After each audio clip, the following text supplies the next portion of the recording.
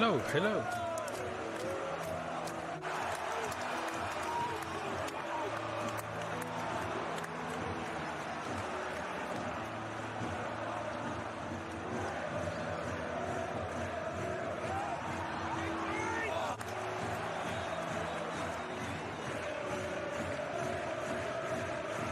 Oh well. I hope it's okay.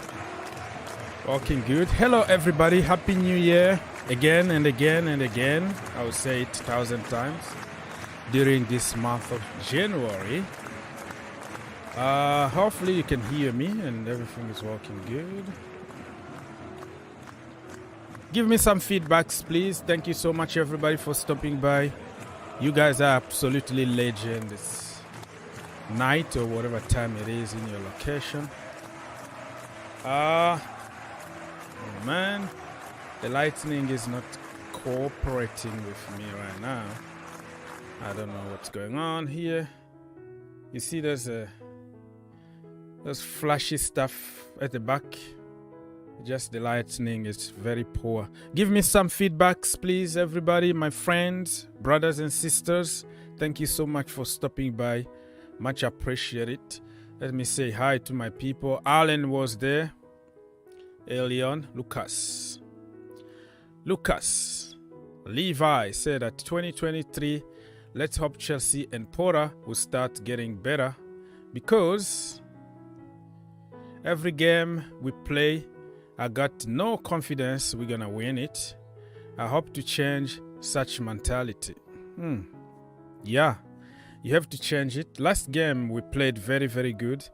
I saw a little bit of Chelsea in the first half. The last 30 to 25 minutes was poor, but it was a reason, you know, because we depend a lot on Reece James. And we're going to get better, bro. The guy been in the job literally for 2 months because we took a break for the World Cup. So I don't know what kind of confidence you wanna bring, but you have to know that the process, that is part of the process. You're gonna fail, but you're gonna continue. You don't give up. You keep walking and you will see the result. Okay. Mr. Karam will say hi. Chelsea 3, Nottingham Forest 0. Okay, I hope so. I hope we keep a clean sheet today. I hope we win today so we can, we can have some momentum, it's a little bit too much. So Chelsea, we need a little bit of momentum. Oh man, I don't know what's going on. Technology is really causing me trouble.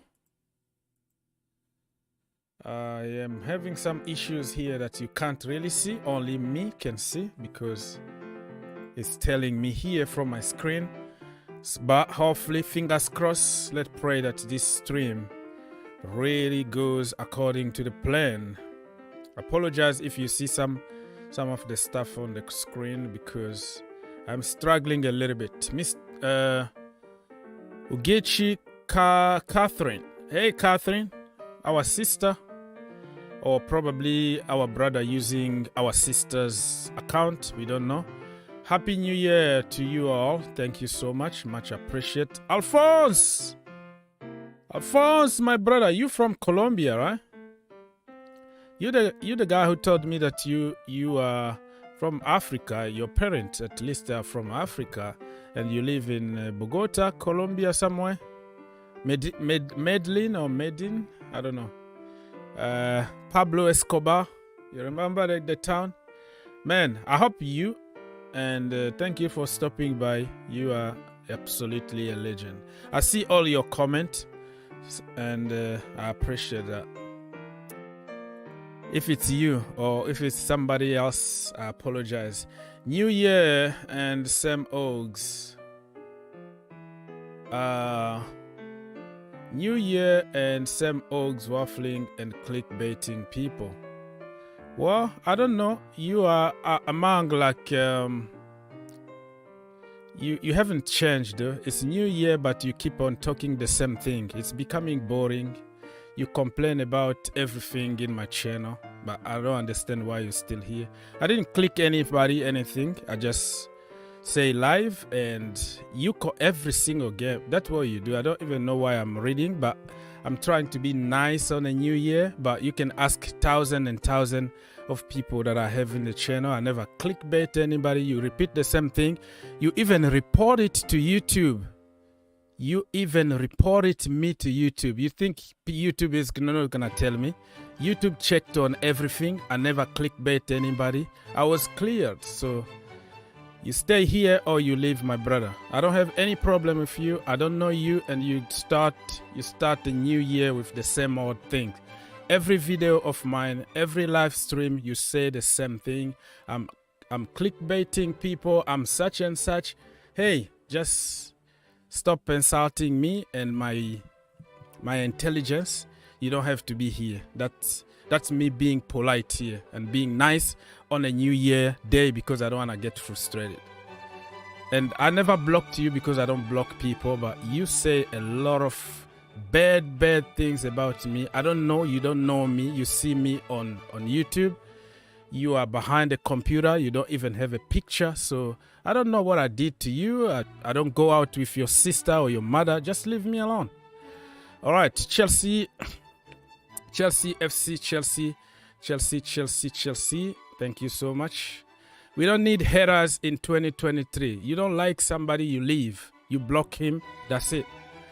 Okay, Sok Hank says, so do you think Enzo Fernandez for 120 million is going to be what? Wait, give me a second, please.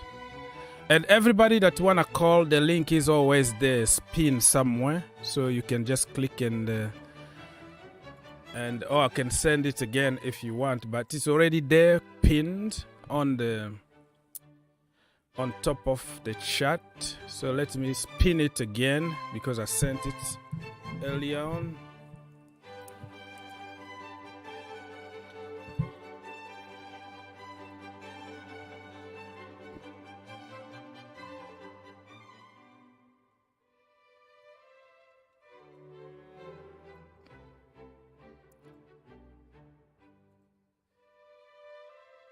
Let me just pin a lot. There are already 2 links. Any of the links that you can click, you will join us. This is a new one, but it's the same. So I just wanted to make sure that people can click whatever and call. All right.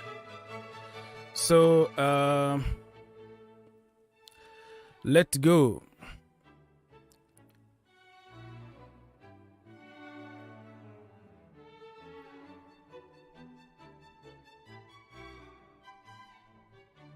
All right, everybody. I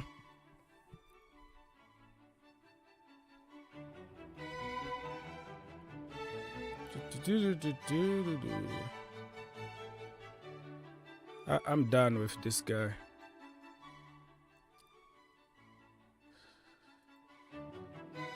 Okay, let's go. Let's leave good people here who want to enjoy the new year, to enjoy my channel. You don't like it, you just leave. There is no problem. There's no way of making stories about me spending money, or you don't like to spend money and then you are happy about Enzo. What do you want me to do?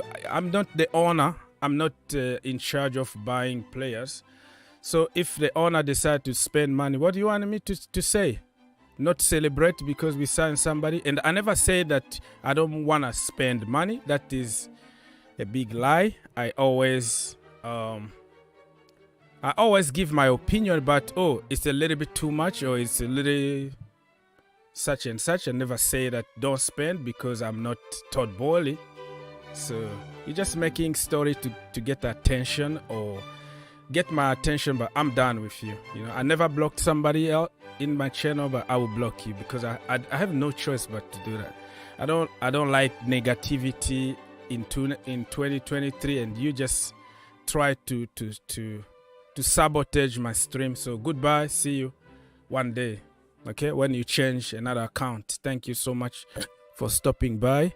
We're going to stay with people who understand common sense and who want to have good time here. All right. So if we spend that kind of money, I think if we spend money on Enzo Fernandez for 120 is a little bit too much. It's risky. He's going to come with a lot of pressure with the price tag. But if we spend money, we're going to support him. We supported Lukaku, but he decided to do what he did, and it ended up the way it ended up. So for your information, I'm not Todd Boehly. I don't live in Los Angeles. I live in Kentucky. Okay, so it's way long. It's just like living in Europe for me. So if we sign somebody, even if I don't really like the transfer, but at the end, if you sign for Chelsea Football Club, I'm gonna be always happy because I don't make decisions. You and me, we don't make decisions. Okay, let me respond and say hi to certain people here. Somebody always try to derail my stream because he's gonna come immediately, start attacking, start insulting. I never blocked people. I give him a chance over and over again, and this time I'm done with this guy. Okay, let's just be positive in 2023. Do not buy Enzo. Get who? Herbert, nice to see you. You can let me read this comment, but you can jump whenever you want. Let me put you a little bigger on the screen.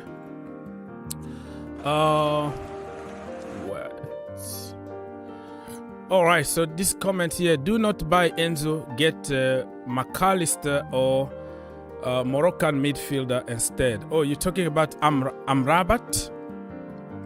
Well, they're gonna cost cheap, but there's no guarantee. Every transfer is a risk. Okay, just because you're buying somebody with a lot of money doesn't mean that he's gonna perform good. Sometimes cheaper players can do better than expensive players.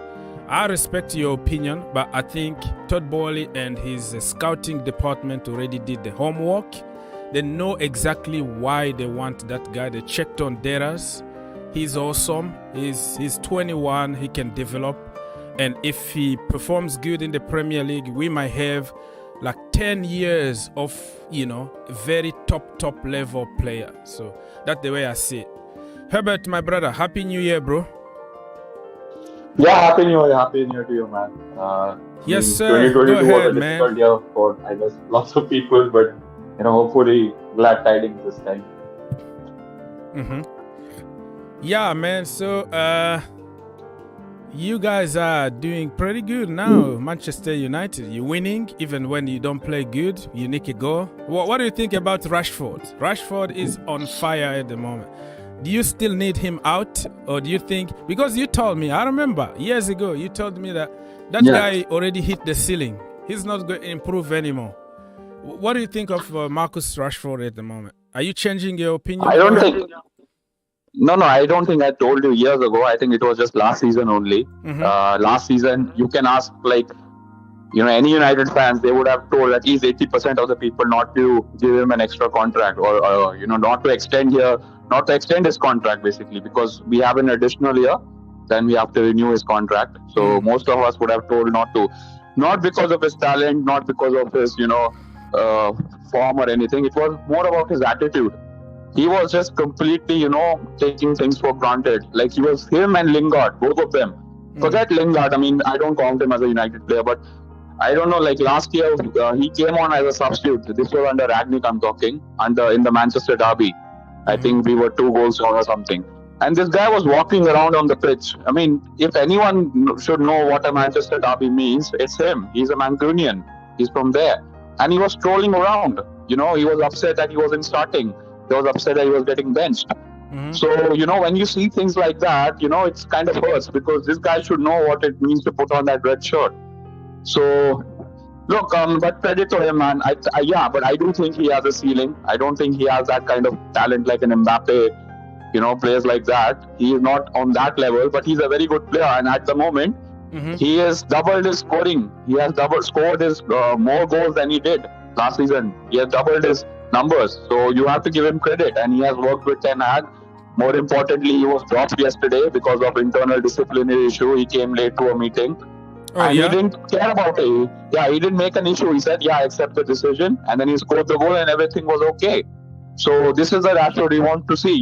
People, not just Rashford, even Luke Shaw. I didn't want him either because it's his attitude. Taking 200, like around 180k a week and not being bothered to be in shape. But this season, he has been very good. He is, he has made Maguire the 5th choice centre back at our club because Lindelof, Varane, Martinez, and Luke Shaw, they are our first 4 choice centre backs. Maguire doesn't come in, so you have to give them credit where it's due. And this is about discipline, man. We needed discipline in the team because there were many leaks coming out under Ragnick and the Solskjaer. So he has, completely, those things are gone from our club. And that's why we have got 5 wins in a row since 2021 for the first time. So it's a good thing for us. Lots of people are saying, we have only beaten relegation clubs, but that's not true. We have beaten very good playing teams by not playing well, and that's what it's important. At the moment, we want top 4. And more importantly, yesterday Newcastle dropped points, so it was essential for us to get those 3 points when we are playing Bournemouth at home. So 3 and the other day is Tottenham Hotspur's drop point. So exactly, it is. I think United Chelsea, definitely United are in the top 4 conversation. Chelsea, I don't want to even talk about it. I don't want to even think about it. If we're gonna win, if we're gonna get there, it's gonna be a miracle. But I don't think we're gonna make the. No. I think you guys are in because of the players that you are going to buy right now. I think there are 2 spots open. I think Arsenal and Man City. Them 2 are confirmed to get top 4. So that leaves us 2 spots. I think United are definitely in the conversation because we are in it right now. The problem is if you buy players, buying players doesn't mean that you're gonna win. Of course. They have to adapt in the Premier League. It's winter. It's tough, bro. I don't think it's gonna just happen over, out of the blue. That's why I'm saying it is not certain, but I think there are 2 spots left. So I think it is between Chelsea, United, and Liverpool. I don't think Tottenham will make it. I don't think they have the squad. They don't even have a proper 11. I mean, if you see the 11 they are playing today, Pulisic is not even starting. I mean, I don't know if you saw this interview from Conte. He said that we have to rely on young players. We have to bring those young players. I mean, if you know anything about Conte, he's anything but the young players. He loves ready-made players like Terrace and players like that. He has nothing to do with young player. I know him from Chelsea. So no matter how good you are, Conte he just want people who are ready to win. And his mindset is like, if you are young, you are not good enough. You're not gonna give me the stamina that I need. That is his mindset. But sometimes, those youngsters can do something good or better than old players. So. No, but look, man, let's get back to Chelsea. I think Chelsea have a good chance. Fulham are at top, I think, ahead of you at the moment. You guys are playing today. Fulham, Newcastle, and Tottenham, United. I think those are the teams. And even Brighton. But Brighton lost yesterday. So that's good news for you guys. So I think Chelsea will be in the conversation. Chelsea need to win. Today it's Nottingham Forest. And Nottingham Forest got some injuries and they are struggling. They can't buy a win now. And that is a dangerous moment to meet Chelsea because that's what we do. Chelsea Football Club, when somebody is struggling like that, we are like Charity FC. Where do you play? You just play Chelsea Football Club and then your problems are solved. So I hope that today is not going to be the case because I don't want you to spoil my day. I'm having good time here. Badiashile being announced by David Austin. We already announced Datro Fofana. We are working on Enzo or some other players. So in January, we might have 3-4 players at Chelsea Football Club. And you're going to spoil my day by losing against Nottingham Forest. That is going to be like a slap in the face. Chelsea today, no excuses. They have to win. It's not a guarantee you're gonna beat teams like Nottingham Forest. So I mean, look, we played Nottingham Forest last game and they were rubbish, but they didn't have Dean Henderson in the goal because obviously he's loaned from us. So I think that in that position they will be strengthened. But otherwise, I don't think they are a very good team. But yeah, as you said, like, they have to win, because don't forget, your next game is at the Bridge against Manchester City. Yeah. So it's a must win. Yeah, it's getting tastier, right? So we're gonna play actually City twice, one in the Premier League and another one in the FA Cup. And I don't even think we're gonna make it to the FA Cup. The FA Cup, Carabao Cup, all the cups this time is gone. Do you want to? Huh? I mean, would you rather sacrifice the cups and get top 4 this time because of Potter coming in, at last moment? Okay. Yeah, I mean, owners are prepared to not even to go to Europe because they just trust the process, because they know it's gonna get to a very, very difficult. I see even people now praising Arteta, like, look at Arteta, Potter out, you see those people, he need to go out and all that. Well, look at Arteta. Yeah. I'm like, 3 years ago, everybody wanted Arteta out. He was the laughing stock, but the owners stick with him. They gave him what he needed. They got rid of what he didn't need. All the deadwood gone. Building from youngsters and some players here and there. That's why you see the result today. It didn't happen like from heaven all of a sudden. Okay, Arteta is killing it at Arsenal. It took a little bit of time process, but because Chelsea we don't really know what process is. We go for shortcut, but I think people can understand that shortcut sometimes is not gonna help for a long range. Shortcut is gonna help you now, and then after that you're gonna suffer and go back to zero again. Okay, Mr. Karamo. Yes, Yes, sir. Go ahead. Good afternoon. How are you? I'm doing good. It's still very cold here and snow and all that, but we good. God is good. It's another year, and we are making some signings. So Yeah, Happy New Year. Yeah, Happy New Year to you too. Thank you. I want to talk about today our game. Yes, go ahead. What do you think about the game today? I think today we are going to win 3-0. 3-0. Okay, listen, I am going to note you here and clip you and put you on the record. If we don't win, I think your juju guy didn't do his work, Yes, I'm fine now. Yeah, we are going to continue our clean sheet, and I want him to start again. Dennis Zakaria today also alongside Jorginho. Who? Because if he play Jorginho, it's Zakaria, Dennis. Yeah. If he's played Jorginho and Kovacic, who will help another person for the energy Zakaria GeForce and last game. We need that energy again. Because the guy is really. So you want Jorginho to start today? You want Jorginho to start? Yeah, really. I want him to start alongside with Dennis.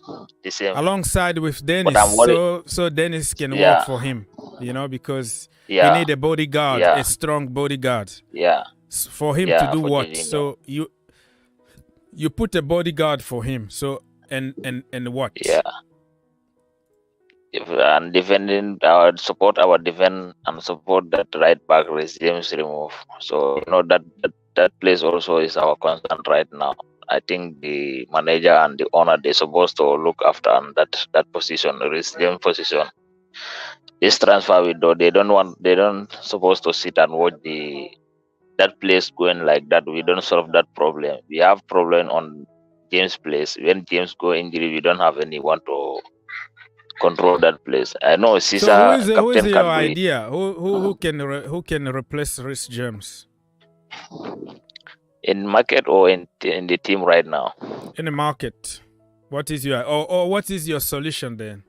What is your solution? Is your solution to buy, or your solution is just to find somebody from the team?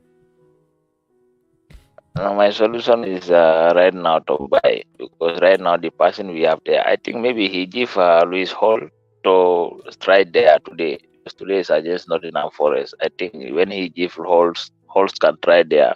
Yeah. If you check our last, you got the point. That is a good point, because sometimes you have to try people from different positions, right? You know, even Gareth Bale. Gareth Bale was a full back, and then the manager back then tried him, in the forward position, and then he performed good, and he never left. And if you look at many players in the past that used to play one position and they changed to another position and became good. Azpilicueta, under Mourinho, under Mourinho, Azpilicueta was on the bench, often can't get games, and then Ashley Cole, kind of the form went a little bit down, and then Mourinho played Azpilicueta from the left hand side, and he killed it. Like he never gave the place back. Ashley Cole literally became our on the bench because of Azpilicueta. So I agree with you. If we try something like now, we need somebody, and we don't have probably the money, or it's too expensive to go and spend 75 million on somebody now. You can try somebody else from that position. Somebody who can cross the ball very good, defensively good, and also can cross. Because from that position, you need to be able to cross. And you need speed. Azpilicueta's speed is gone. The legs is completely gone. And by the time he got to the opposition box, his legs are already tired. He want a break and drink water. So so his crosses are getting worse, because by the time he makes a little bit of run, brother is just out of breath. So we need somebody really like Hall. He might surprise people. Good crosses from that side and all that. Hall have that energy to go and come back, because the guy is very good. The guy is really good at the attacking and both defending, and he's a versatile also. Hold any area of the field you put him, he can perform well. So this Grant Potter supposed to give Hall the chance today. He's tried that position as a captain wait for the bench, and you have Mount, and the same position he play against last game against Bournemouth. You play Mount the same position. No need to put him at the wing back or at the wing, or you put him at the another place. Just leave him out to play free role in the midfield. Because he can assist and he can score. But if it's not, I think we have go on. And this one also, the money they want to buy Enzo, for me, is very, very costly. It's a lot of money, right? They're supposed to go and buy the Declan Rice. It's better than they go for Enzo Fernandez. But the money can cost you for financial fair play. So that one also you need. It's a lot of money, but at the end of that's what people don't understand. Just because you say it's a lot of money doesn't mean you are complaining or you don't want the player. You're just giving your opinion, and you are just being cautious. There is a guy that I just blocked here. He always put word in my mouth and tried to insult me. Every video, every live stream. I don't know him. He's behind the computer. I never saw him. For me, Enzo. I said Enzo is gonna be very expensive, and it's gonna come with a lot of pressure in the Premier League and all that. But I didn't say don't buy him. I'm just saying it's very expensive. But if we buy him, he's going to improve and he's going to help us.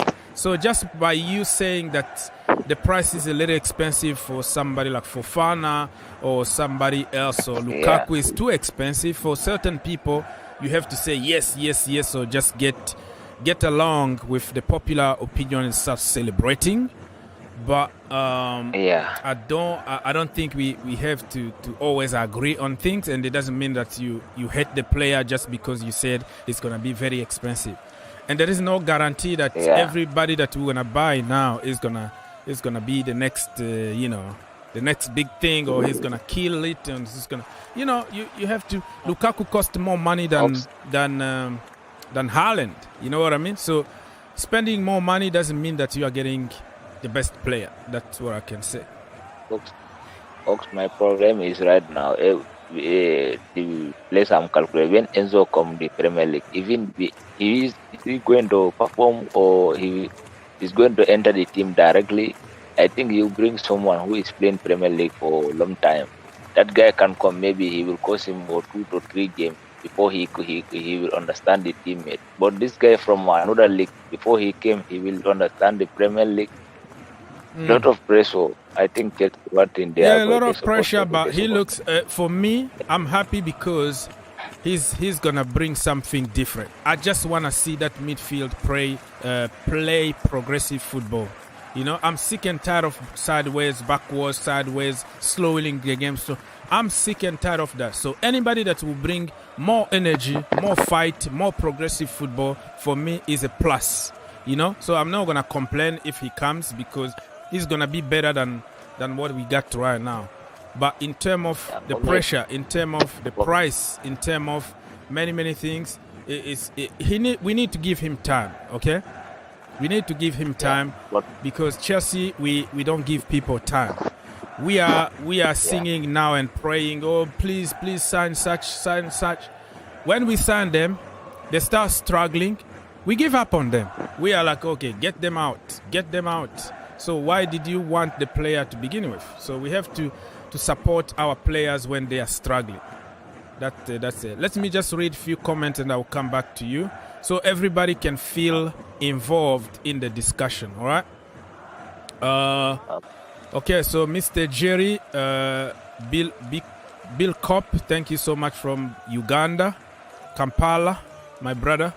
The Undertaker, big up, New Year, big up. Oh, Happy New Year, okay. No, any news on Enzo? Yeah, I thought you said Happy New Year, but any news on Enzo? We're gonna talk about Enzo. Same old, is still waiting. Lucas, give your take on Enzo and Rice in the 4-2-3-1. That will be a balanced midfield, all right? Yeah, imagine Enzo and I want Rice. to give my final word. I want to leave you. Oh yeah, go, man.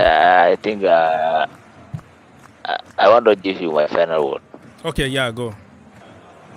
Yeah, you're not Okay, dying. You're not dying, are you? it. You're not dying. That is not the final word. That is just the closing argument for the day. You're not dying. Final word is just like, okay, I'm dying now, my brother. No, that's not. You're not dying. Okay, go ahead. Okay, thank you. I wonder they give Grant Potter also the time, because if you see Arteta come Arsenal, he start building the team. So everybody are talking about it. Even online Arsenal fans, they are talking about Arteta. But now check now, Arteta is the top club in the Premier League right now, because even Man City right now, they cannot play with Arsenal. Arsenal last year, if you check their game with Man City, they win one Man City, but the referee spoiled the game. The referee give penalty. It's not even a penalty. So right now they need to give Potter 2 to 3 years to build this team. We go to sack manager and bring another manager. That one he cannot solve the club problem. Any manager he will come with his philosophy. So right now what we can do, they give Potter a time. To Bali need to give this guy a time, maybe even 3 years. 2 years. I agree with you. I agree with you because they didn't buy him. Yeah, go on. The young players you are buying these young players you are buying right now, you know, because this guy is good for develop the players. So you are buying these young players to this guy come and develop them. You build your team. No need to go outside and buy 150 million for one player. You buy this kid for 12 million. So then in future, your team can be the best team in the Premier League or the best team in the world. So right now, my concern is, for me, when you put the midfield, you put Declan Rice and Enzo Fernandez, I will take Rice. Or if they can take 2 of them, let them bring 2 of them. But you cannot take Enzo, you are leaving to Rice there. Right now, Rice, we need that guy to come our team. We need that guy, because that guy is a 4 player. If you have Rice, you have 4 players in your team. Yeah, I respect that. I completely understand that. The problem Rice now is like he's from the academy, he's English, and therefore the treatment is going to be different from Chelsea fans. But Rice is a very good shout. He's already like confirmed. He's a Premier League proven, and he can play many positions. Yeah. Like now we are struggling with our defense. He can help. So yeah, go on. Yeah. And one thing also, our medical staffs, I don't know what they are thinking. Someone can sit outside, you are seeing something. Someone is walking inside, he cannot see that one. Our medical staff, they are also disturbing Chelsea right now. Chelsea medical team, they are disturbing the team. So right what do you now. think? You are Because suggesting that we have to bring Eva back? Canero is supposed to return back the club. No matter how, we have to bring Eva Canero back. Because the guy is a great guy. He do a lot of work in the team. Because of Mourinho concept, that's why the guy left the club. But thank God. But our medical staff right now, they are disturbing the team. Yeah, they have to work hard because we don't understand why so many injuries. Always us. Yeah. Good point. Where are you from, my brother? Where are you calling from? I'm calling from United Arab Emirates. Oh, you are from the Emirates. Okay. You are in Dubai. Yeah. Yeah. Making a lot of money there, and you refuse to send me money. You see? I want to tell you to bring you send me the dollars of America. You are telling me here there's no nothing here. You want to come? You have money to live in Dubai, bro. Let me just enjoy my fried chicken in Kentucky, bro. Life is expensive. Okay, thank you so much. All right, man. Have a great day and come back when we win here, and we're gonna be celebrating tonight. And probably more. Here we go. You know, now you have to put your notification on because you never know. You never know who we're going to sign next. Probably we're signing Haaland or Mbappe. Always I'm following you. Thank you so much. Much appreciated, my brother. I start following you, I think it's since 2021. Thank you. Thank you so much. That time I came early, yeah. I cannot call, but before I do every time. Much appreciated, my brother. Have a good day at work, and I will talk to you next time. Okay. All right, people. So if you wanna do like our brother from Dubai, you can call us. It's free of charge for everybody. Okay. So you can have your say. 2 hours to go until the game starts between Nottingham Forest and Chelsea Football Club. The kickoff is about 2 hours from now. Get in the chat, get in the comment. Let's keep this conversation going. Okay? You don't give up on me. Just like that. Let's go. Let's continue this conversation. All right? So I'm going to read some comment here from people. Which one? Give your take on Enzo and Rice. Yeah, I already said that it's gonna be that is a dream. Too good to be true, man. It's gonna be a lot of money. Enzo 120, Declan Rice 75. That is your entire budget gone there, you know. But that is gonna be a dream. What a dream that is going to be. Rice sitting back a little bit. Enzo pinning those balls in the box or switching the play to Reece James, switching the play to whoever is going to be Rafael Leao from the left-hand side. Oh my goodness, playing those diagonal and progressive foot. Man, I don't want to even think about it because it's too good to start thinking about these things. I don't want to, get ahead of myself here. So yeah, good combination. The Undertaker said that McAllister is not the midfielder for Chelsea, not as good as Enzo. But McAllister is better than some of our defenders, our midfielders that we have now. But Enzo needs also to prove in the Premier League, though. We can't always say that, Enzo is better than anybody and start hyping the boy. We need to see him play on a cold Monday night in Stoke, when it's really cold, minus 15 degrees outside. This is England. You are coming from a warm temperature in in Argentina, and then you played 3 months in Portuguese league, and all of a sudden you're gonna kill it in the Premier League. No, slowly and surely, let's give him time to adapt. But somebody like McAllister, he's already in the Premier League and he has done it in the Premier League. I'm not saying that he's better than Enzo, but the hype from people just based on the World Cup and on compilation videos on YouTube. But you never know how he's gonna be in the Premier League, so we have to be very careful. The ceiling, talking about the ceiling, you know, Enzo got a higher ceiling. He's going right to the top, but he needs to go step by step, and we have to stop comparing. Oh, he's, you know, somebody even told me Declan Rice can't even tie his shoes, Enzo's shoes. All the buzzwords that we are using now, let's stop it for now, okay? Let's just wait. All right, let's go. Tayo said that we need a Bernardo Silva. I understand what you mean by a Bernardo Silva, a David Silva type of midfielder. We need a right back. We should look at resigning Lamptey. Lamptey is injury prone. Even back in the academy day at Chelsea Football Club, he was always injured. Great player, great bowlers, but our academy kid don't have a chance when it comes to injuries. If you look at Livramento, he had a great season last season, and I think like few games until the end of the season, he got a ACL injury. That is like a career-ending kind of injuries. He's struggling right now to get to fitness, but you never know how somebody is gonna come back from an ACL injury. So we had great right back from the academy. Unfortunately, all of them are injury prone. So Lamptey, no thanks. No thank you.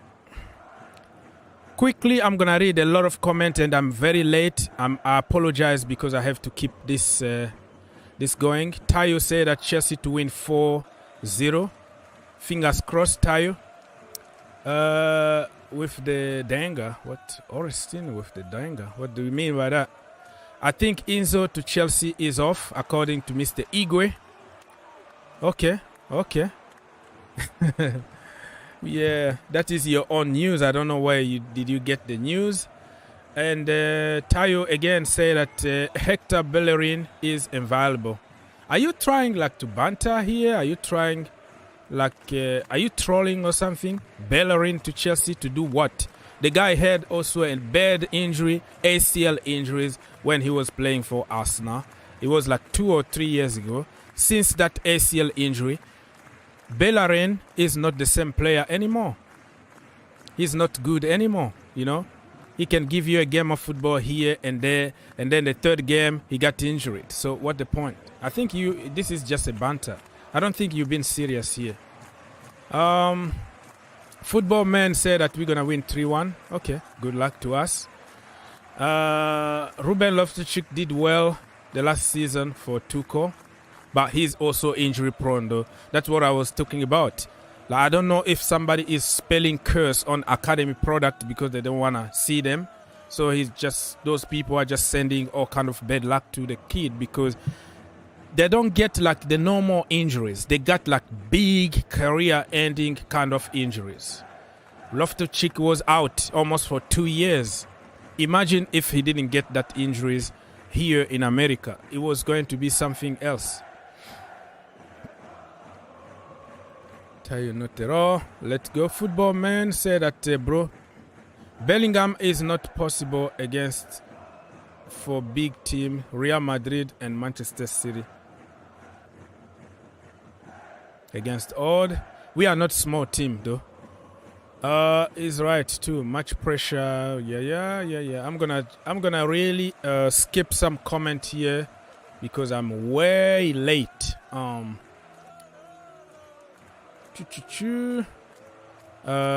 Son took his mask off, so he's playing without mask. Okay. Even in the World Cup, I saw him take the mask off. In one of the games. I think that mask really makes you very uncomfortable.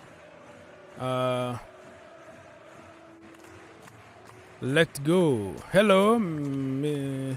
I can't really pronounce your name. I don't want to disrespect you, so I'm not going to pronounce your name. But you know who you are. You say, hello, people. It's 3-0 to Chelsea Football Club. Okay. Let's see what's going to happen. Lewis Hall is a bowler. Many quality Premier League proven player available. Well, he's not really Premier League proven. He only played like one game in the Premier League. The other one was in the Carabao Cup last year, and this year also Carabao. He hasn't like played full 90 minutes and back to back to say that he's proven. He's still a kid. He still need to grow, but he is very, very young prospect. Okay, full of talent, but needs to develop. And I don't want to say that he's a Premier League proven yet. Arsenal for life. Hello, congratulations for your title. I think Arsenal need to start preparing that open top bus for the parade because they're gonna win the league. Jude Bellingham from Bellingham City. Jude Bellingham brother. Oh, Job Bellingham. Okay. We can sign him too and turn him into the next Jude Bellingham.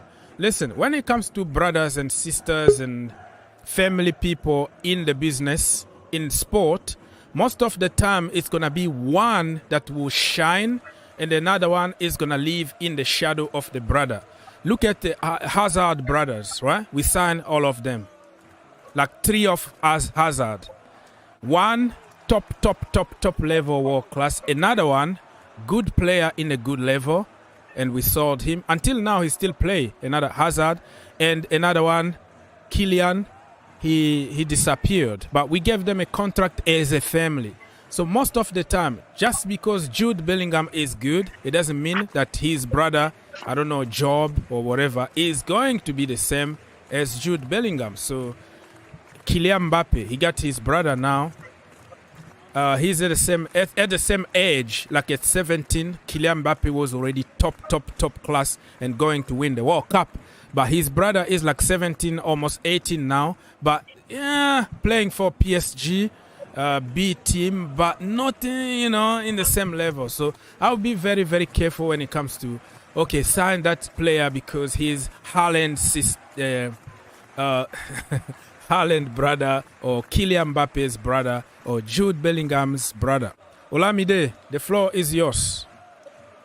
Yeah, brother. Happy New Year. Happy New Year to you, Olamide. I'm happy to come back again today. I'm having this positive vibe today that we are going to win 4-0. 4-0 for Chelsea Football Club. Yeah! Let's go! And this is what I'm seeing. It's like a vision and it's going to happen for real. Okay, so 4-0 for us. If we listen, today, no excuses. You don't want to ruin my day because we are signing people. Life is good. It's the new year. I remember, brother. Seriously? I remember a few years ago. I don't know back then if you were born yet. But on a New Year day like this, right? I was walking. I had a shift to work on a New Year day. I hated it, but I have to be there, take the phone and answer to the calls. I went to the office. It was Chelsea against Tottenham Hotspurs. Harry Kane completely destroyed John Terry. They completely humiliated us like 5. It was like 5-3 or something. So I am having a very bad day in the office already because they forced me to work on a New Year day. Other people were off. Well, it was fair because what we do is like, holidays you share, right? Some people are going to work on that day and other people get it off. So if there is another holiday and then you have to give other people the opportunity. So it was fair, but I hated it. And I went there, eyes on my other computer, just watching the game, and then smashed by Tottenham Hotspur 5. I was like, oh my goodness, on a New Year day. So completely destroyed my day. So Chelsea today, please no excuses. You have to win the game. Go ahead, man. No excuse. What I'm saying is a different thing today. If Graham Potter don't spoil the day because now Mateo Kovacic is back, he would like to drop Zakaria or something like that. I don't want something like that to happen, because once a player give you a good performance in a previous match, I think you should give him the opportunity in the next match to prove more. You have to reward people who are working good, and not always. You have a good game today, and you got punished for having a good day, a good game. You know. Exactly. I don't know why. Maybe the white people or the European, the coaches. Can I say the coaches, how they see things is different from how we the fans we see things. You know, sometimes they will make some changes which you don't expect. But they are the professionals, so you can't blame them. So it's their work they are doing. So someone cannot come and tell me how to do my work in my professional lane. So that's how I think they are doing their work at the best they can.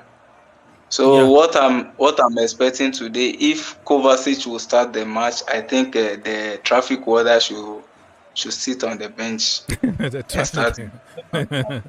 The traffic officer, yeah, they do. The traffic officer, because that is what we call him in Ghana here now. Yeah, that's the problem. People don't understand. Border. Listen, all the narrative about Jorginho world class and only world class that we have in the team is going to cess. It's like when we sign Enzo Fernandez, when we sign, let's say, Jude Bellingham, or we sign De Bruyne, or we sign a proper midfielder, like Thiago Alcantara, you understand what a midfielder is supposed to be, or a deep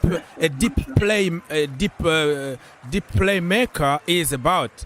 People don't really know what is Jorginho's like role. Oh, he's a register. That is not his job. That is not his job. For the fan boys, they're gonna just tell you, oh, that is not his job.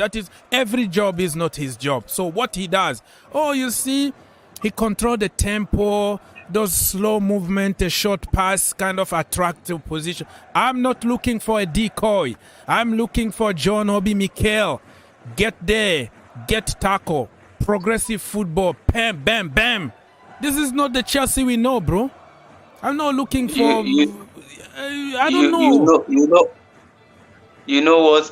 One thing about Jorginho, in Africa, there are so many people who have some talent, but they are on different field. Yeah. So to me, I don't think Jorginho is supposed to be a footballer. I think he should. But he is. He's making a good living. I think he's supposed to be a policeman. A policeman will be. What? A policeman with that body? Come on, man. People are gonna bully you. If he's a policeman, he will be on the road directing the traffic. They're gonna just bam. Oh yeah, for that. Okay, yeah, I know what you mean. If you didn't do that, if you want to play football, maybe my grandmother will be in the post. You should be playing penalty for my grandmother. I think it's good penalty taking. To me, Jorginho is not a footballer. Serious. Because I can count many matches that we've lost all in the name of King George. We serious. Chelsea, we are where we are today because. What pains me most was the exit of Timo Werner. That thing used to pain me because I'm a fanboy for Timo. No matter what, Timo is my boy. I still have his shirt. I have 3 of them. Yeah. Timo. If to say Cesc Fabregas was the one there when Timo Werner is playing for Chelsea, do you think he won't gain his confidence back? Yeah, because I got what you're trying to do, what you're trying to say here, because Cesc Fabregas is going to create more and more and more. You can miss 10, he's going to create 20. Every game, not like people will be living like, okay, did you see the pass that Jorginho made last season against Newcastle? Or did you see the pass that he made the first season that Mauricio Sarri was? Did you see the pass that he put against Norwich City? That was like 4 years ago.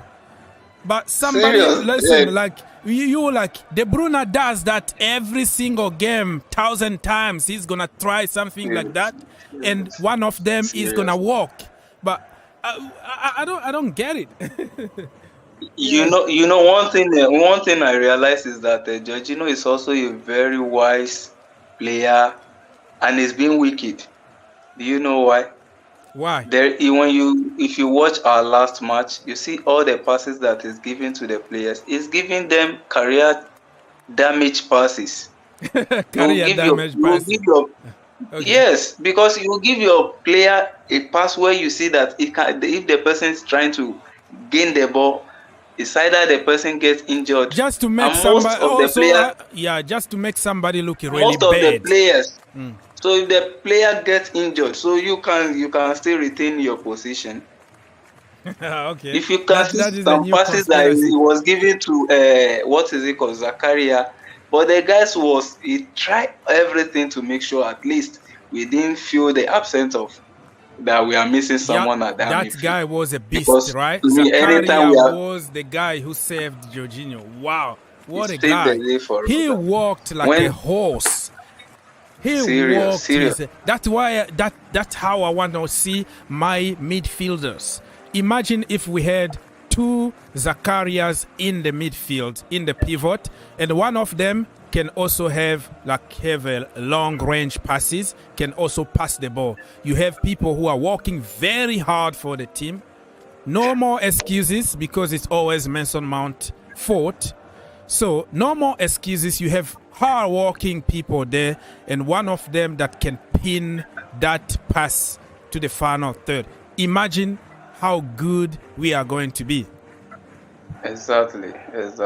Serious. You see, one thing that I will, me like this, I always suggest something. Sometimes it will look impossible. You know, if we Chelsea fans from the whole world can see things the same direction and raise against Jorginho, I think maybe things will change. Well, I don't want to really spread. Yeah. Hashtag say no to Jorginho. Me, I'm ready to post it in all my social media platforms. It's not gonna change anything, because people post all kind of stuff against Mason Mount, but it never changed anything. The problem is, let me make it clear, we have just to respect Jorginho. He won us titles just the way he is, right? Because he was there. So he did what he did. We have to appreciate it. We have also to appreciate some penalties. We need just to respect it. One thing about the Champions League we won, all our team were, N'Golo Kante was there, Reece James was fit, Ben Chilwell everyone was fully fit. But I think Jorginho sent all of them now to take the control of the ship. Now the ship is sinking into the middle of the sea now. Mm-hmm. So now, are we going to look at the ship to sink finally before we do something? Yeah. He won us the Champions League. Fine, I understand that. I didn't argue about that. But Jorginho, how many assists does he give to win us the Champions League? That's the problem, though. We just how many chances he created? That is the thing. But he won this trophy. What is it? It was Europa, the best in Europe, because he won with Italy and he won with Chelsea. So they had to choose somebody who won more trophies, and it happened that he did it. But I don't think he had a better season than N'Golo Kante or other players. But because of the trophies, as a community, as a group, as a team, and they had to choose somebody from two groups. So somebody who accomplished one here and another one there. It's normal that he got that trophy, but it wasn't like an individual performance, like wow, kind of, you take the game at the scuff of the neck, right? That's what they say, and take it to your position. How they did that, I don't even understand. Let's assume Jorginho, he was on the bench with Chelsea, and Chelsea won the Champions League. With Italy, he also be on the bench, maybe play some few matches. then would they still give it to him? I don't know. That is a very good question, but I don't know. Let me read a few more comments. Are you still there, right? You have enough data? Yeah. Oh, I'm at home. Okay, so yeah, stay there. Let me just read some comment so everybody can feel involved in the show. Mr. Brian, thank you for your kind word. It means a lot to me, my brother. Thank you for your good wishes. You know, when we do this thing, it's for fun, for free, and then you meet good people, and then you create hate. People hate you for giving your opinion because they like Jorginho and you like somebody else, so you're supposed to be the enemy. No, we support the same team. We just have different ideas. I'm not saying that you are wrong. I'm not saying I'm right. I'm not saying if you think that 130 million for Enzo Fernandez is cheap for Chelsea, I respect your opinion. But if I said it's a little bit expensive, I didn't say like don't get him. But I'm a little concerned about the price and how we're gonna be a laughing stock if it doesn't work out. So if I give my opinion, it doesn't mean that I don't like the player. It just means that I have an opinion, but I like the player. I want him like now. I'm a little concerned about the price. So, you know, we have different ideas, but some people just want to hear what they want to hear. If you say something, the opposite of what they think, they attack you, they think you are the enemy, they start criticizing you. No, that is not the way it's supposed to be, because football is about opinions. All right, so let me... Oh my goodness, my brother is back again, Mr. Money in the Bank himself. Oh my goodness, Andrew, man. Andrew, you are so crazy, my brother. Thank you so much. Always big donations in the channel. My coffee ready. Thank you so much for paying my breakfast and everything today. Much appreciated you, my friend, because you always here to support the channel one way or another by comment and encouraging me, no matter how I get hate or I get people getting on me. You always there for me, so I appreciate it, your donation. God bless you, and I hope that this year is gonna bring more money in the bank so we can have bigger budget to get Haaland, and we're gonna get Mbappe, and then we're gonna get who else? Messi. And then we're going to buy Ronaldo from Al Nassr. All of them at Chelsea Football Club. The budget is coming. People keep sending those donations. Man, we need a big budget for... Thank you so much, my brother, for the money. Money in the bank. Much appreciated, my brother. All right, let me read some more comment. And then we're going to continue with Olamide today. He's at home. I'm surprised because he's always at work. So this guy is working hard and making a lot of money in Ghana over there, you know. Let me see. Okay, so we have money in the bank already. Let's go and read a few more comments here before I go back to this brother here. Yeah, and again, Brian, much appreciate your help and support always for the channel. Thank you for your kind word. Football man, no disrespect, but without Jorginho, I think the team will perform better. Okay. All right. That's the way it is. So, Olamide, if you want to bring any topic that you want to discuss, feel free to do so. The floor is yours. One more time. Let's go. Okay. The topic that I would like to talk about is about the signing of the players. I really appreciate the system that the Todd is trying to work on. I really appreciate everything, but you know what? One thing I don't want is I don't want this financial fair play problem and what is it called? You know, as a human, everyone wants money for himself. Maybe I do a better job and somebody is earning somebody who is not doing the job is earning more than me, earning more money. It's just like somebody is walking in the midfield, saving everybody, and then somebody else to get credit. Oh yeah, exactly. So I think they should check on the wages and the signing if we want the team to be great again and be great forever. They should work on like the kind of player. If you want to sign like low profile players and make them a great players in future, I think we should focus on that than okay, let's say we sign this player the same age and do better job, but it's not even. Yeah, you're cutting, my brother. You know, have this is a problem. some issue. You have some issues with your microphone. You're cutting off and on, off and on. Let's go. Can you hear me now? Yeah, I can hear you now. Let's go. So what I'm saying is that about this thing, they should try and do something. They shouldn't let even if the wages will be more than the signing fee will be more than each other. It shouldn't be that too much. You see, as 35, 20 something now they are signing late. I really appreciate everything. But if you sign someone who can do the job better, you sign him for 25 million. But you sign another person for 100 and something million, which now the 25 million is performing better.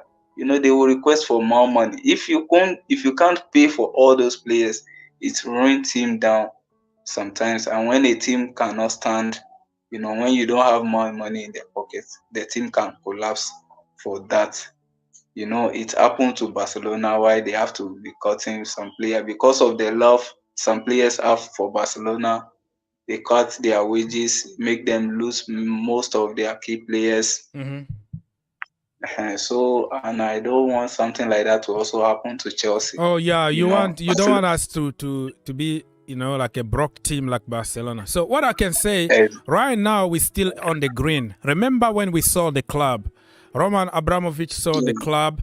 He made sure that we have 1.8 billion for Chelsea secure in the bank account for the transfer window in the next 10 years. Okay? So we still have the money in the bank. The problem is we have to be smart. Because if you look at the money that we spent last summer, did we really needed to spend 300 million on certain players that we got? So it's questionable because none of them has taken Chelsea Football Club to the next level. We still the same issues, the finishing issues, the defensive issues. So it didn't change anything. So I hope that from now on, when we buy somebody, we are sure that that guy is going to take us to the next level. What I love about Todd Boehly and his people is that they are data-oriented kind of people. They check on everything, like they study.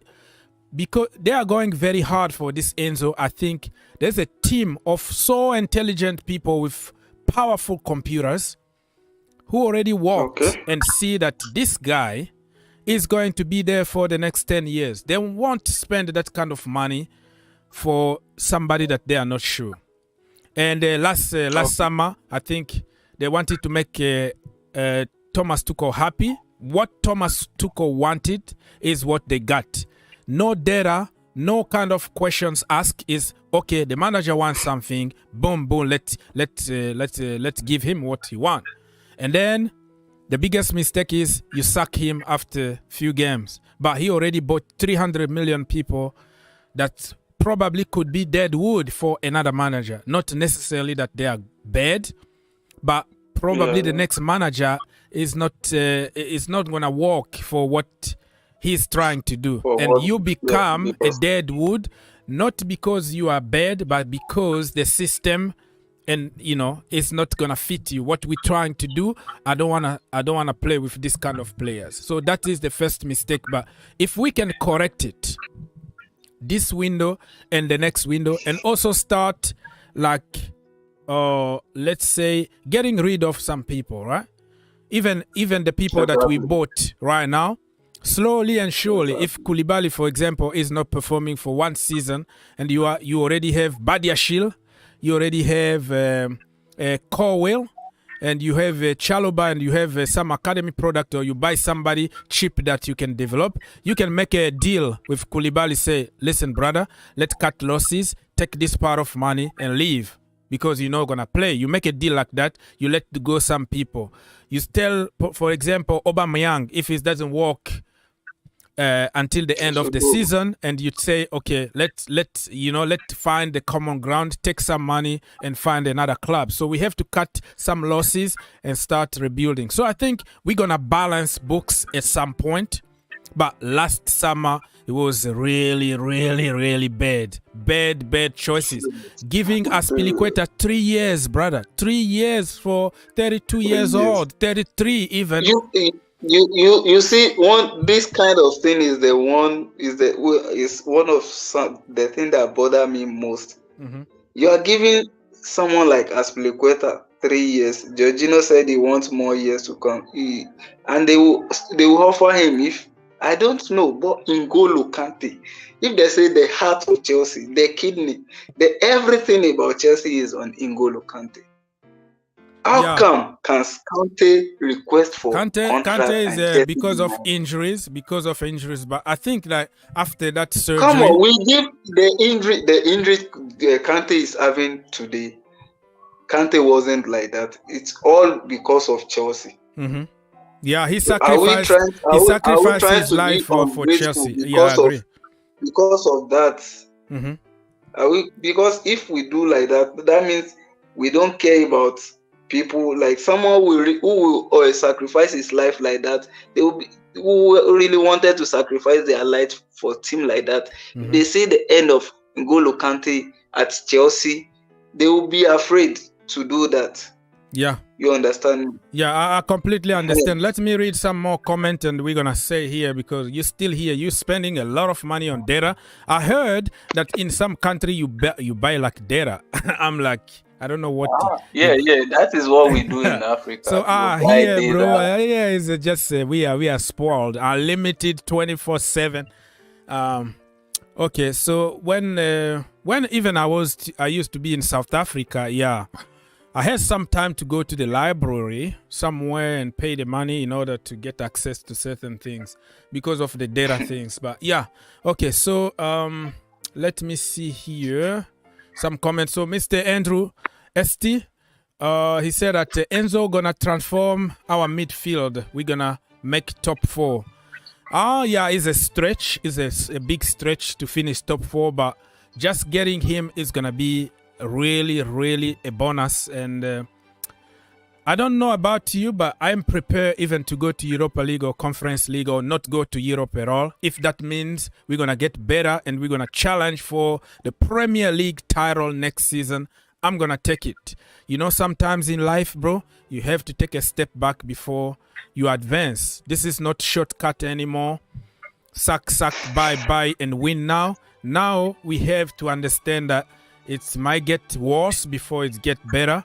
If we don't get top 4, it's not the end of the day, because we're going to secure top players, even if we are in Europa, okay?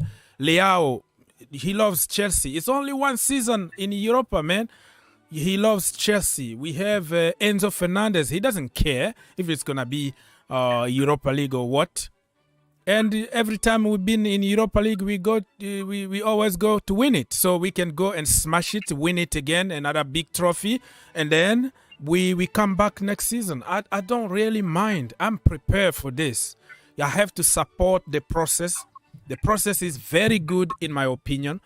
And those youngsters that we are buying, they're going to be inconsistent sometimes. So, you know, up and down, it's normal. It's just like a kid, you know. You learn, you know, how to scroll and how to walk, and you're going to have setback and all that. We should be fine. But top 4 still a possibility. But we also need to win our games. It's still big games. And we also need some other teams to lose. So it's out of our hand. And I'm not going to really put all my eggs on one basket of top 4. I have to accept the situation. A few more questions before I go back to Olamide. Uche said that Austin just did what? Let me check on David Austin. David Austin. He just talked about Badiashile, but he didn't say anything about Enzo. So I don't know what you're talking about. He doesn't say anything here. But you're talking about is a blow for us or whatever. Enzo, it's a blow. I don't think so. We're still on it. Even Fabrizio Romano's. Let me check on Fab. Let me check on Fab if there is any news on Enzo. No, still negotiation going on. Yeah, Lukaku, we're going to talk about Lukaku at some point. So Badiashile today, he's not even on the bench at Monaco because the deal is done. According to Fabrizio Romano, Badiashile not even on the bench for AS Monaco today as medical tests are booked with Chelsea Football Club on Monday. He still traveled to London to complete the move. French centre-back has already said goodbye to his teammate. So it's confirmed. And I hope that now Malang Sarr is going to have more playing time at Monaco. And he's going to show his quality so they can buy him. We can make some kind of deals, right? You buy Malang Sarr for, they're going to want him like for 10 million. Let's push 15 million, you know. You take Malang Sarr for 15 million. We take Badiashile for almost 40 million. And we pay you the difference. You know what I mean? So swap deal kind of plus money. But Malang Sarr is not bad. I remember him. He had few very, very good games at Chelsea last season. And also bad games like anybody else in the team. But some people will focus just on the guy that they don't like. But the entire team pretty much struggle. Malang Sarr kept us even against Brentford away 0-0 in a miracle game that we won. I mean, it was, yeah, man. So Malang Sarr, I respect him. Probably not a Chelsea quality according to people, but he can still be in a very, very good level. So the details about Badiashile to Chelsea here. Benoit Badiashile to Chelsea, here we go, and confirmed full agreement with AS Monaco for 38 million fee. Add-ons are included. French centre-back will complete his medical test on Monday, which is like tomorrow, or is already Monday in a certain part of the world. He will sign contract until June 2029. Wow, that is a long-term contract. It was first called by David Austin. The way I like about Fabrizio Romano is he always give credit because it's not everything that he report first, but he's the biggest one. He got like 13 million people watching him. So when he say something, people think everything is coming from him. But sometimes he take the news from other small sources and he always give them credit. But people don't care about the credit. They just read what he said at the beginning and they don't even see what he said here. Like first call by David Austin. Deal 100% agreed. Thank you so much, Mr. Fabrizio Romano.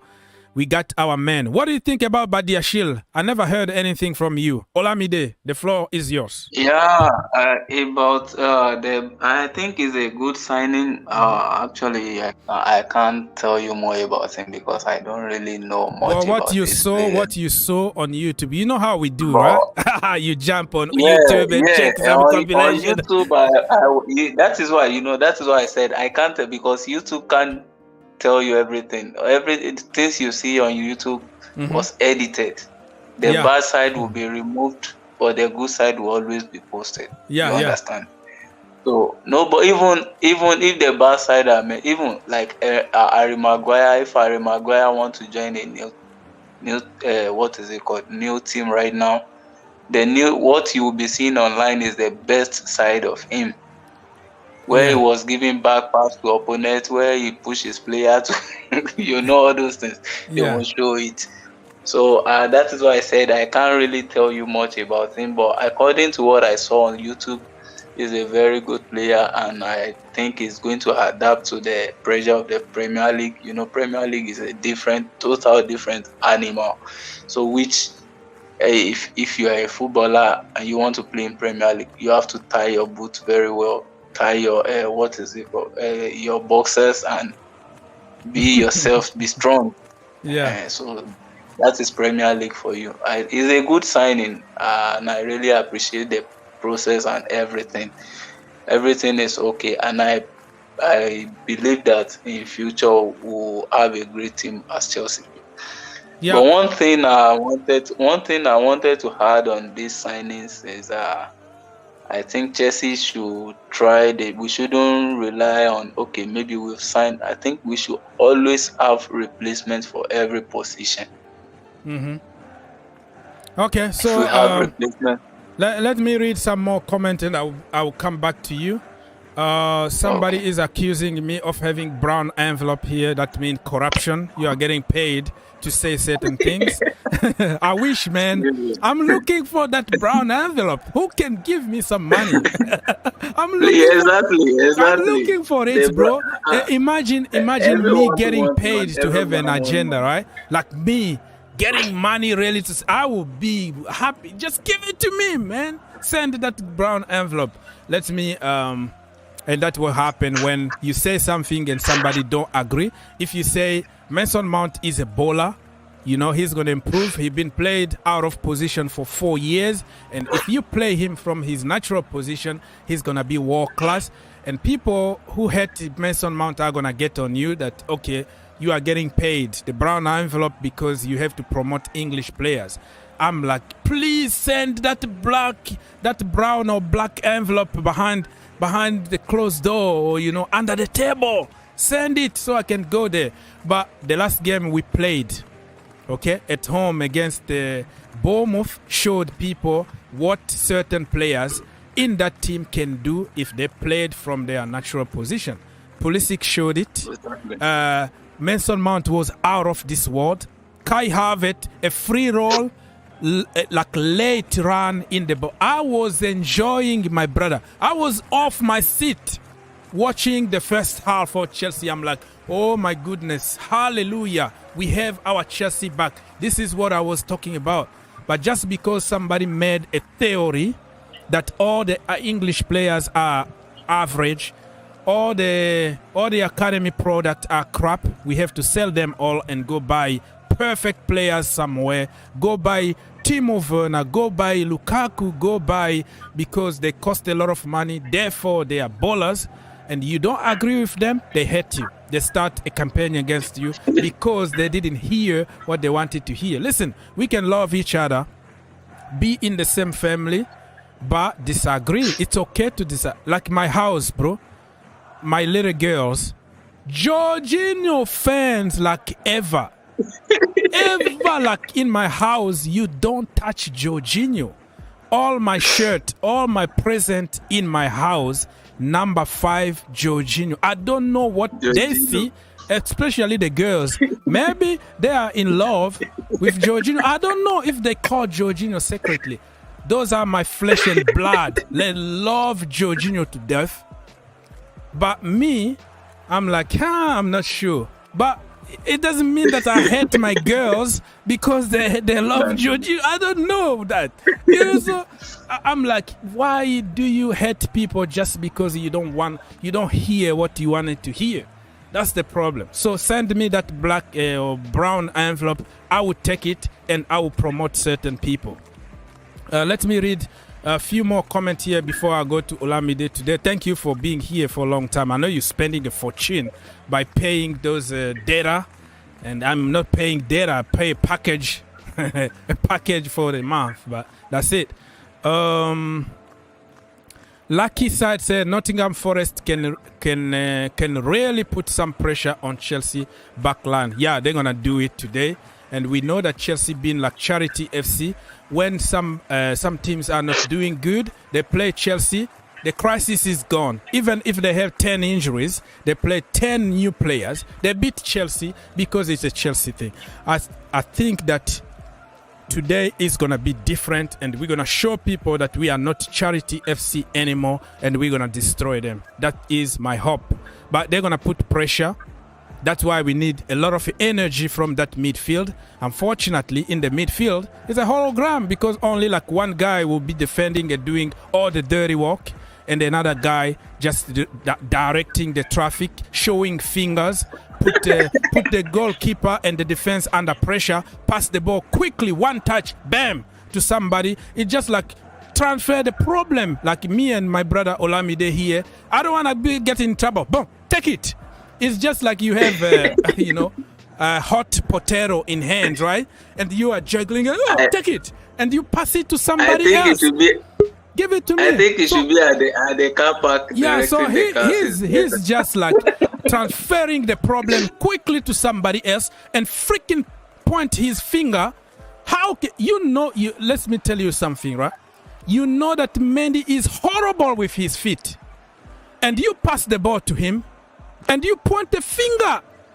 You point the finger for him to pass to Mason Mount. Mason Mount is in the attacking position. First of all, playing from the wrong position as a winger.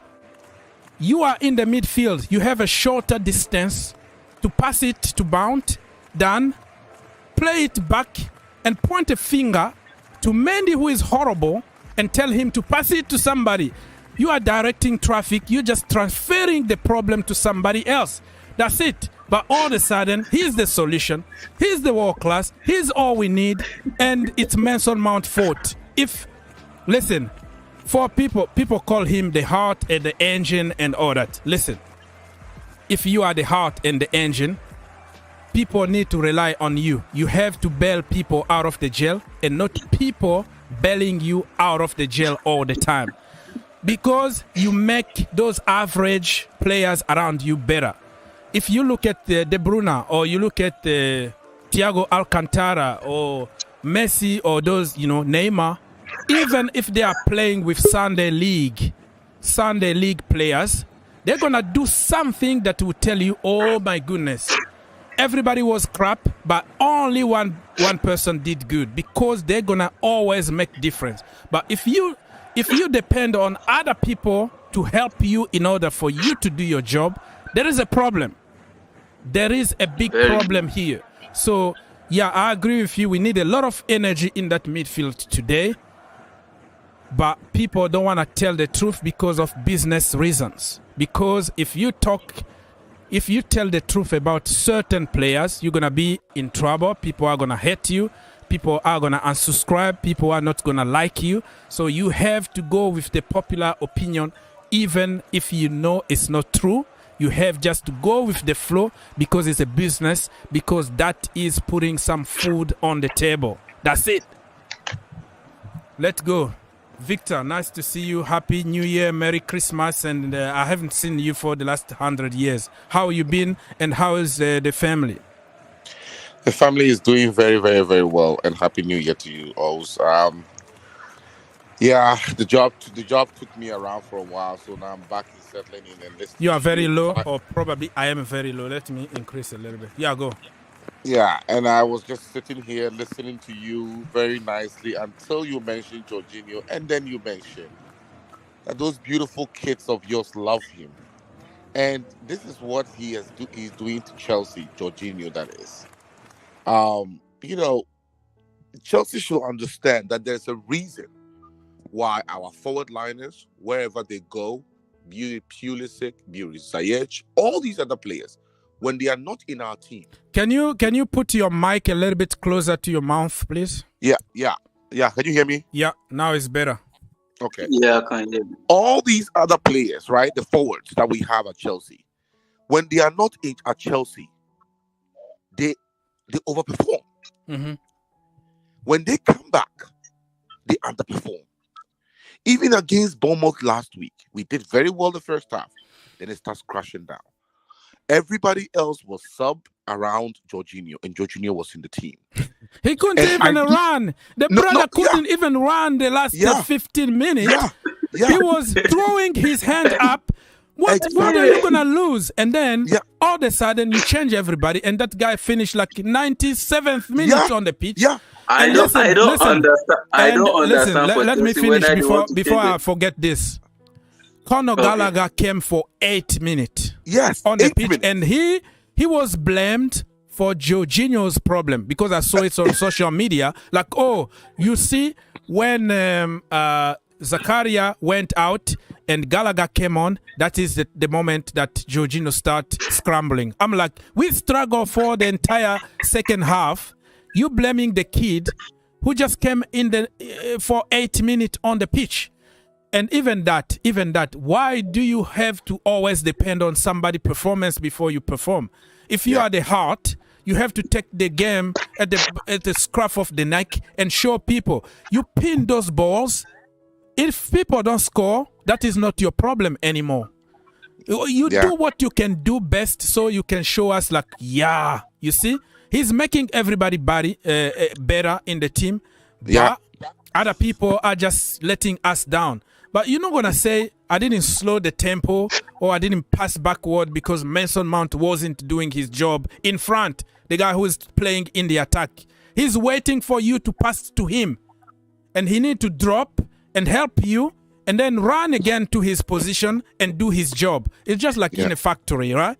You're doing your job here and then you pass to somebody else. I worked long time ago in Ford company here making cars. I'm doing my job here, do mine, and it's just coming to the chain. You do yours here, and then you pass it to somebody else's machine. It's like a robot, bam, bam, bam. That is a team. But if I still remember that old lady that just started the job. She was walking like close to my station because we were making interior, those compartments inside of Ford, and then. He's like she was like struggling with her machine all the time, like stuck, and I have to quit my position, go there, help her, because I understood that she just started, and my job was just like dead. I couldn't finish. I still remember that I would go overtime like 2 hours more than anybody else because I had to go help that lady. That's the problem here at Chelsea, because somebody is not working. Yeah. And it's really shocking to me that all these coaches come in, and I work with people. I know the likes of Jorginho, the way his antics are on the field. That is how he is also out of the field in the dressing room. He is personable. You can tell that he tries to engage everybody, and if you are a coach, that he will be the first person to engage with you. And the way he behaves makes you seem like he understands the game. But he has lowered our expectation. He has lowered the way we play. Look at all the great midfielders in the league, in this league and elsewhere, and what they do for the teams. Jorginho doesn't do even a quarter of it. We are willing to let one player he is never stopped. He is almost never stopped. So we are saying that he is a constant. He, except for the back line, who are stopped only when they are injured or something terrible is happening in the back there. He is the one constant from Sarri to Potter. Now, somebody will say, why is that so? Are you saying that you are better than these coaches? No, we're not. The thing is that the coaches that we hire, we put them in this position where they need Jorginho. Because it's either they are coming in and they have to organize the team because the team is suffering because of all of this sacking of coaches. So they have to. Victor, you are kind of low a little bit again. Hello, Victor? Yeah, I think I don't hear from him anymore. Yeah, I think he's using a different device because he's always loud when he calls, but today probably using another computer or something. A little low. Okay. Okay, Olamide, you can take over because we can't hear anything from Victor. Mr. Victor was saying Jorginho was not doing it. He's doing a great job. To me, he's doing a great job. But what I can say is that maybe Chelsea, we are the one who don't know where we're supposed to put him. Because I don't think Jorginho should be on the field. He should rather be on the car park directing the traffic. And let everything be okay for the. You see, he will do the best. Yeah, of his work. Jorginho is literally the coach on the pitch, because he's always talking and then pointing fingers and directing. It's just like in the light, that is right? That is not what we need. That is not what we need as a team. We need someone who can. See, I wish we can get Fabregas back to Chelsea. That is that is what another they call a problem. If footballer. you are, because Fabregas also is one-dimensional, right? He's one-dimensional player, Yeah. but if you are one-dimensional player, you have to be exceptionally good on But what it's a you positive do. one, though. Oh, it's a positive one-dimensional. He was always supplying the ball. Always. So that and he causes chaos in the opposition half. Not in the edge of our box. Jorginho create problem at the edge of the box. Exactly. Like and he scored. Jorginho's expectation is for Mendy to score the goal. Yeah. So I think that is why he gives most of the passes. And Fabregas will also join the attack every now and then, just like Zakaria was doing the other day. Tell me about that, brother. I know Victor was complaining about Zakaria not playing. So I believe you now, bro. I remember that you were a big advocate of Zakaria back in the day. Yeah. Look at that, brother. He was everywhere. He was putting tackle. Yeah. The next minute he was in the attack trying to score a header. But the next minute he's in the midfield helping Yeah. Jorginho. Oh my goodness. But he was good. the one who was taken out. That is what I'm saying. Like, Porter should know this. But the thing is this, like I said, I used to work with people, or I work with people. And when we are humans, we are biased. When somebody everybody is biased, bro. Yeah, if you have a good guy, at the office, I used to be a manager somewhere, but because I have a very good friend of mine, he's very lazy, and you have just to understand. One thing I think maybe there might be something behind the closed door that we the fans we don't know. Like what? Maybe Jorginho has a mafia organization. Don't get there, bro. If you don't put him, I'm not saying. I don't mean it. Or maybe it's part of his contract. If he didn't play Jorginho for 90 minutes, there will be this payments. You pay him extra money or something. Yeah. Maybe all those things is we as the fans, we can't know everything about the team. But no, listen, Jorginho is one of the nicest guys in the dressing room. Victor, you are twice in my show, so take yourself off both places and come back again. Are you there? Yeah, I think he's having some issues with his devices, Mr. Maybe network problem. He lives in the US, I think. So here we don't have really a lot of technical and network problems. Today that I'm on the show, I really give thanks to MTN because they don't normally do this.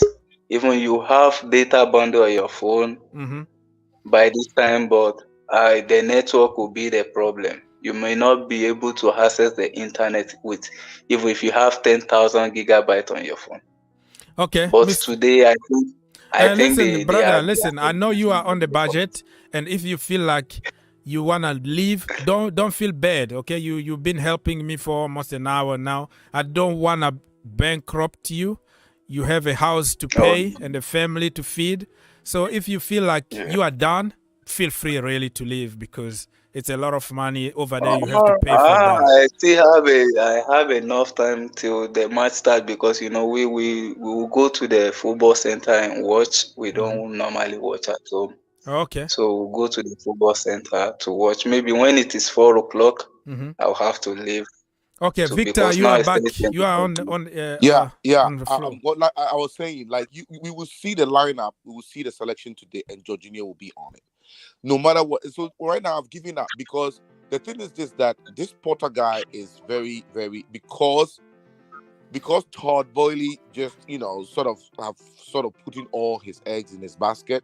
He's supporting him with these new signings, potential new signings, and that might come in to rescue the situation. But if even still after this signings, he still continue to put Jorginho in it, we will not advance. Listen, everybody will say there's 11 players on the field. Why is Jorginho is the one that you always coming after? Because he is consistent in a team.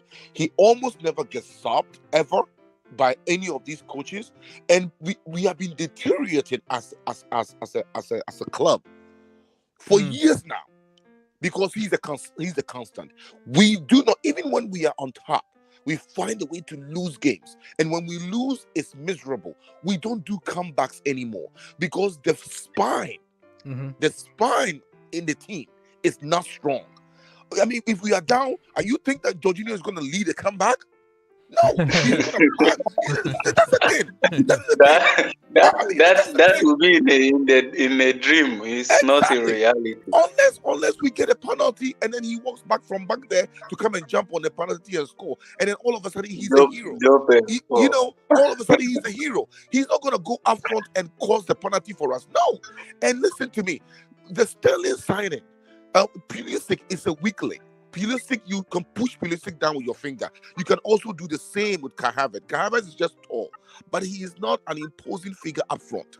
Okay, that's why I always pissed off that they let Lukaku go. Lukaku may not be the best player, but when he's up front, he is scary. Look at the goals he scored just by his sheer size and the fact that he will get the ball from midfield and run. And that is what you need. You want to tell me that those. You don't tell me that Kai Havertz can do that better. So for me, I feel to you that letting Lukaku go was one of our biggest mistakes. You buy a player for 100 million and you let the coach sack him because the coach is telling you that he knows better because he won the Champions League. But that same coach cannot wait to put Jorginho in the team consistently. You have to understand that everything starts from the center, the midfield, and the midfield is weak at Chelsea and it's been weak for years. That's been really our problem. So people, we still have 1 minute for the lineup to come out, and we're gonna discuss more about the lineup and Jorginho, of course, if he's there or not. So we're gonna see what is happening and the traffic order. Yeah, so in order, it's like Jorginho and the rest. That's the way it is at Chelsea. I'll be so disappointed if I don't see consistency in terms of, like, let's say Pulisic, for example, or Zakaria are the people that I'm looking forward, like, to, seeing more, give them few, run off games. It doesn't cost anything sometimes. Exactly. Try some people. So we're gonna have time to get on something.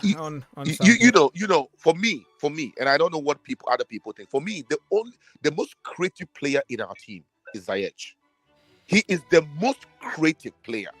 Okay, that is why Manchester City is always threatening. Of course, we know Arsenal is doing what is, but Manchester City has about 4 Ziyechs on their team, or 5, and that alone is gold.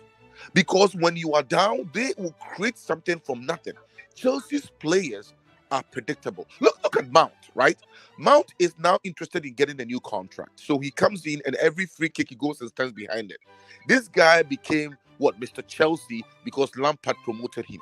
He is one of the most selfish players I've ever seen in football.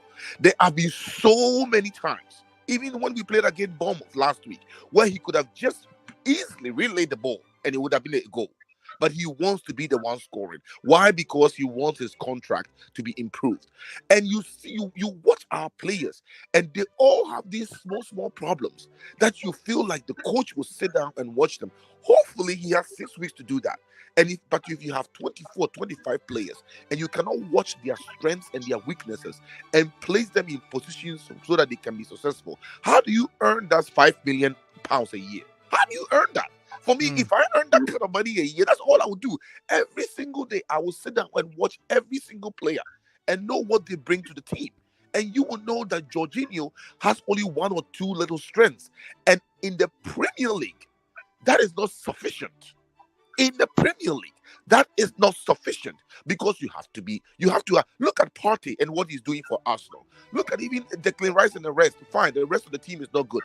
But okay, so we have the lineup. Sorry for cutting you. So we have the lineup here. As you can tell here, it's Kepa Arrizabalaga. Azpilicueta is there. We have the captain today. And we have Thiago Silva, Koulibaly, Cucurella, Jorginho Frelo, Zakaria, Mount, Pulisic, Havertz, and Sterling. Subs, Bettinelli, Chalobah, Chukwuemeka, Gallagher, Hall, Kovacic, Hutchison, Ziyech, and Aubameyang. Let me repeat for people who are just listening from work and not watching anything, because you don't want to be in trouble with your boss. Starting 11. Nottingham Forest against Chelsea Football Club. Kepa Arrizabalaga in goal. Azpilicueta, the captain.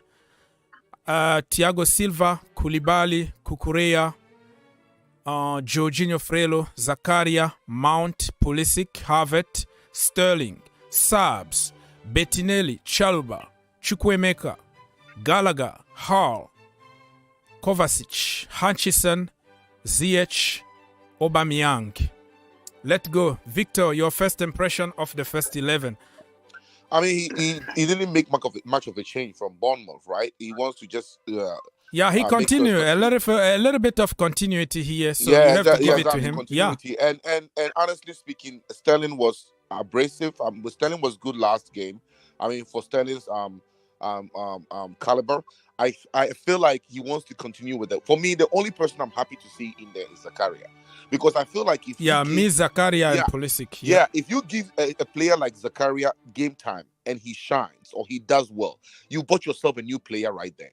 You know, because and we're gonna pay only like 25 million. Exactly. You don't need to. So we have another solid midfielder there. Okay. Exactly. A solid midfielder who goes up and support the attack every now and then. And his legs are long, so when he's running back, he doesn't take long. He's strong. He will win most challenges. Most challenges he will win. Whereas if you put Jorginho in there, most challenges he doesn't. So for me, that is the only one I'm really happy to see. I really want to give Ziyech. We're going to come back to you. Olamide, we're going to come back to you, Mr. Victor. Olamide, your first impression about the starting 11. The starting 11, only one problem I'm having with is the traffic order that I'm still seeing in the midfield. Like now we have Kovacic. I think if we are to, although we don't change the winning team, but I want the traffic order to be subbed today if possible. Yeah, if he can sub Jorginho and put Kovacic, so we can see what Kovacic can do. Another thing, if Kovacic and Zakaria play together, let's see how that works. Yeah, you because right. Jorginho and Kovacic has been playing for a long time, so we have seen what they can give to us. And Zakaria and Jorginho also play midweek, and we see what happen. So this time you should try something else, like let's see what Zakaria and Kovacic, and let's see how it goes.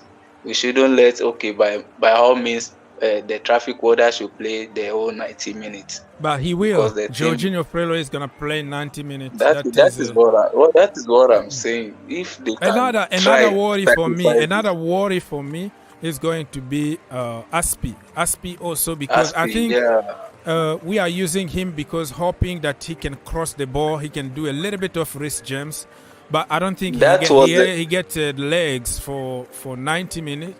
That also is a position that you have to change in the second half. And do you guys want to tell me that was the reason why? You want to tell me that Chalobah is worse than Dave or Azpilicueta? I mean, it's football. How bad can these guys be? That Chalobah was playing this great football 2-3 months ago, and all of a sudden he has to sit down for this 38-year-old man to be on the stage because he can cross, when we all know that Azpilicueta cannot cross. We all know he cannot cross, and he's not a better defender. He is not a better defender than Chalobah. Azpilicueta has crossed better crosses when Chalobah Alvaro Morata was in Chelsea. Back then. You have the point, but listen, captain, he can, to his credit, he can still give you a good game of football, or at least 30 minutes or 45 minutes of good, because when he still has the energy to run back and forth and cross. The problem I have with Chalobah is the crossing. He used to be a midfielder in the academy days.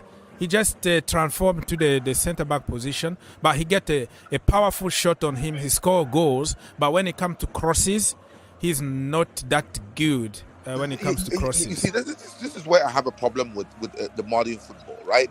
These guys get paid a lot of money. We can improve players, and that is the problem. It's like we say that this person cannot do this person cannot do this person cannot do that, and they get away with it. No, they are footballers. That is why they train. So for me, I feel like if he can do what he's supposed to do, we are not playing. It's a back four right now. So if he can do what he's supposed to do, which is basically defend better and run faster than they, the crossing part of things will improve as well. We have to give people game time. Where they go, whenever they go out there and they're able to have game time, we see how they shine. If Chalobah was in another team, we would be willing to go pay £60 million for him. But he's in our team. And Chelsea has so much money, so we don't play him. We don't know the potential of these players because we play the same old players all the time who we know how to play, but we don't give other people the chance. For me, it's all about giving people the chance. If you give people enough chances and they don't shine, fine. But also, Mr. Victor, I get your point, but Dave, to his credit, Dave can still give you something so far. So we're going to take what we take. I am sure that at the end of this season, we're going to have to negotiate certain contract termination. Wow.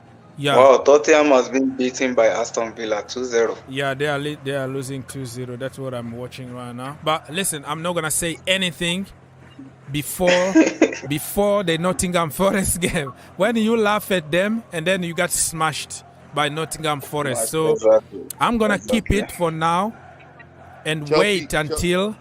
Chelsea has a habit of losing games we are supposed to win. Yeah, that is a Chelsea thing. Yeah, it's very much a Chelsea thing. When we go, we have a complacent midfield. So that complacent midfield, if we are supposed to win, they relax and they pass the ball around. Even when was the last time Chelsea scored 4, 5, and they still want more? All the other great teams do that. They score and they want to score more. Chelsea, the way we play, when we are ahead by 2 or 3, or even 1 or 2. I should say 2. The Jorginhos or the rest relax. Mount relax. No. I'm serious. I'm serious. I'm serious. I have studied this guy for years now. The Mount and the rest, they all play standing. They don't bully teams off the field. They always give a team a chance in. Look at what happened last week with Bournemouth at home. The last 20 minutes, we could have conceded because we have personalities in our team who wants to kick the ball around instead of score goals. And it's not their fault because that's their style. And if our coaches do not change that, for me, if what is it called? Jorginho comes in and every now and then sits down. When he comes in, he knows somebody is about to kick him off. That is what he has done to all the other players. They play scared. Pulisic play, and he knows that if he doesn't do well, Sterling is about to kick him out. He doesn't do well. Even the what is it called? The Gallagher's and the rest can also stop him. But Jorginho plays knowing that unless he is injured or he does something completely terrible or he has a very, very, very bad game, he gets to play until the end. You know what that does to a player? Confidence. And the thing is that after all of this, Jorginho is not the most confident player. He releases the ball because he's scared to take anybody on. Why?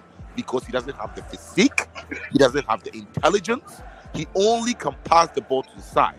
And that little thing he does is the reason why he has earned a spot in this great club called Chelsea. We are due because he has lowered expectations for all of us. And we have come to accept that a defensive midfielder who is controlling the affairs and the fortunes of our team is in Jorginho. We are screwed. Okay, but listen, today is about winning the game. I'm hearing a lot of contradicting information about him he's not gonna be given another contract because we are buying like Enzo Fernandez and Declan Rice and some other sources. So probably we have just to support him because there's nothing you or me can do about it. It's just gonna be frustration after frustration. All I hope is like, you have to start fading him off a little bit, give him some times here and then another game, make changes and do the right thing. That's what I want to see today. And Spurs still losing 2-0 against Villa. but I am not gonna say anything until the end of the game. Otherwise, I'm gonna jinx it. So it is what it is. So, Mr. Victor, I mean, right now, what if Spurs loses? What it doesn't do anything for us. We are in ninth in the league. Ninth. Well, but still a few games, few wins here, and Tottenham, the last game they dropped 2 points. Today they're gonna drop 3, and then we're getting closer, bro. Listen. Now it's a step by step. We can't really rely on what other people are doing. We've been in 10th position and end up in 3rd position of a season before. So it's nothing. Anything can still happen. No, I mean, no. Our next few games playing against City and Liverpool, they are all very tricky games. And you lose 6 points. That's why the games we lost prior to World Cup was a disaster. Because those would have cushioned us, and then if we drop points against the obvious ones, we go into the City games and the Liverpool games scared. I mean, fine, Liverpool is not as the Liverpool of the last couple of few years, but we know that we go to the City games and the rest already. You remember, we had a right back. I've forgotten his name. He ended up coming back to the Premier League again. Yeah, you're talking about Ivanovic. Yeah, Ivanovic. You know, Ivanovic once gave an interview when Manchester City was winning. He said, "We are not scared of them." He said, and that stayed in my. He said, "We are not scared of them." You will never hear that from Jorginho. You will never hear that because we are truly scared of these players. They are better than us. Exactly. They have a better football IQ. But they are faster. Yes. They have better football IQ. So we go into this tough. The ones that are above us, we go into these games already losing mentally because we know that we are not stronger, better. So if you know that Jorginho is neither here nor there, and I keep talking about Jorginho because he rewards Jorginho. They all reward him by playing him. If you put people in it for other reasons, not because they are going to organize. Fine. If the midfield is not organized, but the midfield is stronger, if the midfield is winning tackles, if the midfield is pushing up and not giving up, but you make sure that the engine is still running, at least it's better than having somebody who is there and is parting to the left and the right and then pointing to the front. I mean, it is the worst. It's the worst organizer in the whole. Oh my God! I think Spurs just scored the 3rd goal. Let me confirm here. This is getting ridiculous. This is ridiculous. It's getting ridiculous right now, you know. Spurs have scored 3 goals?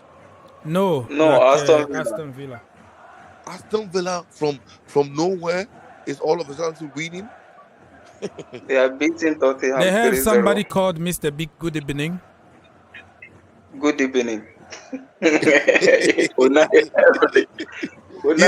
So for me, Chelsea. No, somebody lied to me. Sorry, somebody just lied to me that it was 3. Lucky side, you just wanted to banter here. It's still 2-0, people. Emi Buendia, Emi Buendia with a goal, and Douglas Luiz with another goal, and it's still 4 minutes to go. And now they are giving. Looking at 87 now minutes. They are giving more than 10 minute added time. We all know that from the World Cup. So it's still time because listen, Tottenham are the kings of coming from behind to win games. This season, no team been behind that often and go win games or draw. So I am not gonna say anything until the end because they still have an opportunity to draw or win this game because they still have more than 10 minutes. So. I will be very surprised if Conte stays as Chelsea as Spurs for another 2 or 3. You know, maybe I don't even know if 1 more year. He's a very erratic coach, and he wants what he wants. And if things are not going very well, he just leaves.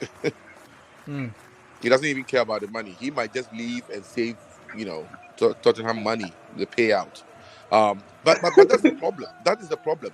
I will love that is one job that I would love to have, being a coach of a Premier League or elite team, because you don't have to. If you keep losing and they fire you, they give you money.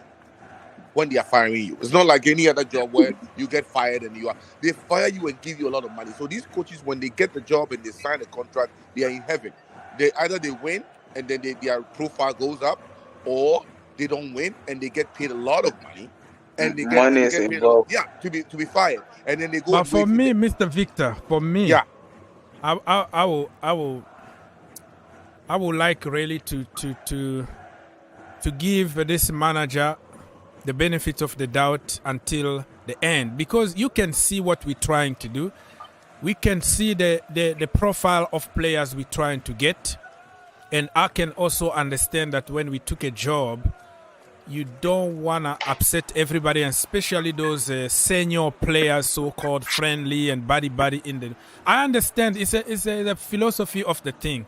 But now we're not going to give anybody a contract, and he's going to have... But also he's upsetting some senior players. He sits down Dave, he sits down other senior players. There are some senior players he doesn't touch, but he is upsetting some senior players. The only problem I have at Chelsea with this coach is that he hasn't won anything. And when you come to a team, a club like, it worked for Lampard, because at that time we couldn't sign anybody. He was a club legend. He has won something as a player, and so he could actually draw from that experience. When you have a team like Chelsea that is used to winning, no matter how, when we go through the back door to win, or the way we win, we win. No matter what, nobody will come and take our cup, our championships away from us.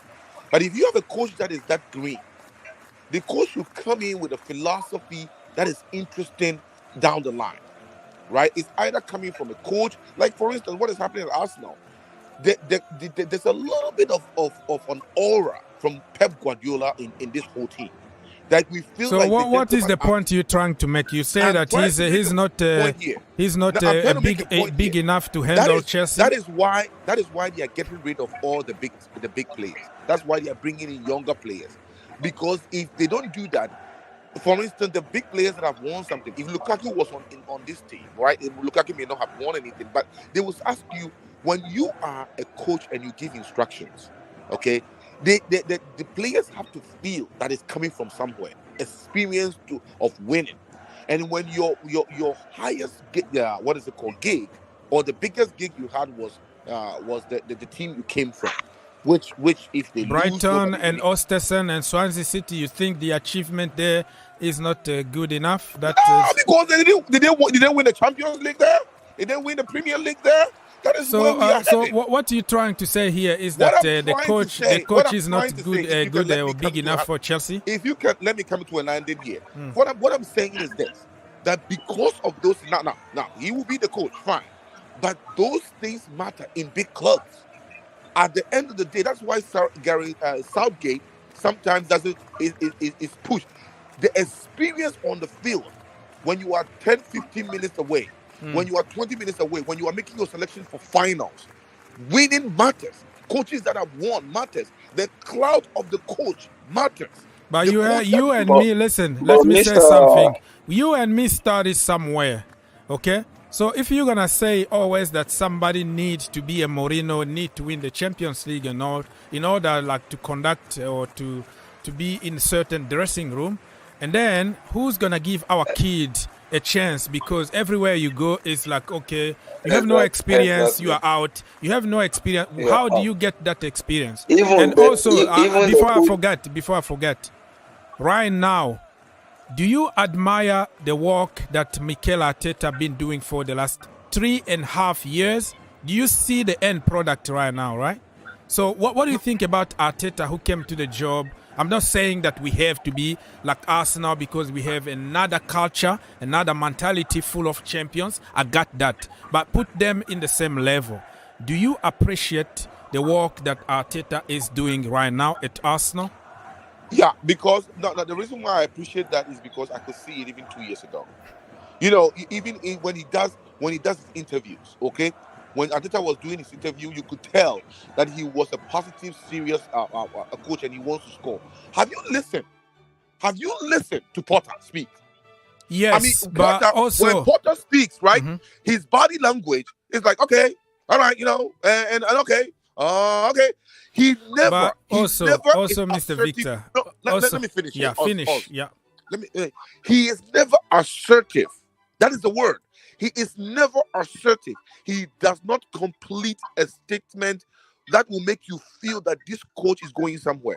You know, a couple of people have been to his training sessions and have had to complain about the way he behaves, even at training session. Like this young coach sits there on the side and doesn't do or say anything. He applauds you when you just miss a ball. And it is true, because in our games, even when we miss a ball, he does that. Now, I don't want every coach to be like Conte, sitting on the sideline and yelling at players. If you have really done your job, you probably should be calm back there because you know what they are doing. But we don't self-correct at Chelsea. In the middle of games, in fact, we deteriorate. Okay. So before I forget, when was the last time? When was the last time? Yeah. So let me. There is a question for you here from people in the chat. Mauricio Sarri, when he came to Chelsea Football Club, he was a passing merchant, tiki-taka. He brought Jorginho in the team. He never won anything for like 30 years in the management. He came to Chelsea, he won something. So I don't think that we should just make it as a norm. Evo. Yeah, go Olamide. You win. RDM, Roberto Di Matteo, the one who won the first Champions League for Chelsea. Exactly. But Roberto Di Matteo didn't win. That team was already set. And it was a lot of luck here. No, and there. we were in a bad. We were around 10th position that season. I know. That team headed by Drogba was already set. I mean, have you seen many games where it came from the players? The spirit was already in the players. They wanted to win. But you need to be there, though. You have to be the coach there to tell them what to do. But what I'm saying was that the team picked itself. They went on there knowing what to do. Roberto Di Matteo didn't do necessarily anything on the sideline to change anything. The team was always picking itself.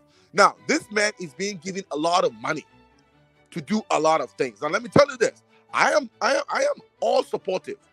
The reason why I'm a little squishy is because he is not making tough decisions. I mean, Arteta came to Arsenal and made a tough decision and said, Aubameyang, you are out of here.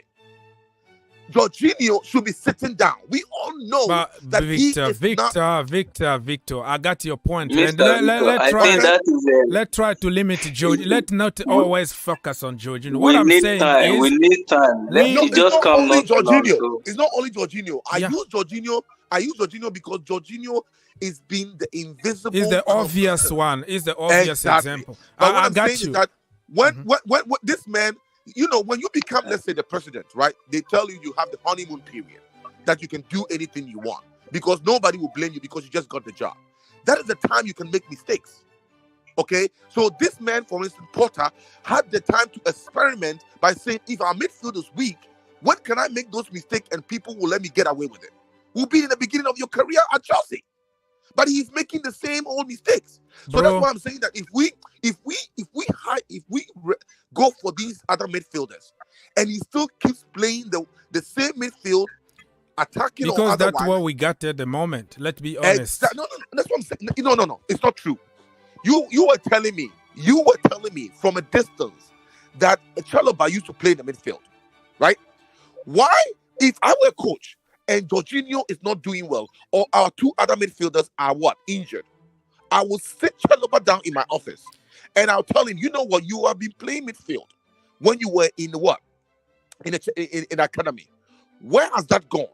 I am going to put you in the midfield. You know what? You'll be a giant. No. Let me say this. Yeah. You will be a giant there.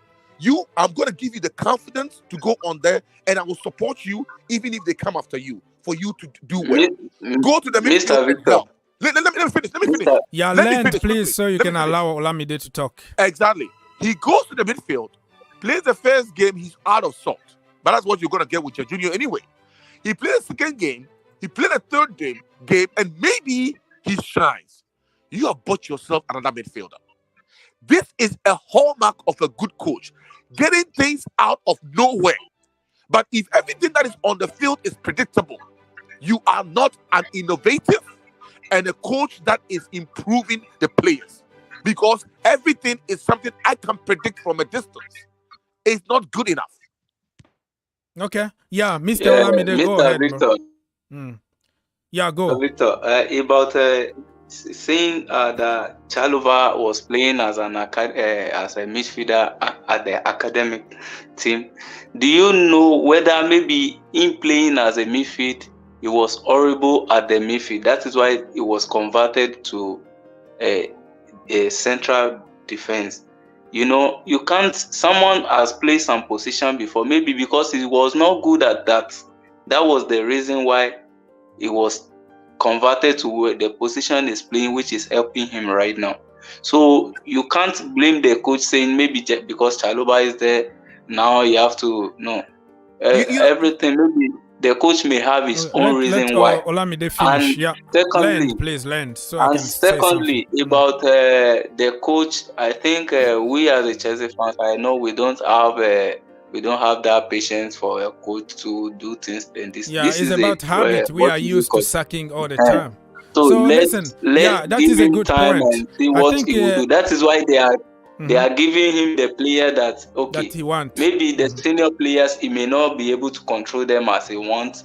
So and they assign the young players, which I think he can. When you check at his former team at Brighton, all of them were below the age which he can talk to them and he know how to control them. Let me say this before. So if this one is the one who brought them in and he wanted to talk to them, he will know how to talk to them. So let's give that process. Let's give it a chance. Okay. And see how it works. All right, so let me say something, and then it's gonna be Mr. Victor. I'm gonna give you all the time in the world. I need time here. Yeah.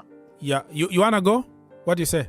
No. Go ahead. Okay, but so what I'm trying to say here is, Mr. Victor, first of all, you're gonna be a terrible coach because you are a perfectionist. I think that is a good quality. That is a compliment right there. But you can't always be so tough, so rough, so like now you have to do it or not. Sometimes you need a little bit of time to process and a little bit of time for transition from something. If you are a boss like that, you're gonna sack men. When you got to your next job and you are the manager, you're gonna sack everybody immediately. Sometimes you need. Let me finish. Like I said, I will give you all the time in the world before I forget what I wanted to say. So I think it's good in a business like this, where you have to pay people like 150K a week or something. It's not like a normal business where you have to come and sabotage everybody and devaluate all your players and all that. You have to have some kind of strategy, and not everybody is gonna have the mentality to just suck everybody, bench everybody, and when you lose the dressing room and then you start losing games. That happened even with Frank Lampard. Remember when Marcos Alonso out, Azpilicueta even out, Jorginho Fredo the first out, and he's tried to bring all those kids. We know what happened. We're going to come back to you. Let me just say hi to some of the brothers in the chat. We still have time. Herbert is in the house, and we have Aziz King. Herbert, talk to us. Brother, let's go. Yeah, I was just enjoying the Tottenham loss. I didn't watch the game. I just saw the goal whenever I tuned in. The last 7 minutes were added as added on time. I just wanted to listen to the boos, which were like loud, very loud in the stadium. So, which is good news for United, because now we are 2 points clear of Tottenham with a game in hand. And I told you before, I don't think Tottenham are making it because they don't have the players. So this is a very good chance for teams below them, especially Chelsea and Liverpool. Yeah, I'm not going to say anything as a Chelsea fan. I am waiting for our game before I say anything. I remember you mentioning Charity FC. I remember you mentioning Charity FC. Because lots of Chelsea players were at the World Cup and not many were from Nottingham Forest. So that's what happened today with Aston Villa and Tottenham. Like Aston Villa, they look quite sharp. So look, man, they're not good. Aston Villa, Nottingham Forest, they're not good team. We played them just a week ago. This is a Chelsea thing. Don't even say that. Don't mention that. That's how we lose games. Aziz King, Mr. King, talk to us very quickly. Introduce yourself. Say what you want to say. Let's go. Aziz, Unmute Happy yourself. New Year, everybody. Happy New Year to you, Mr. King. Yes. Yeah, I left. Remember the last time we spoke about when we lost to Arsenal? I had a mental breakdown. Yes. And that's what Chelsea does to people that you really love Chelsea. You want this team to win, but they end up disappointing you.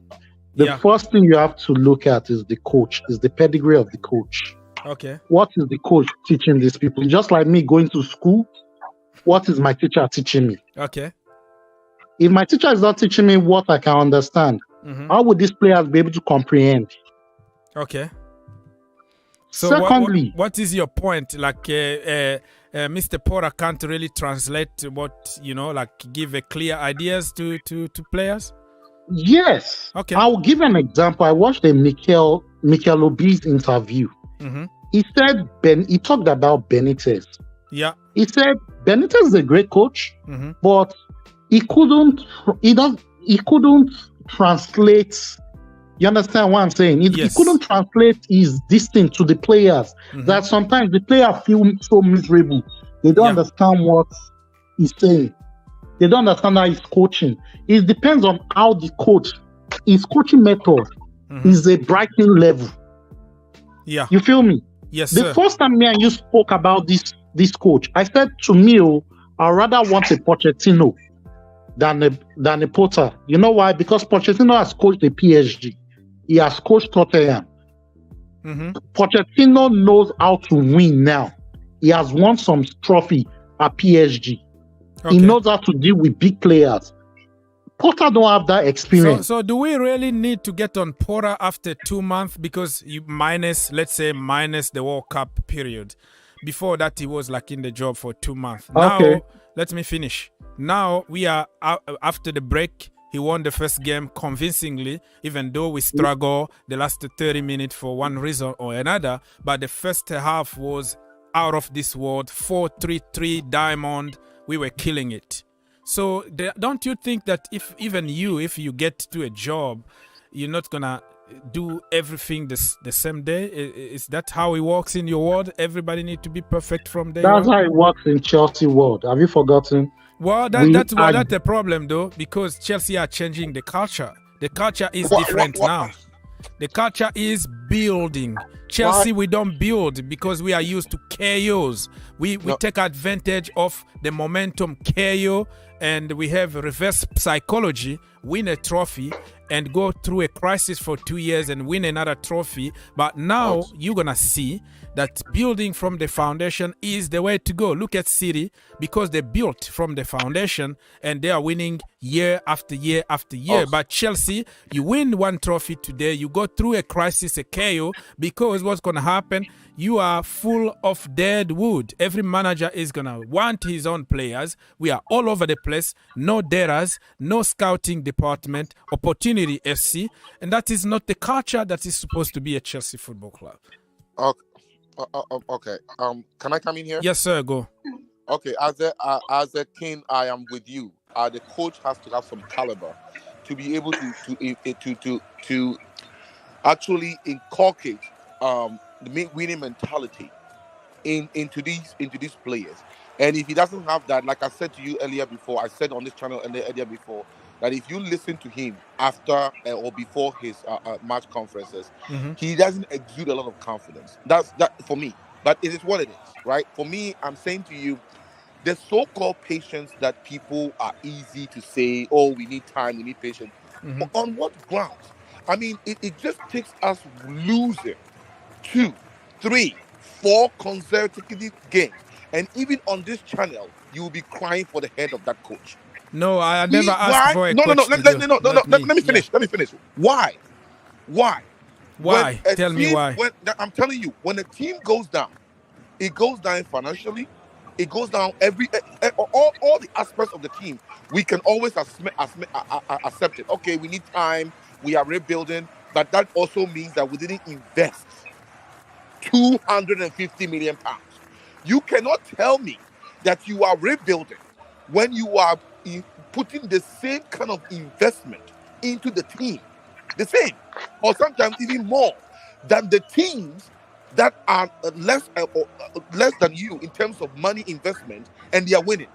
We will not accept it as a fan base. You will not accept as a fan base when you are investing the same amount of money. Now, let me tell you this. Chelsea, amongst the top 4, 5, 6, has the most miserable stadium. Our stadium is miserable. All of the others have 60 plus. They are all either renovating. You know why? Because 100 million here, 100 million there that we spent on these players, that we are saying that we are rebuilding. Other teams, other clubs are using it to expand their stadium or build new ones. We put them in players and go and sit back and say we are rebuilding. Why? Because our mentality is such that every coach that comes in needs money to find their own players. Like I see, we don't have players in the academy. We have the best academy, one of the best in the world. We have to dig deep and understand that the money doesn't grow on trees, and make sure that we pick coaches that will come in and improve our players so we can spend the money elsewhere. But if you are going to spend I respect you. Yeah, if you are going to spend the same amount of money like Arsenal, like Tottenham, and tell me we are rebuilding because of that, we have to wallow in the middle of the table. Nobody's going to accept that. Nobody's going to accept that. Okay, Olamide, your turn, and then we're gonna go to Mr. King because I would like to jump in this because I think I have to be moved to go for the match because I walk almost 10 minutes to. Oh yeah, you have to leave. Yeah, no problem. Yeah. So, Mr. Victor, about the real building that you saying, sometimes I work in construction field. Sometimes they will give you some drawing, okay, build this, build that. Sometimes you start the building, you start it up to some place. When the clients come, you said, oh, this is not what I want. You break it down and rebuild it again. Exactly. Sometimes you have to break in order to rebuild. Yeah, I got your point. Exactly. So about maybe Chelsea has been spent some money, some amount of money to buy players, but Potter can't manage them. Maybe they are not working for Potter. That is why now they are doing something which they think it can work for him, which is rebuilding. And as for the the stadium rebuilding, I heard some news about that. Even some, I think some part of some barrack close to Stamford Bridge there was. Yeah, we wanted to buy some property. We wanted to buy some property to extend the stadium. Yeah, we should be fine. I don't think Chelsea FC also, they are happy for the stadium being that small. Yeah. So I think they are doing something about that. But as for this thing, I understand Chelsea fans, we are used to we want to win now, and if not now, nothing else. So it's maybe let Olamide finish. You need to go somewhere to watch the game in the public place. It's like a pastor who went to some ghetto that they have been taking things, they are used to their lifestyle. Then you are coming to tell them that this lifestyle they are living is not good. It will be difficult for them to understand. So that is how I see Chelsea community, to change our mind that this rebuilding process that we are doing, it's going to take time for Chelsea to understand that things has changed and we have to start. Olamide, conclude, please. Say goodbye to people and see you after the game. I will be live tonight to celebrate big victory that we're gonna punch people. So tonight, be there. When Jorginho score a hat-trick today, baby, we are going to come back here and celebrate. Say goodbye to people. Let Olamide finish. You need to go and watch the game in the public place in Ghana. I'm happy to be here. Drink responsibly. Don't punch people. Drink responsibly, okay? I don't drink anything. If I drink, maybe I drink Pepsi or Mirinda or water. Oh, okay. So okay, my brother, Happy New Year. Wait, because today we're going 4-0. Jorginho Frelo is gonna score a hat-trick and we good. All right. Thank you, my brother. I wish today will be a good luck day for us. Thank you. Thank you so much. Mr. Olamide is gone. Now let's go to Mr. Aziz because he hasn't really said anything. He agrees 100% with Mr. Victor. So let's go. Aziz, King. Okay, with what Mr. Victor was saying about the stadium rebuilding. Mm-hmm. You remember in 2012, Abramovic wanted to buy a new stadium. To get a new stadium, we should get it from Stamford Bridge. Yes. Remember all the Chelsea board and committee and also Fulham, everybody came there like, no, we shouldn't leave. You understand what I'm saying?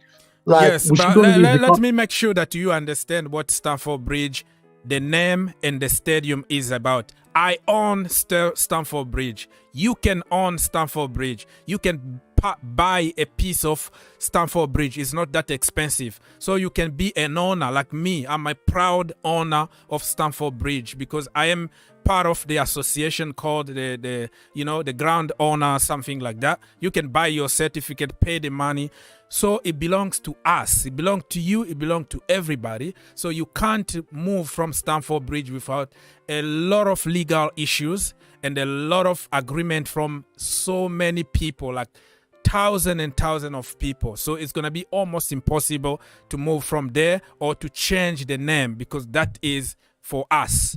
So yeah, you can continue. And we had a plan. We wanted to displace a little bit the Ray. You know, the Ray is close there. And then we wanted to modify and build the cathedral of football or something like that.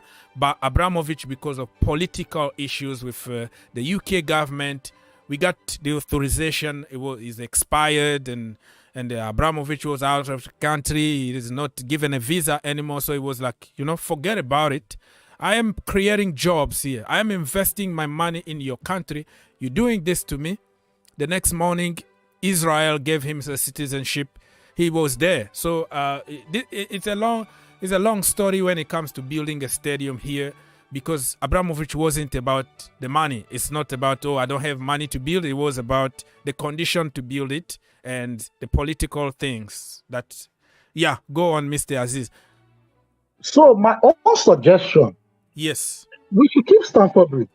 We're going to keep it. I'm not going to vote because we had to vote. I'm not going to vote to any name change or any, location change. It's going to be there. But the best location is we can keep Stamford Bridge, give it to the female team. Female.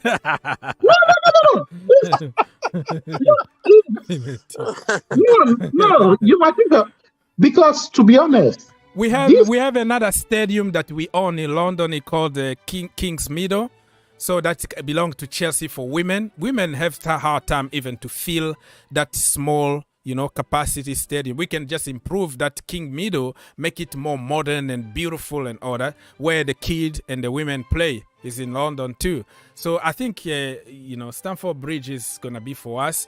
We can find a way of building like 60 to 70,000 capacity there, just where we are right now. There are some land around where Chelsea wanted to buy. I don't know how the negotiations are going right now, but listen, we good. We good, man. So you're suggesting like we need a bigger stadium. I completely understand that. I understand that, and we're going to build it because otherwise we're going to be losing money. And Todd Bowley is here to make money. So I'm talking because he's an American. Mm-hmm. Before America comes to buy your club, he's here to invest to make his money back, to make his profit back. Look at how Tottenham Stadium is. They host the NFL. They host so many things in Tottenham Stadium. They host the Anthony Joshua boxing match. You understand? These are things Chelsea can generate money from. Instead of asking money from Todd Bowley, this. You can start generating money from all these small revenues and buying players. Yeah. So, Mr. Victor, you wanted to say something? Yes, I wanted to say that, and the thing is, our pottery 42,000 seater stadium is a disgrace for a team of this caliber. All of the best teams in the world. I mean, normally when they say the richest teams in the world, we are always in the top 10. Yet we have the worst of all the stadiums. Yeah, I agree. Even Bernabeu is improving. All of them are improving their stadiums and making their capacity bigger. So for me, I feel like that is where some of the investments should head. And why do you do that? because you're already paying a lot of money already to the players. Look at Sterling. It's on what? 300,000 plus a week. Sterling. And what is Sterling doing? Sterling gets the ball every now and then. He will score, but most of the time he can't take on a player. So for me, I feel like we should go back. And what people advocate for, we have time, we need time. We don't. It's not true. Whoever told you that in a business like Chelsea will not give a manager the time to lose and lose and lose? Arsenal were already losing. So anything was an improvement. You cannot tell me that Chelsea has generated a very big fan base because they started winning in the 2000s. They won and won and won and finished up with the Champions League in 2012 and won the Champions League again. We have arrived. We have. I got you, Mr. Victor. Let me read some comment here and tell you my joy, because you know what? Peacock actually are showing Chelsea game, so I don't have to pay extra money to change another thing. So they are showing on Peacock, and they were asking me for my password, and somehow I managed to find the right password, so I have my stream ready. Because most of the time I have to pay extra money because I can't go to the other room where people are to watch the game. So I have to pay like online stream. But Chelsea, how many minutes? 12 minutes to go, and the players are warming up outside, getting ready. Christian Pulisic finally got 2 games in a row, which is like a miracle to say. So we fine, bro. We fine. Be quiet. Today, Jorginho Frello screamers. When you criticize Jorginho, is when that brother is going to show people like Victor the middle finger. He's going to show you the middle finger. This is the issue, right? I have seen Jorginho. Jorginho at the age of 31, 32 is not going to give me anything new. He's a player. He's a footballer. Yeah. He could even every now and then he could surprise you. But okay, so somebody is attacking you here. He said that Mr. Victor being a coach might end up like Andre Villas-Boas. You remember? No. Because you want to change too much too quickly. Drogba on the bench, Lampard on the bench, John Terry on the bench, and he's playing people like... No, let me defend what I say. Okay, let me defend what I say. It is about what I say in a coach, a good coach, is about surprising us in a good way and also making us think outside the box as a coach. You don't come into a team and the honeymoon period where you can afford to make mistakes. You stick to the gold play that your previous coach was going through. I mean, at a point in time, what is our coach? The one that just left, I forgot the German. Tuchel said he didn't know what to do. At a point in time, 2 or 3 games before he was fired, when we were losing left and right. And the same 11 was the one that Potter took over and did the same thing. Now, we won because of new manager bounce. They all wanted to impress him. But they go back to who they are. That's why we kept losing right before the World Cup. We know that these players do that to coaches. They play better to get their spots, and then they go back to being lazy. And they wouldn't put in the tackle. They wouldn't do the work that they have to do to win games. And even when they are ahead, we are in trouble because we know that we are not winning convincingly because our midfield is weak. Now, let's not here on there. I want to finish my point before. Yes, sir. Because I have many comments also, so everybody can feel involved. Exactly. Yeah. I want to finish this point right here. Chelsea need to make sure our investment is paying off by making sure that the players we have. I mean, you were saying that we should go and sell Alan Sarr, whatever his name is, to this other. We bought this player like 3 years ago or 2 years ago. We never used him. We used him once with the coach, and the coach and the new coach didn't want him or whatever, so we sent him away, and now we're about to sell him again, maybe even for a loss. This is the problem. We all think that when we hire a coach, the coach's way of playing is the only way. The coach doesn't change his ways. The players have to. What kind of a job is this? Your work is to win. So when you come in, you study the players and you say, okay, I'm a coach. This is my way. But because I have these players, this is is what I can do to get the best out of them. And then slowly you may surprise us in a way. You and that is the key word there. You just say slowly, but in your but other slowly state, doesn't mean you lose. Slowly doesn't mean you will lose. Because but that is part of life, bro. You don't have energy the same way every single day, even at work. Let me read some comment here. There are so many comments. I want everybody to feel part of this discussion. Andrew, dang, my own brother from Arizona. I think it's still very, very early there. Good luck with you staying up to try to watch this game. You walked last night, right? So yeah, good luck, man. Nice to see you here. He said that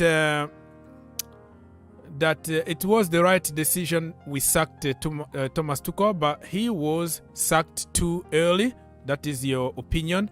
Mr. Ikene said that, bro, even Kevin Hart can win a trophy at PSG. Kevin Hart, the comedian, because over there, I mean, you win trophies because it's like one team league, farmers league, as many people will call it, the French league. But for some reason, everybody wanna go and buy people from there, from the farmer. Mr. Samuel said that we fans should also consider injuries in the team. Yeah, injuries, and people like Jorginho don't get injured because he doesn't challenge and he doesn't get challenged. So no, you don't go to war to challenge, or you don't run and put those, you don't sprint and you don't put tackles. You have a chance to be clean at the end of the game, like, his shirt and everything is just like always clean. Mr. Samuel continues here to say, injury is the most crisis in Chelsea Football Club. The absence of Reece James and Chilwell cost Thomas Tuchel to lose his job. Yeah, part of that, because if we had everybody fit and ready, I think we were going to win more games, and probably he was not going to be sacked. So I respect that. We have this is our wine. Did you mean that this is our time, Mr. Patrick? So Le Français Dev is back here. Nice to see you. Happy New Year to you. And he said that we're going to win 3-1 and Jorginho to score a hat-trick. I'm just kidding here. Adding something myself just to give you some spicy kind of conversation. But he said we're going to win 3-1 to Chelsea Football Club. So we have 6 minutes left. The players are on the tunnel already, according to what I see here on my screen. And we are ready to ball. And today is gonna be a good day because I'm not gonna take a loss today. I'm having a good day. We just announced Badiashile, and now you have to win me this game just to make my day perfect. And Tottenham Hotspurs lost at home. Okay, at home 2-0 to Mr. Good Evening Unai Emery. Okay, so I'm gonna have to ask you some questions. Mr. Aziz, I haven't heard anything from you when it comes to Badiashile and when it comes to the new Didier Drogba, the man himself, David Datro Fofana. So, you start whatever you want. What do you think about those two signings? Let's go. The two signings is good for the January transfer, but I've not really seen those two guys play football. I'm not going to lie to you. It was when Chelsea announced them. I was, who's there? Yeah. It was even my girl that was telling me, oh, your team just signed a new Drogba. I was like, for real? That's to show you I don't even follow Chelsea no more after that breakdown, because this team really hurts me. I'm not going to lie to you. I want the best for this team. I'm not going to lie to you. I want the best for Chelsea, and every Chelsea fan want the best for Chelsea. If we really want the best for this team, the first thing we need to do, like what Pep did, I'm going to tell you something Mr. Victor said. I know Potter is not good. It's not about being the best coach, but you have a squad. You can manage their abilities. Look at Pep Guardiola. He didn't win the league the first season, but you know what he did? He managed those guys, their abilities to clinch in third. You understand what I'm saying? And what he did was he sold all those crap players out and he brought in his own players. But you're saying the right thing here, but unfortunately you are talking to the wrong person, because you are saying all the good stuff, but you don't want to give the guy that is in charge the opportunity to do that. You think that he should do it in 2 months that he's been in the job? Because you say Pep Guardiola didn't win, but Pep Guardiola came before even he came on the job. He demanded that they hire certain people. They hire ex-Barcelona scouting, and all the office people came from Barcelona. And then they went for Sterling because he wanted him. They went for De Bruyne because he wanted him. When he was already at Bayern Munich, so they prepare. But even that, he came to the job. We called him Fraudiola. I called him Fraudiola. I said he's not going to do it in the Premier League. The first season, he didn't do it. The second season, better, won trophy. And then now the rest is history. So why can you say all the good stuff about other managers, but when it comes to Chelsea, you don't want to use the same, the same principles? I don't get it. You're going to use the same principles? Mm-hmm. Why? Tell me the pedigree of that coach and Guardiola. Guardiola is going to win. The problem is you have to start somewhere, my brother. Even you, in your job, you got a house today. You didn't start there. You started in a factory somewhere, struggling, working in a restaurant, and slowly you are growing. The pedigree of this guy is he won a trophy at Ostersund, took them from the second division for the first, beat Galatasaray in the Europa League, and had a very good European campaign in the Europa League. And then went to Swansea City, almost qualified them for the Premier League. They lost only the last day at Wembley. And then moved to Brighton. And at Brighton completely changed the team and the culture over there.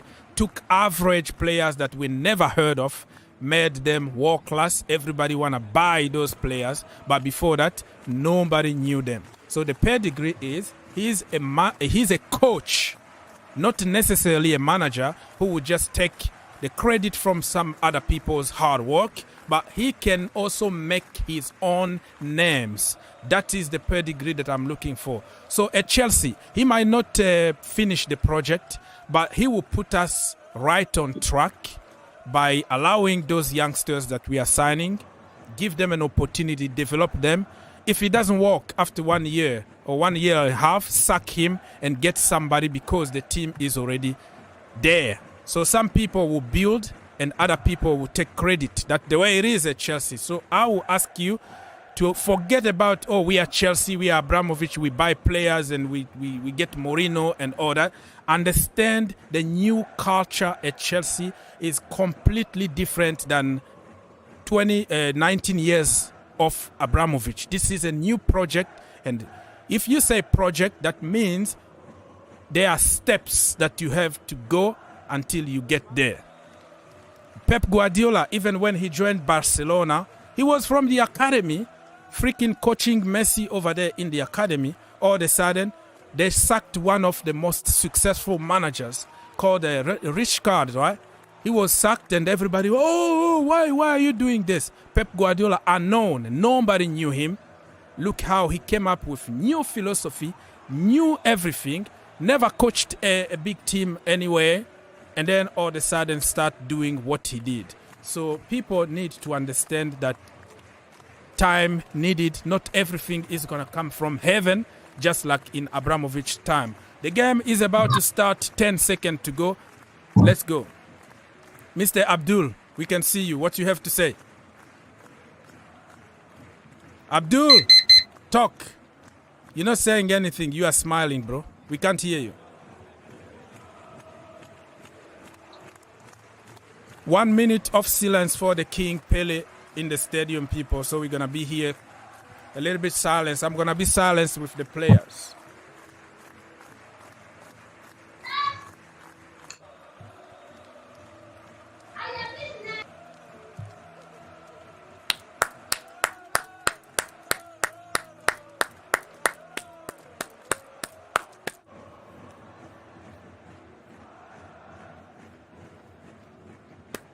Applaud to the King, King Pele. Rest in peace, King. Rest in peace, brother. All right, people. So the minute of silence is gone. Now, Jorginho, do your thing, baby. Let's prove this guy here, Victor, wrong. Let's prove this guy here, Victor, wrong, and let's go and kill it.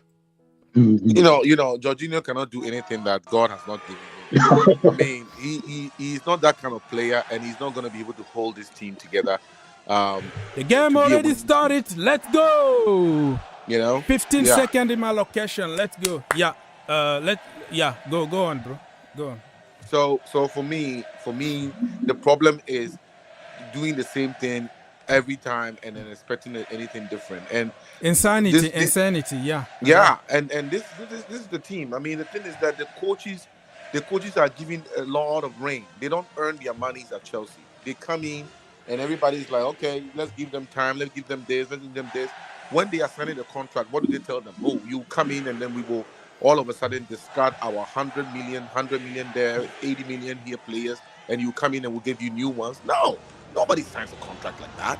You sign a contract and say, we have made an investment of over 1.5 billion pounds. We pay these players more than 100,000. The medium salary is 150 to 175,000 pounds a week. But when you go in there and sack all of them. No, nobody is saying you should do that. But you should create healthy competition. That is what happens in anything that requires you to move. That is what a great leader is. You create healthy competition by making. But you are also listen. Can I finish? You forget that he got bosses. You can't just go there and sack everybody and devaluate everybody in the club. You didn't hear me say to you right now that you create healthy competition. How do you create healthy competition? There's a reason why there's not only 11 players in the team. There's 26 or 25. You make sure that everybody feels that they are positioned. He hasn't given anybody any kind of contract. He hasn't signed anybody yet. So he's innocent on what is happening. No. We are talking past each other here. What I'm saying to you is that as a coach, that is what you're supposed to do. If you are talking about the coach, the reason why I'm a little worried about him is that so far, he has not made some people feel that their positions are threatened. And that is what Pep Guardiola expertly does. Even what Jack Grealish and the rest, they come onto the team and they don't get to play every single time. He sat down Haaland a couple of games and said, Haaland's not going to play every game. You know what I mean? And I'm not just interested in people sitting people down. I am just interested in making the players feel that if they don't perform to the best of their ability, they are off the team for a while. So you encourage everybody. Look at how much we have to cry for Pulisic and the rest to be given a chance. They go to another team where they are respected and given a chance to play in the World Cup, on the world stage, and they perform. So I feel like a good coach doesn't need time for this. I'm sitting here talking to you like this. He has had weeks and weeks and weeks already with these players. You know what they can do. You have videos these days. Many years ago, coaches didn't have videos. Now you have videos. You have ways of determining what these players do. And then you give other people the chance. And if they shine, then you have bought yourself another player. The reason why we are in trouble is because we don't know what others do because they don't get a chance. Yeah, I completely understand. People, so in my location, in 3 minutes, 35 seconds, let's go 0-0. So far, Chelsea are trying to cook, but we haven't cooked yet, but it's coming. It's coming, people. We started the game good. Kepa Arrizabalaga collecting the ball. One of those rare times that he will come off the line and collect the ball. Kepa is a very good goalkeeper if he had the size and he had the authority of this is my box. This is my territory. I'm going to eat you alive if you come here, But he's, everybody is taller than him. His hands are kind of short like mine. And that matters if you are a keeper. Huh? That really matters if you are a keeper. If you are a keeper, you need to be commanding. You need to be coming off your line and say, even if I'm going to miss that ball, I am going to punch it no matter what. I don't look who is around me kind of attitude. But Kepa is kind of like, somebody is pushing me. No, like I'm the boss here. you don't come, you go with authority. And most of the time you will see Kepa go out, and 90% of the time he's going to miss the punch. Because people are pushing him and people are not afraid of him and all that. But other than that, good shot stopper, and he's back in the very good level. The second season under Frank Lampard, he was, every shot on target pretty much was a goal. I think the problem was mental. He had some issues, relationships and all that. But now you can see that he's in a very good level. And people have been saying that Chelsea are going for a goalkeeper again.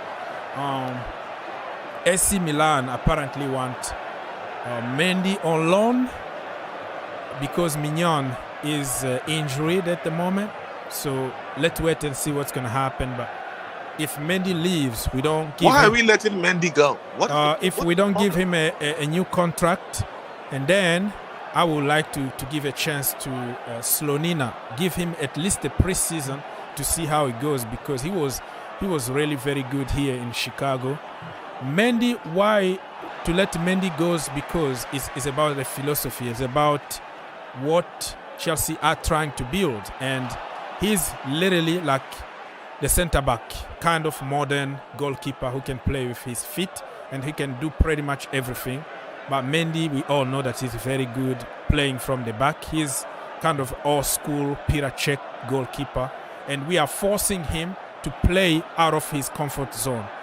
And that's why he's going to pass the ball to Benzema immediately, or he's going to pass to somebody else or try to dribble, because he's been told to play with his feet and learn.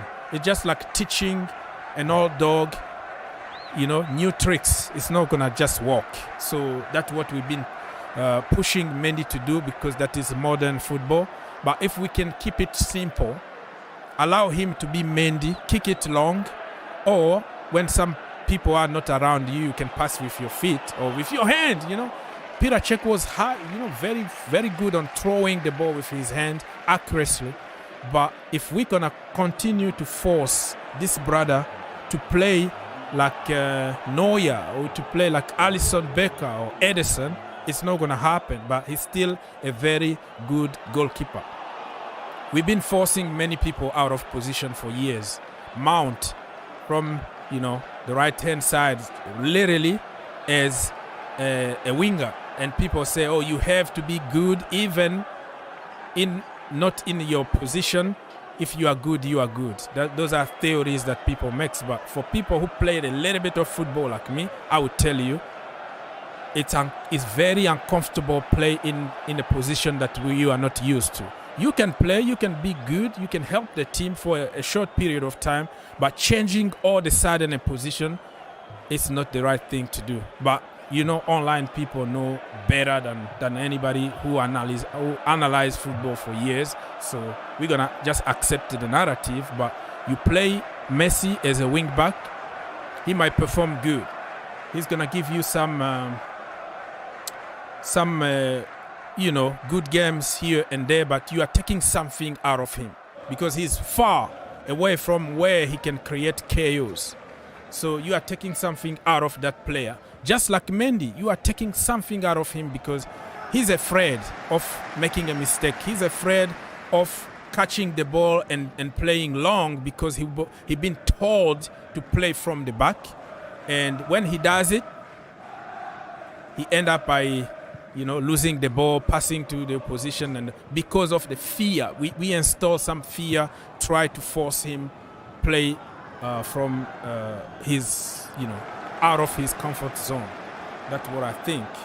I don't even mind if you teach players to play in a certain way, say, okay, this is how we're going to play. But the thing is that we don't have the personnel for it. I mean, if it's only Mendy that looks a little shaky when he's playing for the back, I will understand. But the entire freaking back line. I mean, Silva makes mistakes left and right. Jorginho don't even go there. All the back line, they don't know how to play from the so-called back. So if you insist on that, then whose fault is this? It's definitely the coach's fault. We are not we don't have the players that are built mentally or even physically to sometimes play from the back. So sometimes you have to really make sure that you know the players, because otherwise the ball keeps going back and they put the keeper in unnecessary pressure. Yeah. Because they don't know how to play from the back, because you have older people who can't run, and people who don't have the intelligence enough on the ball to really use just their body position to change the flow of the game. So for me, I feel like that is where the problem is. The coach should know the kind of players he has. Yes, improve them. Yes, give them something new to look at. But most of the time when they are on the field, they are not listening. They are not going by what you told them all the time. It's very instinctive what their bodies always or their brains are always going to do.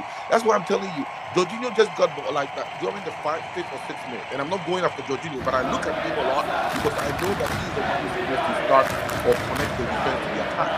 They gave him a ball that could easily be passed over. He passed it and then pointed it. Right now, look at him. He's pointing. All he does is point the game. But when he gets the ball, instead of turning around and sometimes maybe stopping all of us, he just gets the movement forward. He just seeks to pass the ball to the back. That is what he is built to. Koulibaly, I'll be cutting you like immediately. I'm not being rude, but if I see something to talk about, I apologize if you see me like go roughly and cut you, because I have to report also on the game. So Koulibaly doing the Koulibaly, when he got undone, he made some silly challenges. He's now on a warning, not a yellow, but the referee just called him and say, be careful because next time I give you a yellow. What a game is going to be without a Koulibaly stupid yellow card. He needs to be very careful. He's been really undone a lot. And for some reason, they are having some shot on target already, and Kepa Arrizabalaga saved us. But how the hell they're having that easy pass to our defense and have a shot on target is beyond me. It's supposed to. They sit low block, but of course they have some counters, and I think they had better chances than us. That's what I can say. Bobby Smokey, nice to see you. He said, Happy New Year to everybody. Smash that like button. Happy New Year to you, Mr. Bobby Smokey. Nice to see you. And he said that Mendy is injured. But even if he wasn't injured, I think he was not going to play because Kepa is doing good now, and he can play from the back. Apparently, because I've seen even Mendy Kepa struggle under Frank Lampard playing from the back because he was passing the ball to Aguero, to whatever and all that. So it's a tough one, but he's doing better right now, Kepa. But I'm not gonna get too carried away because I know how poor he was and how poor he could be. So I'm just fingers crossed that he doesn't really concede those stupid goals anymore. So far, we are getting into this trap of having to have the ball. We have the ball. This team is going to give us a chance to have the ball to play. Somebody said along the line that when we have the ball like this, then it's a good game for Jorginho, for instance. But we also know that they have counter-attacks, and they have great counter-attack, which means that the spine of our team should be fast enough because they will be coming at us very quickly when they get the ball. And that's what they are doing. They let us hold the ball and we pass it between Silva and Koulibaly, and it goes to Dave, who 80% of the time he brings it back. He never moves forward. Before he used to be a very progressive footballer, but because of the age, and he knows that he doesn't have the pace anymore. We're talking about Dave Azpilicueta for people who are watching and don't understand. Dave is Azpilicueta because when he arrived at Chelsea Football Club, we couldn't pronounce his name, Azpilicueta, and even Arrizabalaga. It took me like weeks to repeat every time I'm driving. I'm like Arrizabalaga.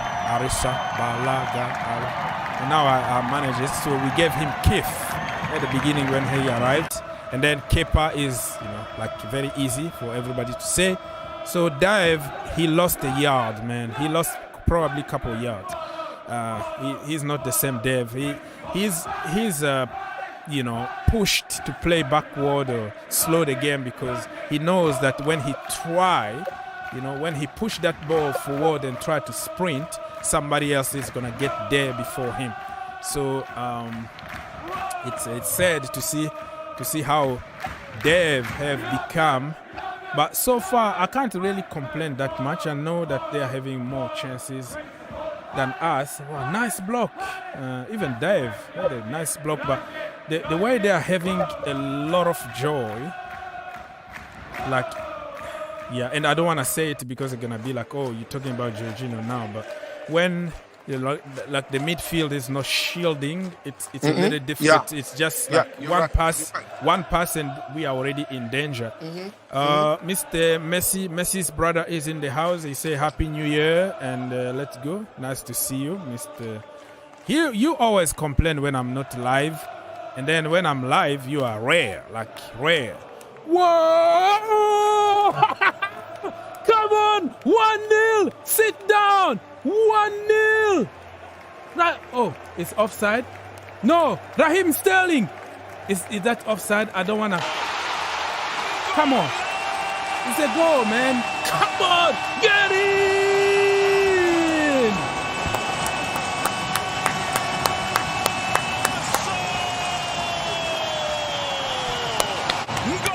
One 1-0, people! Golazo! Yes! Happy New Year, people! We are cooking, and we are cooking. Raz! What a cross! And again, what a cross from Christian Pulisic. And then Kai Havertz kind of flicked it, and then it hit the post. It was going to be some golazos. And then it came to Raheem Sterling, who scored it. 1-0, sit down, Raheem Sterling, right place, right time. Now we are talking business, baby. 1-0, let's go Chelsea.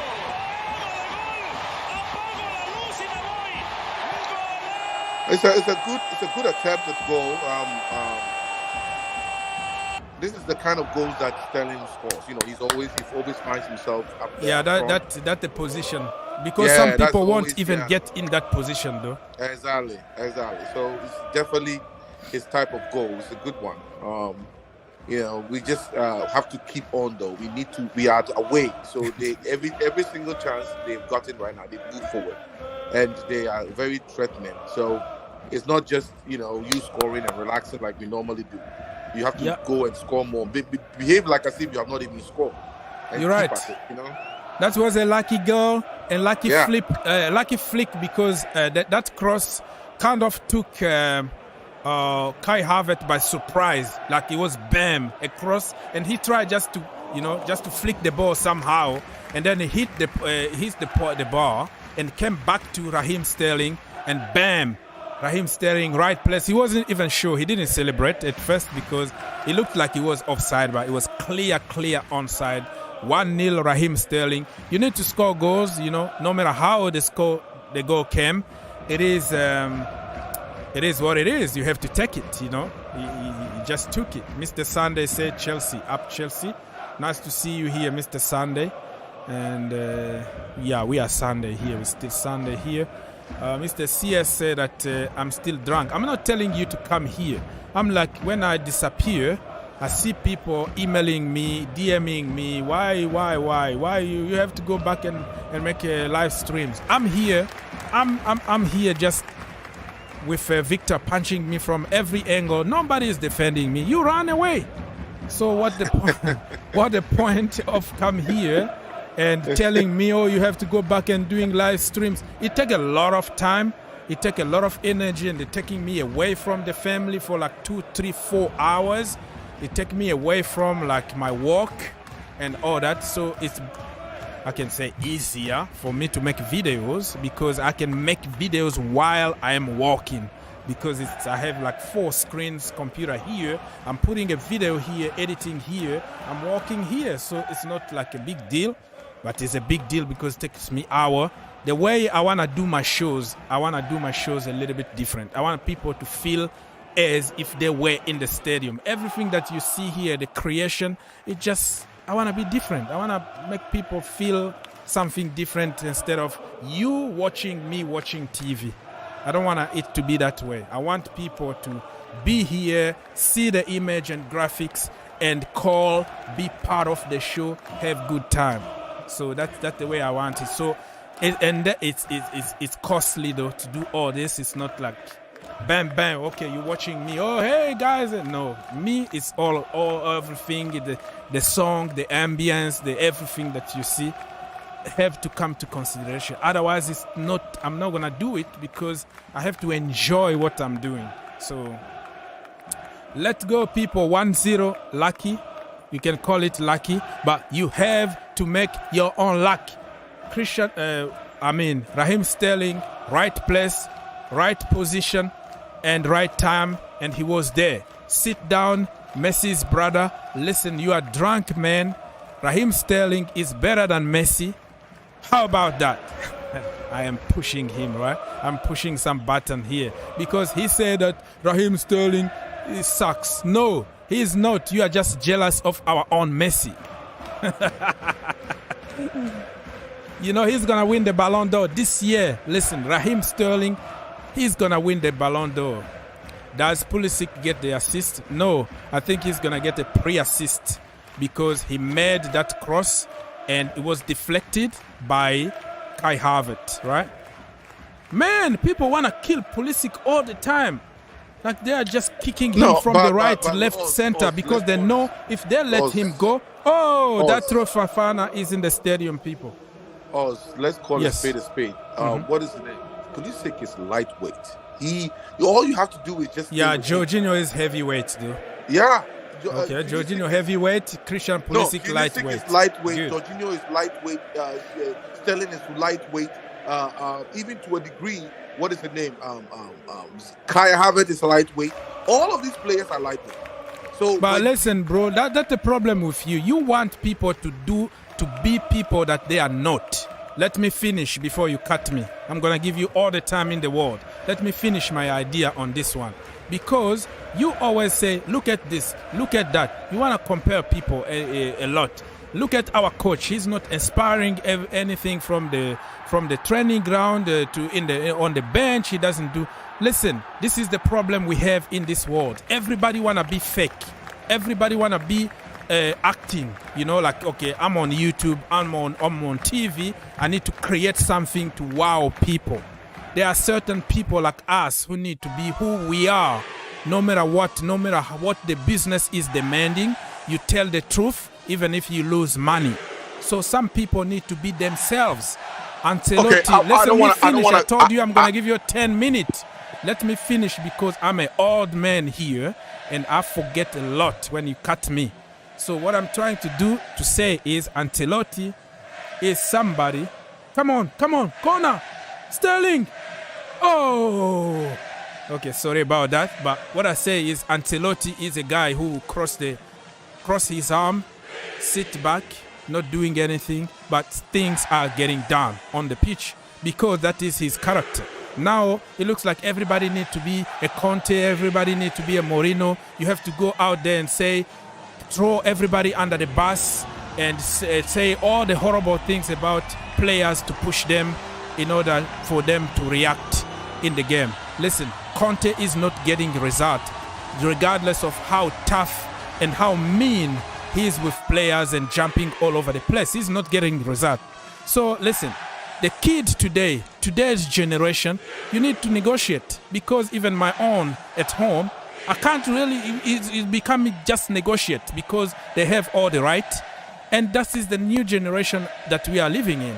So what I'm saying here is that even we try, people need to be somebody else. You have to be a Messi.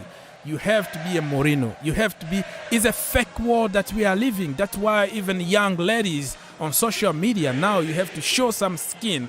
You have to do something just to impress, act, do something, do what people wanna see, or wanna hear. That is killing the world. That we don't have true, genuine people anymore. Yeah, now you can go. All right. For me, the reason why I am tough on this on them is because it's the business in which we are in. Mm-hmm. We are not in a business of you can do whatever you want. We are giving you time. No, we tune in as fans every day to see the team win because we have done the investment to make sure that the team wins. The teams that don't have the same kind of investment, not much is expected of them. It's as simple as that. There people still support Bolton. People still support what is it called, Bournemouth. Yes. But they know that if Bournemouth loses, okay, fine. The players are not being paid a fortune. They don't have a big stadium. They are not a big team. They don't expect to win. They are not expected to win. We cannot afford that. That is what I want you to understand. That we say, oh, we have to, and you have to get a coach that understands that level of urgency.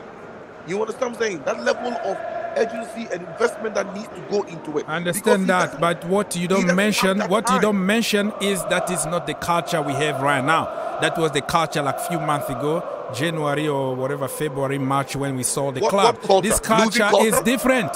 It's a different culture now. That's why they went to look for a project manager. They didn't go to look for a pedigree. What do you mean by winning. project? A project means somebody. You don't watch interviews that I always post on my channels, right? About Boyle. What do you mean by project? Listen, when he was asked why did you sack, he said that listen, we don't have the same vision.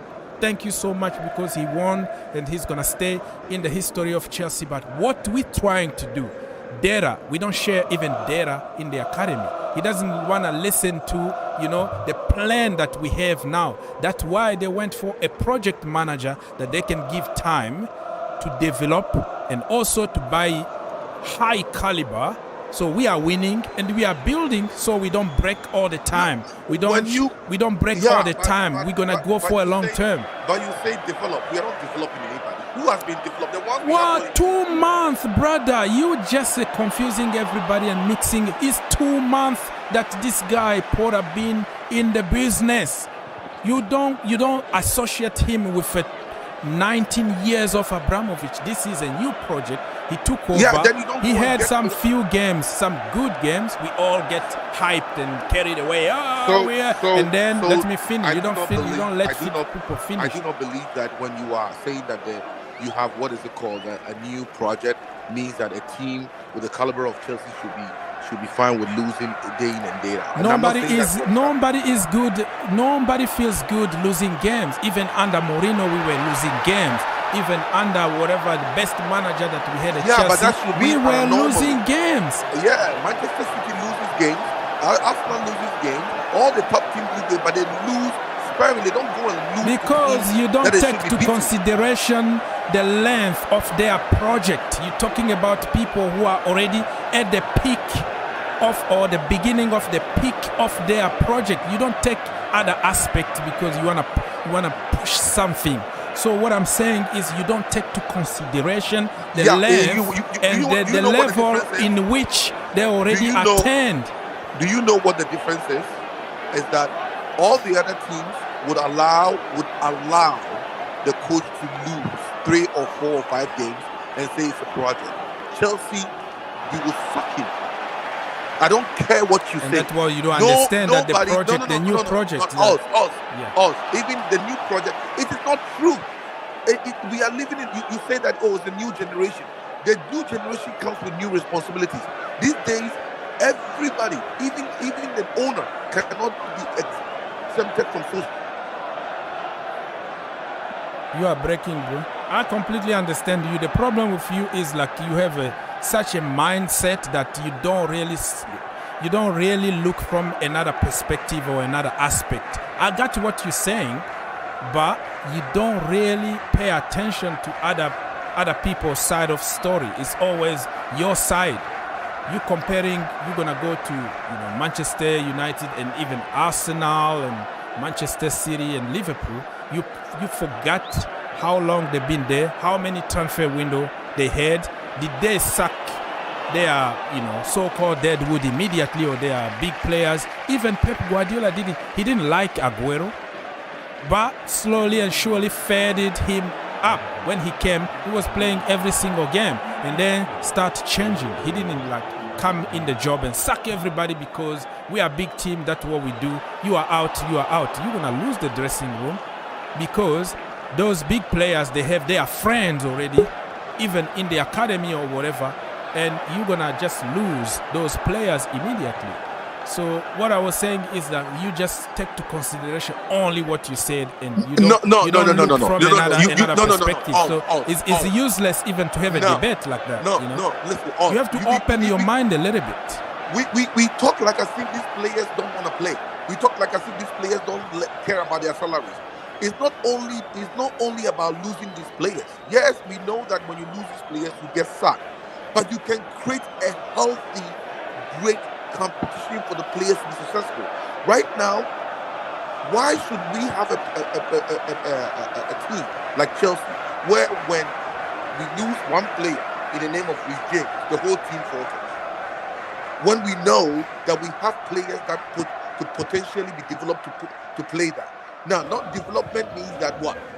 6 weeks, 6 months, or 1 year? No. They are selected to be part of the 26th team because they can play football. So you, the coach, have to make them what this they referee, like I said, I will be cutting you often, but this referee been a piece of crap, really. Like all the fouls that they are doing, even on Thiago Silva, I know you're gonna come back to, they are light, but even Thiago Silva, even Koulibaly is falling apart. You know, when you are running with that speed and you wanna dribble, a little push, just a little push of somebody can put his toe in front of you, you fall. I don't care if you are the Great Khali, I don't care if you are the Big Show. It has nothing to do with being light. They are putting all those tackle, they are taking us out, and when you are running on that pitch, it's different. I don't think Christian Pulisic is that light, or anybody is that light. No. Christian Pulisic himself accepts the fact that he's light. You don't see the big point. You don't see the big point I'm trying to make here. That you make it I understand. You make it sounds like if you are Lukaku type of thing, you're not gonna fail. No. I didn't say and that. Also, like I said, you don't have to always, put muscles, because let me finish. No. Muscles can derail or destroy your career. Putting too much of the muscle. Did you see what happened to Lukaku transition when he was at let me finish. When he was at Manchester United, he moves from Everton to Manchester United, and he went on vacation. And he was advised to put a thing. Look at him today. But listen, not everybody's supposed to be a Lukaku, a Big Show. Some players just need to be them. If you have a Kaká, for example, from Brazil, or Neymar, he's apparently light, but look at what he's doing. So I don't really get that notion about, okay, you have to be solid, or you are light, that's why you fall that way. Because like I said, when you are running, just a little push is gonna take you down, no matter how big or how small you are. So yeah. All right. So the reason why I'm saying that, the reason why I said what I said when we have light players, yes, of course we are good players. I don't want everybody to be like the loose player. What is his name? Adama Traore. Yeah. Nobody is saying you should be like that. When you are a football player, light up, but you have to have strength. You have to have muscle strength. And when I say light, I mean by saying that when we have 50-50 ball, these players normally lose. Why? Because they don't have anything to guide the ball with. Okay? And that's what I mean. The cruise control from Pulisic, what you're saying doesn't make sense, brother. No. That guy is physical. He's tough. No. You everywhere you go, you know what is also the problem? If you are not necessarily the biggest or the fastest, then you have to have at least the center of gravity. So that it's not easy for you to be bullied off the ball. Hazard had that. Hazard was not a big, tall, strong guy, but his center of gravity was strong. You couldn't get him off the ball. Messi has that. When he has the ball, you have to take him down for him to But that's why they are taking them down, because they are good. No. Pulisic been taken down because you can't get the ball from him. No. But the thing is, you can always get the ball easily from those front players we have. I have seen them. We know. I just look. I just saw what is it called? Somebody beat the ball from Jorginho. A ball that Declan Rice would never lose. A ball that No. I'm serious. Yeah. Partey will never lose because he's light. He goes in with that sense, and the opponents know that you are not strong enough to guide the ball. They don't have to be physically like imposing like Lukaku. I'm not saying that, but they have to be strong enough to be able to guide the ball and give you a great pass. And we have a lot of diminutive small players in the world.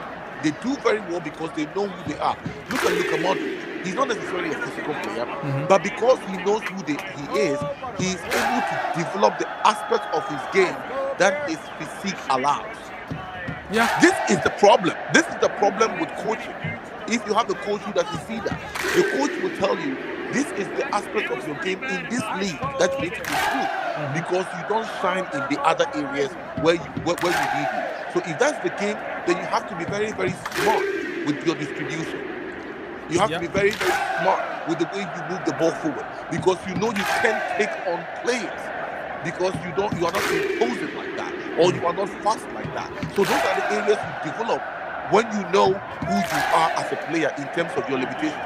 All the players on the field have limitations. All of them. All of them. Okay, so people, I think Benson Mount get a warning, a verbal warning. I think let me finish. Like I said, I will be jumping at you. I'm not being rude, but I have to kind of keep up with people who are watching. So Benson Mount get a verbal warning because he just committed a foul. I think we're going to end up by getting a few yellow cards in this first half. Right now, we are somehow struggling really to break the low block. Let's be honest here. That goal really came out of the blue. It doesn't really tell the entire story because in the final third, we've been really poor and we need to improve. I don't know what needs to be done. And it's 37 minutes in my location, people. And it's still 1-0 to Chelsea Football Club. Raheem Sterling, lucky goal, if you want to call it that way, but you have to make your own luck. You have to be the right place, the right time, anticipate things, and good things are going to happen to you. If you don't move and you say, oh, that is not going to happen, you don't have faith, and then good thing won't happen to you. So, so far, I don't know. They sit back, but they're also having some good counters here and there. I'm a little surprised how they can break a lot of lines to get that easily to get a shot. And so far we good because we are winning, but we are not like imposing our game to them the way we did against Bournemouth at home in the first half. A lot of fouls also been committed, both from them and from us. Wow, look at even now I'm talking about physicality, and this Mangala guy is pushing. This is the second time. Yeah, like he just did that to what is it called, Sterling, right? No, the foul he committed on Thiago Silva, I think. Yeah, Thiago Silva one. Yeah, exactly. And Sterling has lost it twice in the middle there. Yeah, well, twice. When you have so what the point you're trying to do? You want to really put them on the regime of But listen, if it was all about like being physical, and then let's say a team like Wolves were going to win every single game, or a team like I didn't say that. I said that is important. It's a physical game. It's a running physical game like that. If you have players that are almost now that you can get away with one or two, but if you pack your entire attacking midfield with lightweight people who do not compensate that, there are players who may not necessarily physically. There have been so many. When we watched this World Cup, there were so many times where Mbappe got the ball and he pushes forward and he says to you, "Come with me if you are strong, if you are fast. Let's move." And he will advance the ball like that in the wings, right? We don't have one single player on the team that will ever do that. Maybe Reece James every now and then. I'm not saying you should be physical, but you should be strong enough that sometimes that is what it means. Bully the opponent. But if you have players that can only get the ball if they have space, in front of them, and you are telling them to Mr. run. Victor, you know what? If you are the manager, you're going to sack many people. I am not sacking anybody. Huh? I am sacking them. I will improve. listen. Oz, you are a very Oz, I will improve the areas of their game that will make them shine. For instance, but Pulisic it's gonna right take now, time for you to change them, right? No, Pulisic right now, right? Just got the ball right now, right? And what he did was manage to pass the ball to Dave, who tried to shoot and it didn't go anywhere. Yeah, he got blocked. Exactly, yeah. exactly. But what I'm saying is that Pulisic could have surprised us with a shot at goal and begin to put into his game something that we don't expect. Because right now they want to get clear chances to be able to score. But if you are shooting from a distance as well, if you are doing taking free kicks and doing things that are not in your game, but you can do it because you don't need physicality to do that. Okay. Then you add to your game things that nobody expects, but it improves and helps your game. You are scoring from distances. You are trying to keep up from elsewhere because you cannot go through the traffic because you are not physical enough, right? So what I'm saying is that if I'm a coach, I will always look at the profile of the footballer and see. I got you, but you can't. You're not gonna have all your profile in 2 months because first of all, the window is not open yet. Second of all, you still have a lot of people in your team, in your book that you have to get rid of in order to bring people. So you're not going to change. This is all these coaches do, though. This is what I don't understand as a fan base. They are paid a lot of money to know 24 players. But No. Let me finish, please. This is the low expectation that we have of our coaches. They are paid a lot of money to study 24 players. 24!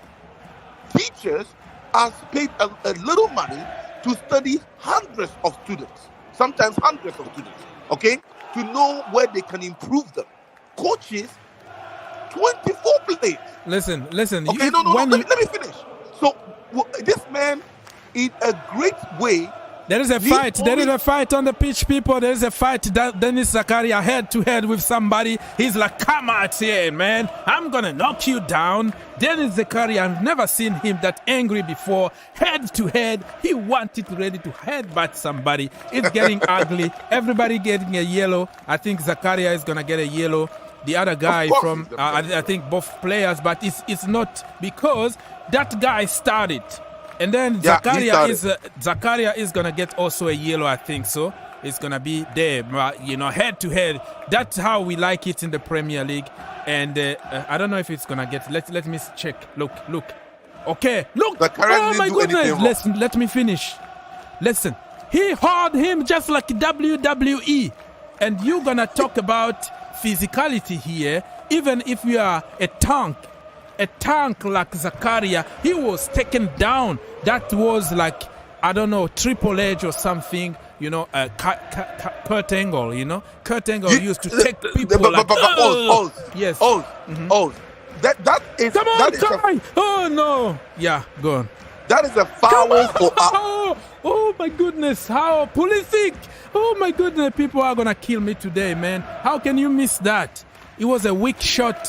That was a weak shot, Pulisic. How can you do that to me? Oh my goodness! People are gonna kill me today. You support Pulisic. You Pulisic fanboy. Look at that chance. But listen, it was weak though. It was a weak shot. Oh my goodness. Yeah, it was weak. Yeah. Go on, man. So what I'm saying is that that ball with Zakaria, right? We got a foul for that because it was a clear and obvious. I was talking about the 50-50s where we are always dispossessed because we don't have people that can guide the ball with it's just brute strength.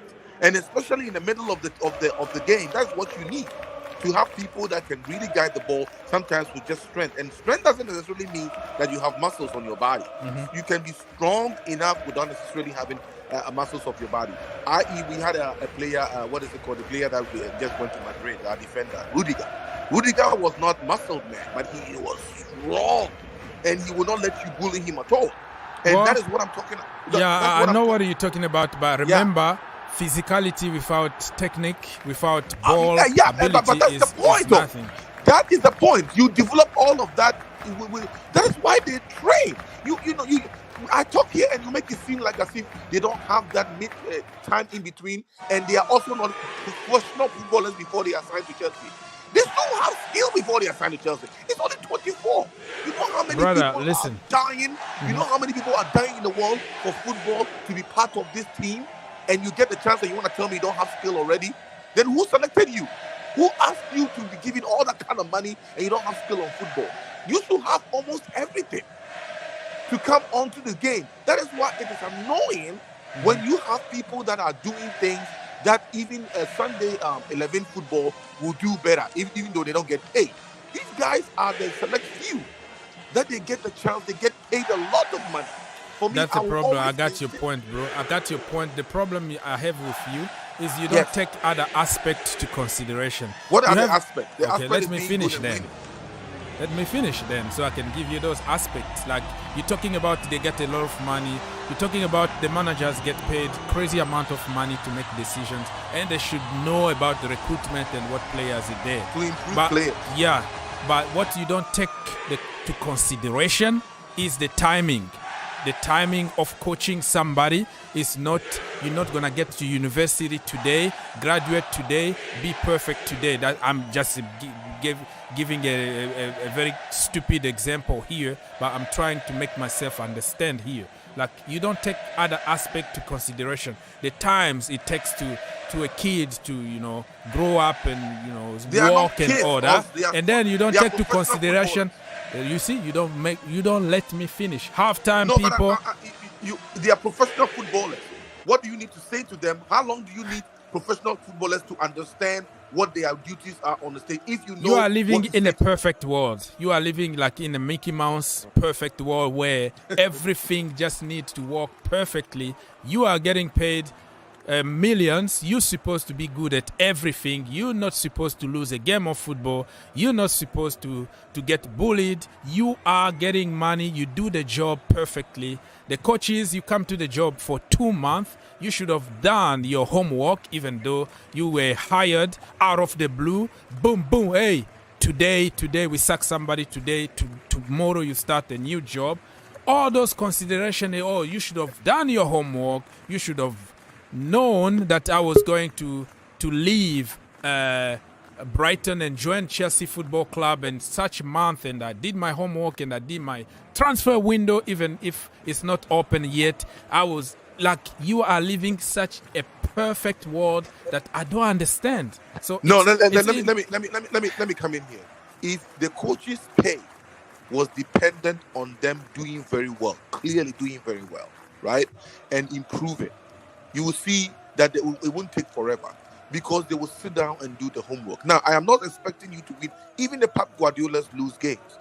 But you have to have a way of bringing something to the team if you are the master brain, because the entirety of the game depends on what is going on in your head. The entirety. Now, you can sit, let me tell you this. Not every player will need that talk. But where the integral part of your game, the spine, what makes the game work? If you are supposedly a professional football coach. Okay, and you so we're going to move very quickly. We have a lot of comment from YouTube and from other social media. And also Mr. Aziz King is back. We're going to come back to you, Mr. Victor. I'm not being rude, but I have to run the show. So no, Mr. Aziz, Mr. Aziz, what do you think about the first half? Your assessment. Let's go. Very sarcastic, very Brighton-like, very relegation-like of football. Yes. Okay. You know, the commentator even said it. It's not even, I'm saying what the commentator was saying. No? I'm not listening to commentators, so yeah, go on. The commentator said we are playing like a Brighton-like. We are not even playing like a big team. Okay. This man has relegated Chelsea to a middle team now. We are leading 1-0. It doesn't look like it doesn't look like we are leading. Okay. To be honest, we are just holding the ball. No player is coming out to go for the ball. You understand? Nobody is doing the direct run. All of them are just staying in one play. Don't let me curse in this channel. I've said this year, I'm not going to make Chelsea stress me too much. Nobody is coming out. You understand what I'm saying? Making those runs. So is the coach problem, or you think the coach? Let me give you one aspect to work with. Let me give you. Don't cut me. I will give you time to talk. and I can hear your echoes. What I'm trying to say here is, take it this way. You are playing against another 11 professional football players who are getting probably the same salary as you, who won, people like Sergio Aurier, Europa League and all that. And, you forget that you're playing against another team, against another manager, against somebody else who is trying to defeat you. So the way you speak or Mr. Victor speak, it looks like we are alone here and we are entitled to beat people convincingly and be perfect. So did you take to consideration the other team, or you just throwing this here just because you don't like the coach or you don't like certain players? Let's go. The floor is yours. Okay, can I talk? Yes, sir. What's the position of Nottingham Forest? Bottom 3. What's our position? Probably 19 or I don't know. Something like that. Let's call them. I don't know yet, but let's call it. They are in the relegation zone. That is. Are we a big team? We are apparently on paper, yes. But are there? Do you have a small teams in the Premier League? That's also another question. Yes. Come on, let me talk now. Yeah. Let me talk. How much all those players, all those Chelsea players, all of them are international players. You know that? Yes, sir. Half of that squad went to World Cup. They are big stars. Tell me one big star in Nottingham Forest, apart from their goalkeeper. Okay. Now you ask me a question. Let me give you like few names only, right? So the first name, Jesse Lingard. I will go to Sergio Aurier. I will also go to the guy that they just bought from, I don't know, Brazil or somewhere. But there are few of them, yes. International, playing for their nations. They have few of them, yeah. Okay. Compared to our big mega star players, Kai Havertz, Ryan Sterling, World Cup semi-finalist, Europe finalist, Mason Mount, Cucurella, Thiago Silva, Kepa. All these are big players that we bought for big money. What is the point you're trying to make here? And by the way, let me remind you that they are 19th. So I was right. They are second from bottom. So 19, and they have how many points again? Probably fewer points. Probably 10 points or something like that. Okay. Yeah, go on. How many goals have they scored? I don't know. I don't have time to go to statistics. Before you understand, I'm trying to differentiate. Are we a big team, or we Chelsea fan base have made ourselves into a little chicken team that even relegation team can be spanking us? So what your problem is? So whose fault is that? Is what the coach teaches the players who play, for God's sake. The coach doesn't even have this charisma to shout on Sterling. Move. You understand? Even though you're not playing well, shout on these players. Move. The players feed in on the coach's energy. So they are not performing because on the coach's energy. I play soccer. Okay. I play soccer before I tore my ACL. When I was in Cov Uni, we feed in on what the coach says. On what the coach tells us. Move. Fast. Not football. Open space. Look for your nearest man. We don't do that. We just try to play the safest pass. How many times did we go to their box 18? Yeah, exactly. Ken, real quick. Even the analysis, everybody is talking about the fact that Chelsea, for the caliber of players we have, we are not doing enough. And I think it's the bigotry of low expectation in this club. Our standards are so low. We don't demand a lot from our players. We don't demand a lot from our coaches. We give them all the time in the world, yet we give them all the money in the world and say, you know what, go and underperform. What time? We have professional players all playing internationally in our team. All it needs is somebody to direct them and tell them, you have got to move on that field. Otherwise, Ziyech is replacing you. Because otherwise, Gallagher is replacing you. Make them play healthy competition. I mean, that's all we are asking. For 200,000, 300,000 pounds a week, all we are asking is run a little bit more.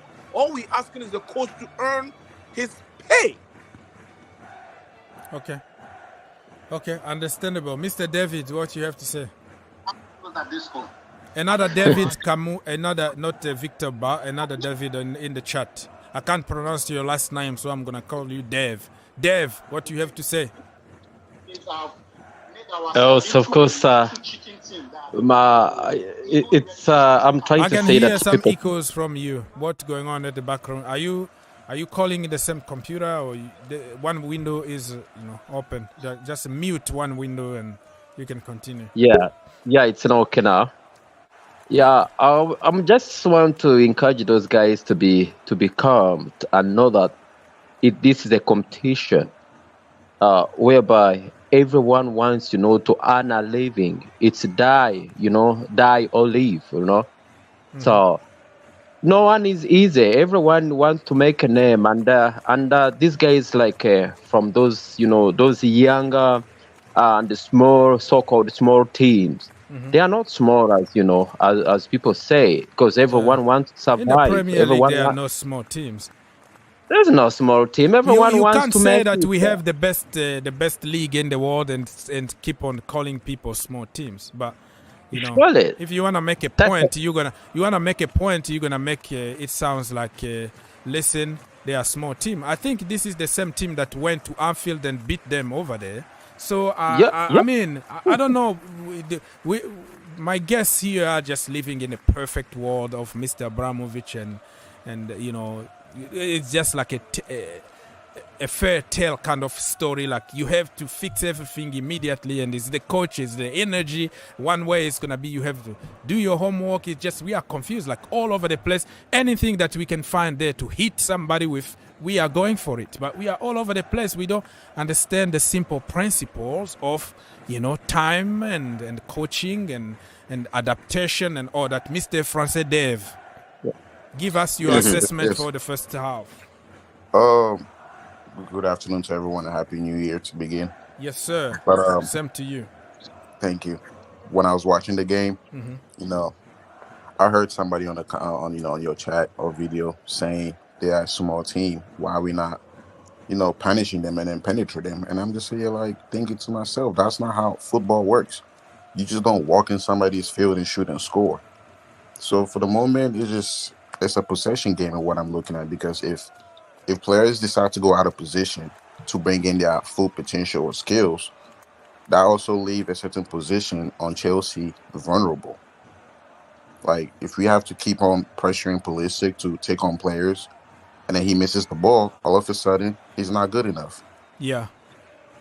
So it's kind of like not fair. We need to all accept the Premier League is it's a hard competition, and for the moment, you are competing with other players who are almost just because you're not being called by your national team or your name is not Chelsea doesn't make you a bad player. Look at how Brighton destroyed Chelsea. Bournemouth for like 3-4 years they've been a boogie team, destroying teams.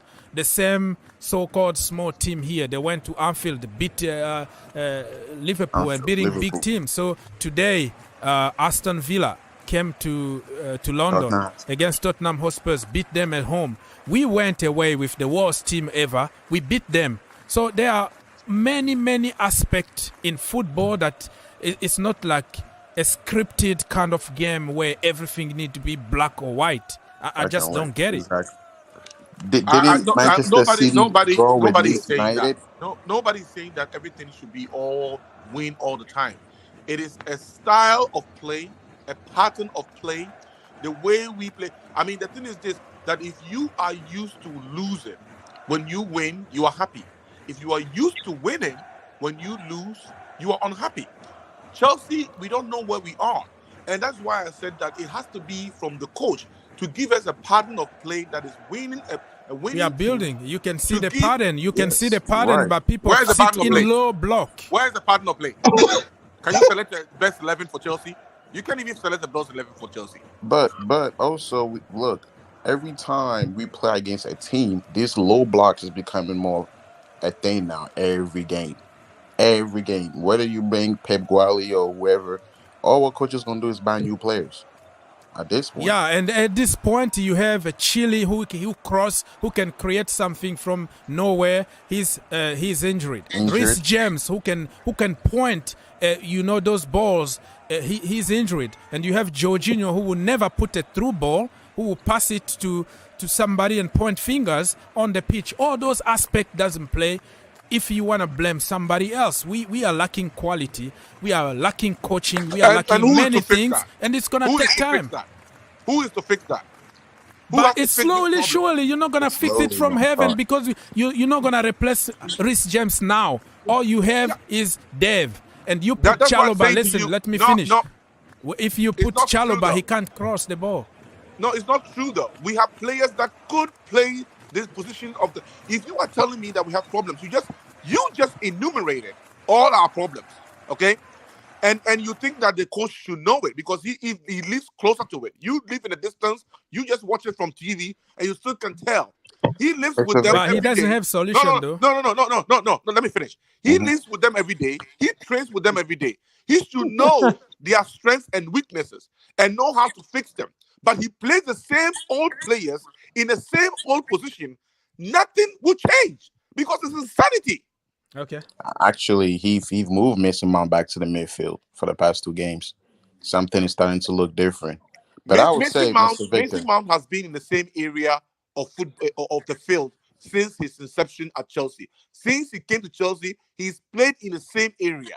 Mason Mount will always play in the same area. The personnel, if you want to tell me there's a serious shift, is when you tell me that maybe Gallagher all of a sudden is in the team and is playing number 10. Then you realize that, something else is happening here. The players are in the same neighborhood they have been in since they started playing at Chelsea. Nothing changes. Nothing changes of any positivity in this team. We have to call a spade a spade. Even when we are ahead, we are living on pins and needles because we know that we have seen this show before. And we have to be honest. Yep. If you are going to give this Potter coach a time, let us see something else. Okay. Something we got else, you, Mr. David. Yeah, we got to your point, Mr. David. Let other people talk. I respect your opinion, by the way. I don't agree with you, but I respect you. Mr. David, you are back. Mr. Dev, another Dev in the chat, so we don't confuse Mr. Dev. Victor and Dev. Oh, David. Okay, Mr. David, go on. Yeah, I was of the view that people should calm down and the pressure, the pressure is too much, and the same pressure, of course, goes to players, and sometimes it affects their performance at the pitch. So that I don't get any encouragement for these guys. Let's try to encourage the team. To stand with the players, encourage them. That's the only way. But otherwise, after all, we are not the final. We don't have the final say. After all, the coach will always choose and decide what he wants. So let's not break the players psychologically, because if you are psychologically disconnected, nothing will work. So the pressure from the social media is harming the psychology of the players. Honestly, it's not good. Otherwise, to me, I don't see any small team in the Premier League. The Premier League. I beg you. Let me make a comment here real quick. I beg you, please, boss. What David just said is true, David, but that is not going to change. We live in a modern world. Social media pressures come with the territory.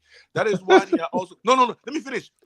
Yeah, you have whatever is happening in football right now is not going to change. If you can't stand the heat, get out of the kitchen.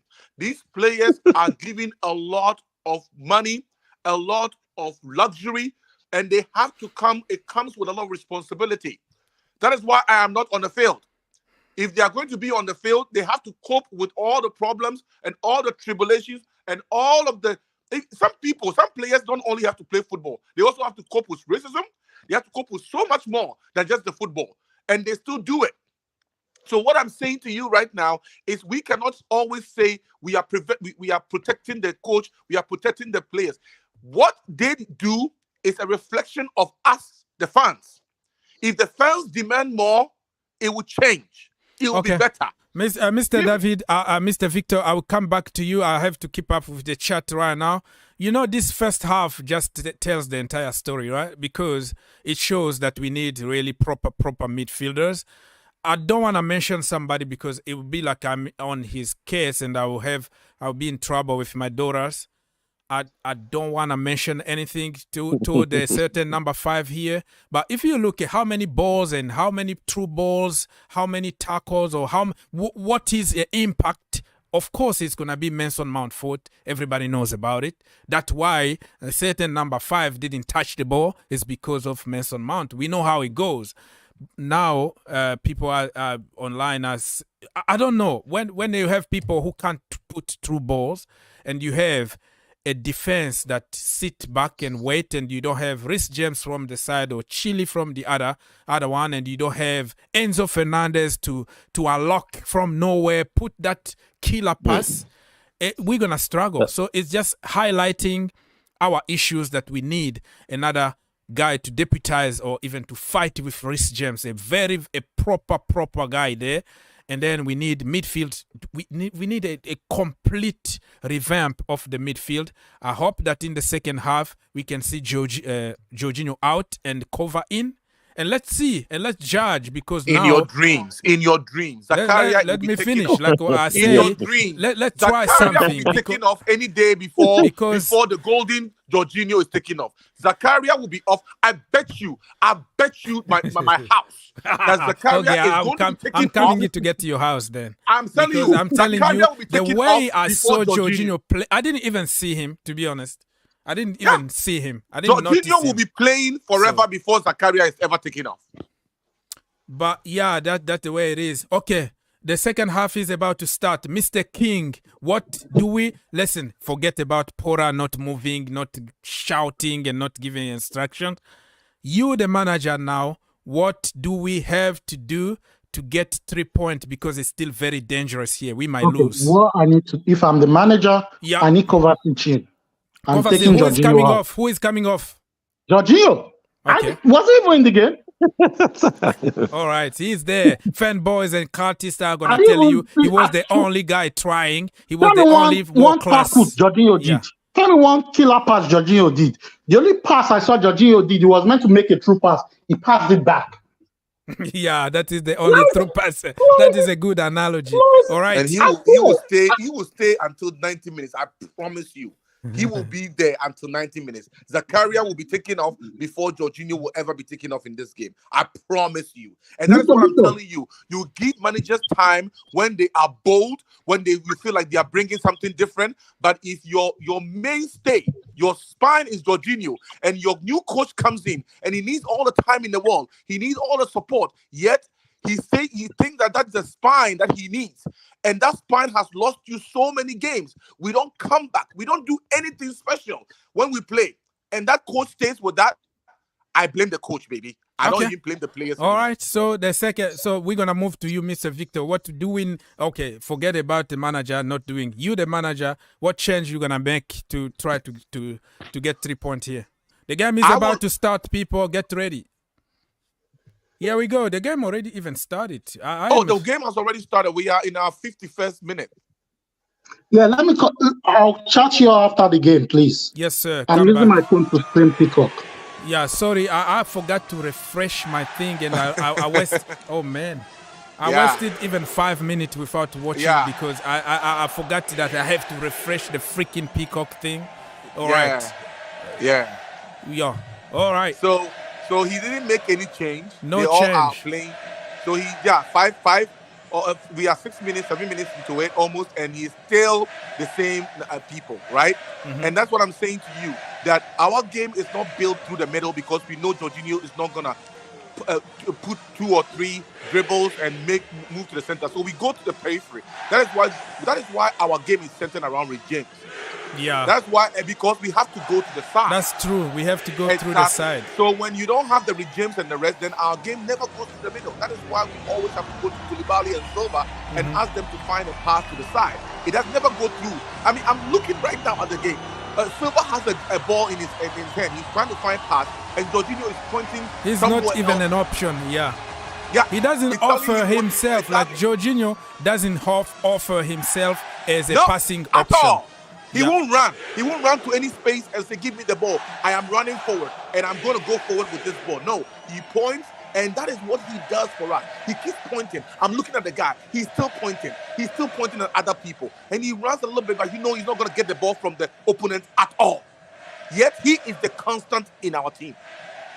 That spells out why Chelsea is in the way we are. Because even when he's not on the field, he's on the field because he's rewarded. Aspilicueta got a yellow card, people, because, like I said, he's like 1 yard off his game at the moment. So he came a little bit late and got a yellow card. Now we have somebody at the risk of getting a red card because he doesn't have the speed. And next time he's going to try to show I'm the man here and put some physicality and then get another yellow card. And then he's going to be, let me finish. And then he's going to get a red card. So the right thing to do now, in my humble opinion, I don't care about crossing, blah, blah, blah, blah.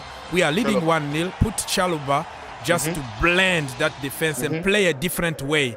Take Jorginho off and try to play from the middle. So take Dave Aspilicueta off because they're on yellow and he clearly not there. He's not the Dave of 10 years ago. Take him off, put Chalobah and put Kovacic in the midfield, take Jorginho off and try to play through the middle. That is my solution. Mr. Dave, the Français, what do you think?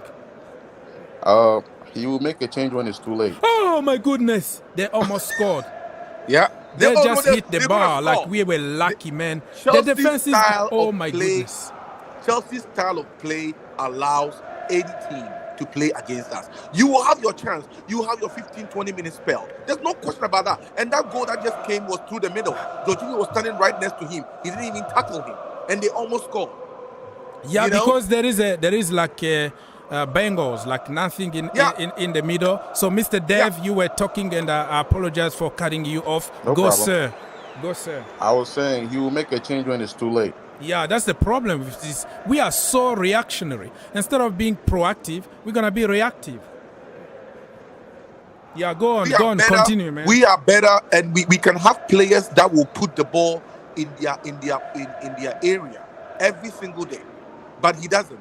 We like players that will pass to the side and be timid and be bold. And with the ball, it's true. Just like Dave said, we are going to make the change. It might not be enough to make any real difference. Yet he was going to be there. Oh, okay, Gallagher came in 10 minutes before the game. So it was over. What is it going to do? Right. What is it going to do for us? So even the one you change, we'll be like, okay, I was in for 83 minutes. He doesn't give anybody confidence with this kind of stuff. Now we are really under a lot of pressure in this game.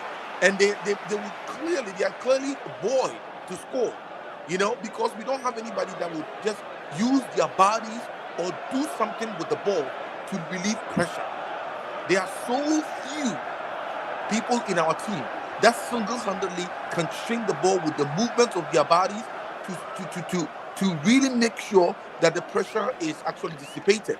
Nobody does that. Kante could do that. He used to, man. Exactly. Yeah, Kante could do. Yeah, you are right. Kante used to do that, or does that all the time.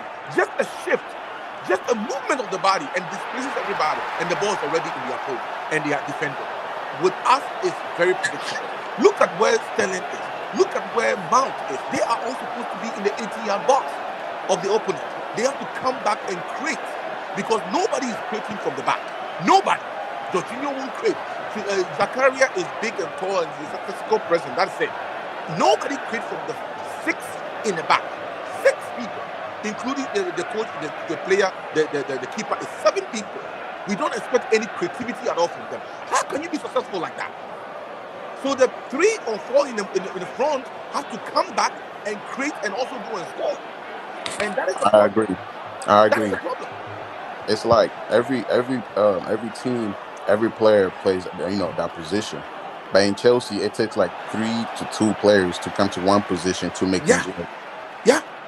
You know, you have Dave. Dave will get the ball and on the touchline behave like a true winger and move the ball and say to the defender, run with me if you can. And then goes in up all the way up there and then cross the ball, which will mean that Sterling will be up front already. Kai will be up front already. Pulisic will be up front already. So there will be a chance. Nobody drives. Yeah, people, so listen, man, we are not out of the wood. This game could be really complicated by ourselves. Now it's time to be proactive. Okay, I'm going to leave this on the record. This is it. This is the time that we have to reshape that defense and the midfield. But guess what? Mr. Genius himself, Mr. Porter, is just seeing, and when we concede, we're going to rush and put Gallagher and then play him as a wing back and then twist the system 1,000 times and lose the game. This is the time to act. We have to be proactive right now. It doesn't look good to us. This guy here, Forest, they have nothing to lose because they are losing anyways. They are struggling with relegation now. They are playing in front of their fans. They are going to push. They have the 12 men right now pushing. We are at the danger of losing this game. But nobody is doing nothing. And I don't want to be right. I don't want to be right. Yeah, as a coach, you should really give your fans some confidence. You have a game like this, you are living dangerously. You have only one goal, and you know your midfield is as weak as it gets. Okay, so at least you should make sure your defense is impeccable. And so all you do is take, like you said, put Chalobah in. He's young. He has not been playing for a long time. He'll come with a lot of energy, so that the back there, you know that he will run with the folks. The middle is weak. Even if he wants to take Zakaria out, I don't care. But we know that we need the middle to show up so that they can push the ball forward. You need one more goal. You are away. I don't understand how he reads the games at all. Now, of course, I'm telling you, I see. What is his name? Preparing. Kovacic. You know he's definitely coming to take. It's out, gonna be too late. Give him now. Zakaria. If you wanna make a change, make it now. Freaking hell. He's coming to take Zakaria out, definitely. Because, like I said, we need a goal, and that is what we need. If you need to defend a goal, you bring in what is the name? Kovacic, and Jorginho is still on the team. It's really ridiculous if you need to defend a goal. Oh my goodness, man! Now it's like we need a lot of prayers. 60 minutes or 61 minutes in my location, people. Still 1-0 to Chelsea, but nothing really created, and they are having shot being blocked, and some of them being saved by Kepa. They have nothing to lose. They, you know, and I said it even in my preview that we are Charity FC. We are Chelsea Football Club. If a team not doing good, we are going to give them an opportunity to come back to life. So we save people. Okay, finally, and exactly what Mr. Victor said. Kovacic is coming on, and Zakaria is off. Thank you so much. So predictable. So predictable. So listen, this Porter made me lose a house because Victor put his house in my hand. I had the house like 2 minutes ago, and look at this. I told you that. I told you because. Congratulations, Mr. Porter. Porter boy. Zakaria is coming out. He's probably happy because he allows him to play a little bit, but he knows he's doing better than what is it called? Jorginho. Jorginho, because he brings something. He brings physicality, defensive work, long legs, energy, and you take somebody. I didn't even freaking see him. He even touched the ball more than Jorginho. Oh my goodness! Exactly, he did. Jorginho is still in the team, let me greet somebody here. Messi sucks. Messi is trash. He's in the chat. Let's go. Mr. Messi is trash. What do you have to say? Hey, good afternoon to you all. Happy New Year. Happy New Year to you too. I just wanted to say, Mr. Victor Ba, he looks like he belongs on a reality show or something. No, like he has the professional look, the photo. But he will do good in a reality show because you can't win against him. So he's going to take you down no matter what your argument is. Let's go corner kick. Oh no, damn, having the corner kick. I'm always like very scared when they have a corner kick because Kepa can't command the box. He's a short guy, just like me, short end. Can't comment like people pushing him around. Whoa, 1-1. I said it. I didn't even finish my freaking sentence. It's 1-1, people. Yeah. Kepa Arrizabalaga, look at him. Look at Kepa. All over the place being pushed around. And guess who? Sergio freaking Aurier at a freaking Tottenham reject. There we go again. Come on, don't say that.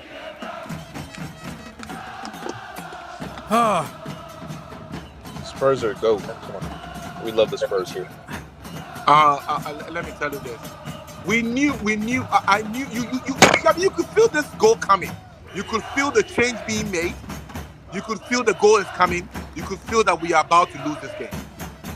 I mean, you could predict all of this. All of this from the start of the game. This does not need any time. You could tell me, somebody needs time. Something that nobody from a distance can predict. And you want to tell me a professional coach that is being paid millions of dollars, pounds, is not able to make the right decisions and do the right thing for us with this caliber of players who unfortunately do very well when they are not with us. But when you put them together at Chelsea, we don't know how to defend. Look at the lightweight in the team right now. Who is going to give you the game? Who's going to score? Who's going to bully the opposition midfield?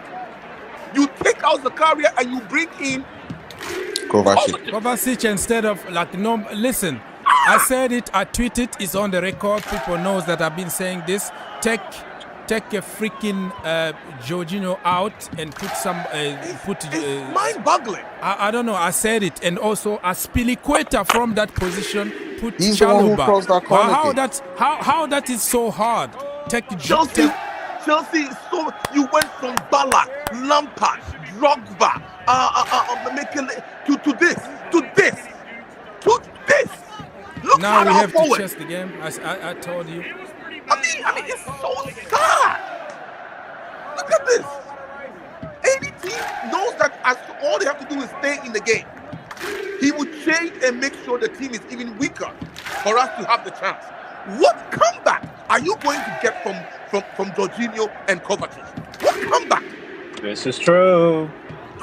Okay, Mr. Messi Trash, you wanted to say something, I cut you, but listen, I'm not being rude here. I have to run a show, and when I see something, I just jump into it.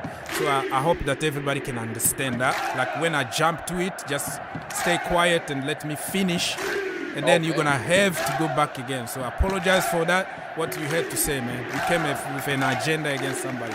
Go. Yeah, I just want to say, Mr. Victor Ba, I feel like he works at the Facebook headquarters with that photo. One last thing. What do you guys think about the probably bad timing, maybe good timing? What do you guys think about that young goalie that is coming? Well, he's there from Chicago, right? What are you talking about? My mind is just like gone, bro. I see just blank here. I don't know because of this freaking game. What are you talking about? I think his name is Slonina, Gabriel Slonina, the goalkeeper, yeah? What do you guys think about him? I like him, but I might be biased. But I like him to be given a chance at Chelsea and fight with freaking Kepa. I mean, I said it. You heard it, right? When we had a corner, I say, oh my goodness, Kepa. Because he can't command the damn box. He's pushed around. He doesn't come off the line to try to help and release the pressure because he's short with short hand. I said it. And then I didn't even finish my sentence. We conceded a goal. Not only with because of Kepa, but because of many issues. Cesar Aspilicueta, the manager not making the right changes. It's not Jorginho who is going to defend in a corner kick. You take a tall, powerful guy like, I don't know, man, Zakaria out, somebody who can give you something defensively with his size and all that. So it's, man, it's funny. A combination of I mean, seriously, it's funny pathetic. Too because when he got out, we conceded. Look at the team right now. Look at the team right now. From the middle of the park to the front of the park. You have Jorginho can defend or do anything. You have what is it called, Kovacic. He can never add to the forward. to attack in any meaningful way. He can really run the ball, but he doesn't have an end product. He's just like Rough Chick, right? And then you have Mount, who is selfish, but right now he's left to do all by himself, so he has to come all the way back. You have Sterling. He is stuck in the right wing back there. He doesn't do anything. There's not anything happening. You have Pulisic, doesn't do anything. So there is nothing happening, and the back is also old. You can't do anything. You mentioned Mount and Pulisic, but you say something just to push what you believe. Now, you're not saying how the midfield is not connecting. He's waiting. He's a chain of command. Somebody needs to do his job in order for the front guys to do their job. Saying. So you see that Mount has to always come back to help. Yeah, to try to get the ball because the midfield is a freaking hologram. Yeah, and we have people that can play midfield there. We even Gallagher will do better than what we are seeing from Jorginho. You know what I mean? It's just so sad. I mean, what was so predictable? Ziyech is a World Cup footballer. He is so talented. I will even put him in the midfield. You know, he will give you a pass that Jorginho would dream to give you, and it will be a forward pass. So if a coach doesn't have that foresight, he is limited in the way he sees the game. Oh, man. What are we seeing today that we didn't see under Tuchel? I'm losing some faith here, but listen, I'm not going to abandon the project, but the decision-making from the coach, it just sucks, man. It's crazy. Just stupid decisions, to be honest with you. No, Oaks, don't say that. Let me tell you. Yes, sir. You have no choice. No, there are choices, though. There are choices. I know, but he's not doing it. He's keeping the seniors on there. Yeah. But I'm pretty sure next summer, we're going to have a big difference, a big change. But now you can also make a difference. Like, there is choices. Me, from the middle of somewhere here, I don't know anything. I told you before the game, like few minutes, you can testify that what I said. Take freaking Jorginho off, leave. I know even Zakaria was having, he wasn't that good the way he was the other game, but leave him there because of his defensive work, his energy, and his work ethic. Take Jorginho off because I am telling you, I'm not a hater here. I don't see even the guy. I didn't see him. Take him off, put Kovacic, and then take Aspilicueta out. Put Chalobah. It's clear. You don't need to go to university. You don't need a coaching diploma to see that. Imagine if we made that change. Chalobah, tall, powerful, defensively solid, and also Zakaria the same, long legs. That goal is not going to be. It was not going to be. We were going to take care of business nicely without any problem. But look at us. Where was Jorginho? Where was Aspilicueta? Exactly. The first header, you know who was tackling? Pulisic was tackling the first header. The guy is the tallest on the field, and Pulisic was the one that was tackling him in the first header, and the ball dropped. Because we don't have what it takes, it means that we will not score from corner ourselves. It's hard, okay? And it means that we cannot also defend. And that is what the problem is. This coach does not have any idea. He has no worldly clue. Unless maybe he wants to do this for us to know that, okay, he has no idea. We have the players sitting on the floor. Now he's bringing them. Now he's bringing Gallagher on. He's bringing Ziyech on. People that should have been on long time ago, or at least when you make the change, make sure that. And I'll be very surprised if he takes. He keeps what is it called? He takes off Jorginho. I'll be very surprised if Jorginho comes off. Some fried chicken, please. Yeah. Everybody else will come off before Jorginho comes off. So he tells you that Jorginho is the indispensable player we have, and that is our problem. Chelsea, we never finish off teams. We give them the chance, and they always give us a problem. Look at their passes. It's going through the middle, and the middle is strong enough that they are even bullying Koulibaly and making sure that they are about to score. We never play like this. It always has to go through the wing. We never go through the middle. Finally, look at the time he's bringing Jorginho off. Finally, oh my goodness. So now Porter is clueless.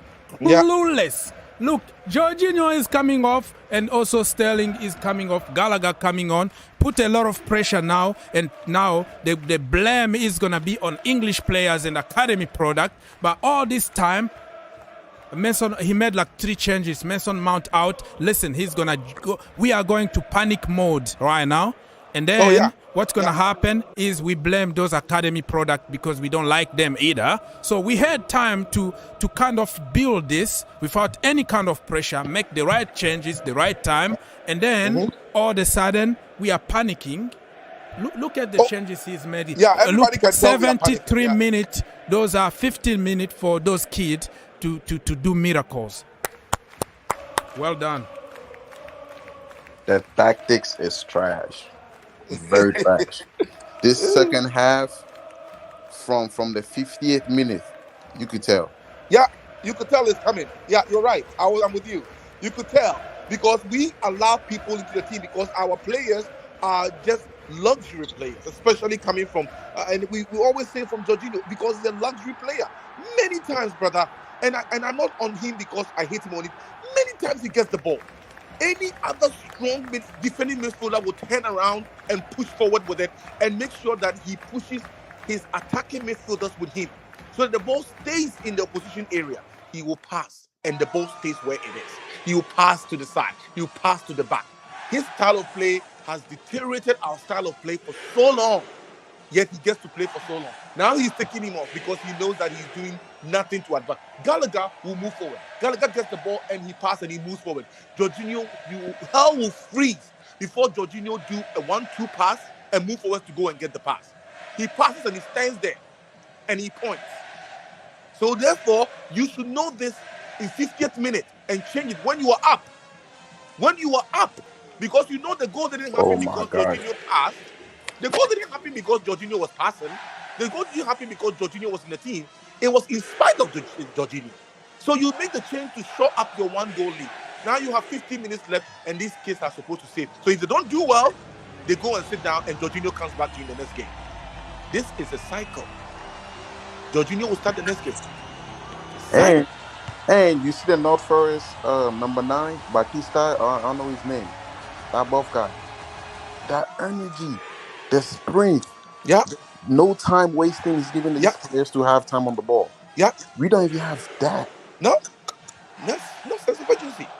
Kai runs, it's like the wind is blowing him back. Exactly. I said that and people say he's lightweight. Kai Havertz, you just have to put. There was a ball he got. All he had to do was be innovative and head the ball in, and the ball would be in. He wanted to chest the ball and use that left foot of his to kick the ball in. They are all luxury players. Chelsea People saw 15 minutes to go and plus added. Now we have to chess. We were comfortably in front instead of seeing the game out, put the right people, make the right changes, and then move to the next time. You can keep improving next time, but our manager decided something else. And now we have to pay the price. What is that kind of management does, right? You have put Aubameyang in front. He will play, but he's not going to put his foot in and do tackles or do anything serious because he knows that the manager doesn't rate him. Okay? He was playing and scoring goals a few months ago at Barcelona. And you are going to tell me that he is worse because what? Your midfield is not strong enough. The supply is weak. So therefore, you have to depend on who? Kai Havertz. So therefore, you make Aubameyang ineffective and you sit Aubameyang down, and when you are down and you have 15 minutes left, a player of that caliber, you bring him on to come in and score when he's hardly even warmed up. This is what I'm talking about. The psychology of the players are warped. If you are going to let them play, then let the people that were in there when the goals came save the day. Let them play to save the day. Don't make unnecessary changes that you know you're not going to get anything from. Aubameyang is not an effective sub. He's not a sub. Aubameyang plays all the game. Aubameyang came to Chelsea and all of a sudden he's a sub. He was coming here thinking Tuchel was going to use him every single day to win games. And now he has become a sub, and you think that when you change him into 15 minutes into the game, he's going to go out there and give you 100%? Yeah, no. I don't really have a problem with Kai because he had a good game last game, so I wanted to see a little bit of consistency. But what the problem is like if your plan A is not working, you have to go to your plan B, you know, like try to change things, you know, the right time. Just don't wait until you are, you know, we dropping. We just dropped 2 points here, and we can't take even advantage of the situation at Spurs or the situation from Brighton now dropping point and Newcastle dropping point. So you need 3 points to move there, and we had the ability. The goal was a joke. It was just a chance, but sometimes that's what you need. It's just like a gift. They put in a silver platter for you. You take it. You take 3 points, and you move. But now we oh man, I don't know, man. We will play a 90-minute game and create 0 chances. 0 chances. And these guys go home and sleep at night. And you are telling me it's not part of the coach? No. It's because they are all being told, go in and do whatever you can, and no amount of competition, healthy one I mean, is in this game. No amount. You know, there are some players that you should start and let them also get the chance like you give Jorginho all the time. And if they do well, you keep them. You don't do it for the sake of doing it because he was in the World Cup in the name of Zakaria. Actually show him you believe in him. Let him play. He hasn't done anything wrong today for you to take him out before you took out Jorginho. You know, let him play. Let him solve the problems sometimes. Because Jorginho has been with us for 5, 6, 7, 8 years, and he hasn't solved any problems for us. So you know what you're going to get from him. We don't know what the other kids are going to get. What is Tuchel Presser on the bench? I had these feelings, people. I had this feeling. I didn't want to start this new year this way. Listen, I woke up 3 o'clock in this morning. Until now, I'm struggling just to be up here, right? And keep up with the show. And I don't even know if I'm going to have time to have a nap because of this crap. I was so excited this morning. Badiashile confirmed. I have a lot of energy pumped. And you got this. You know, at least if you play badly like this, you can at least get a point. You can get 3 points and you're like, yeah, understandable. I was not going to be happy about the performance, but dropping 2 points because of our stupidity like this, it's just like, I don't know, man. What's the Pulisic feeling? Pulisic just worked so hard, moved the ball forward, gave it to Kovacic, and Kovacic wants to dribble into the post. I mean, Kovacic wants to That's what Kovacic will do to you. He will beat the pressure. He will dribble past everybody. And the final action, the final is nothing. That's why I've been telling people, not only Jorginho, but we have to start thinking seriously also about Kovacic. But let me make it sure that I keep it on the record, but he's still better because he gave more defensively and beating the pressure and all that. Even the end product or the pass or assist is not there, but still can give you something. You know what I mean? But you know what I mean. We know that what his name plays there, right? Kante plays there, and Kante sometimes we get the ball from our play, from our half of the game, and walk and shoot and score, right? So you are a coach. You've seen that. There's videos of it. You tell Kovacic, we don't have to pass the ball into the net. You are a footballer. When you get the ball, can you please shoot? If you don't shoot, I'm afraid I may have to take you off. We need a goal. Okay? So Kovacic get the ball in a place where he could shoot. That is in his head because he knows that you warned him a minute ago that he has to go in there and provide goals. What does he tell these players? Shot off target, people. We're trying to shoot even from distance. We are all over the place. This is what happened to Chelsea because we are not composed anyway. When we are losing, I'm gonna call it a loss anyways because this is a loss for me. But you saw just what Ziyech just did, right? Ziyech just crossed the ball in. You would die in the whole 60 minutes, 70 minutes of the game before Ziyech came on for a player in our team to do that. And the man that has the foresight and can give you these kinds of different style of looking at the game sits down. To be a potent force in the Premier League, you should be able to win in different ways. Chelsea is predictable. And we don't have people giving you different ways of winning. And the ones that can do that sits down. I mean, the thing is this: I will play Ziyech in what is it called? In Jorginho's position before I pick Jorginho any day. Why? Yeah, I will even play Bettinelli from the bench in that place. To be honest, You know our goalkeeper that we don't use? Yeah. I can use him in the midfield before even Jorginho. Ziyech is so smart on the ball that when he gets the ball, if he has space, like you give the space that you give Jorginho, Ziyech will do so much with it, even though he's not a defensive player. But if Jorginho is not defending anyway, then you put somebody there that will at least be positive with the ball and give you interesting forward passes to make sure that the runners up front will be effective. And then Sterling and the rest will run at the ball and make sure the ball stays over there. When it's staying over there, it's not in our area to cause a corner, which will result in a goal. I don't know the psychology. I don't know. I am telling you, these guys just are raining on. He's not a great coach. If he cannot see a problem that has been at Chelsea for so long, it's not that he just brought people in and he's trying to see their strength. We have videos and videos and videos and videos of days we lose and we lose miserably. That is his job. They have a conference room with several TVs there. He sits his coaches down. Why does Chelsea lose? Okay, so listen, man. This guy here, I don't think he's going to get sacked, but like other people will say, Jorginho is going to make you lose the job.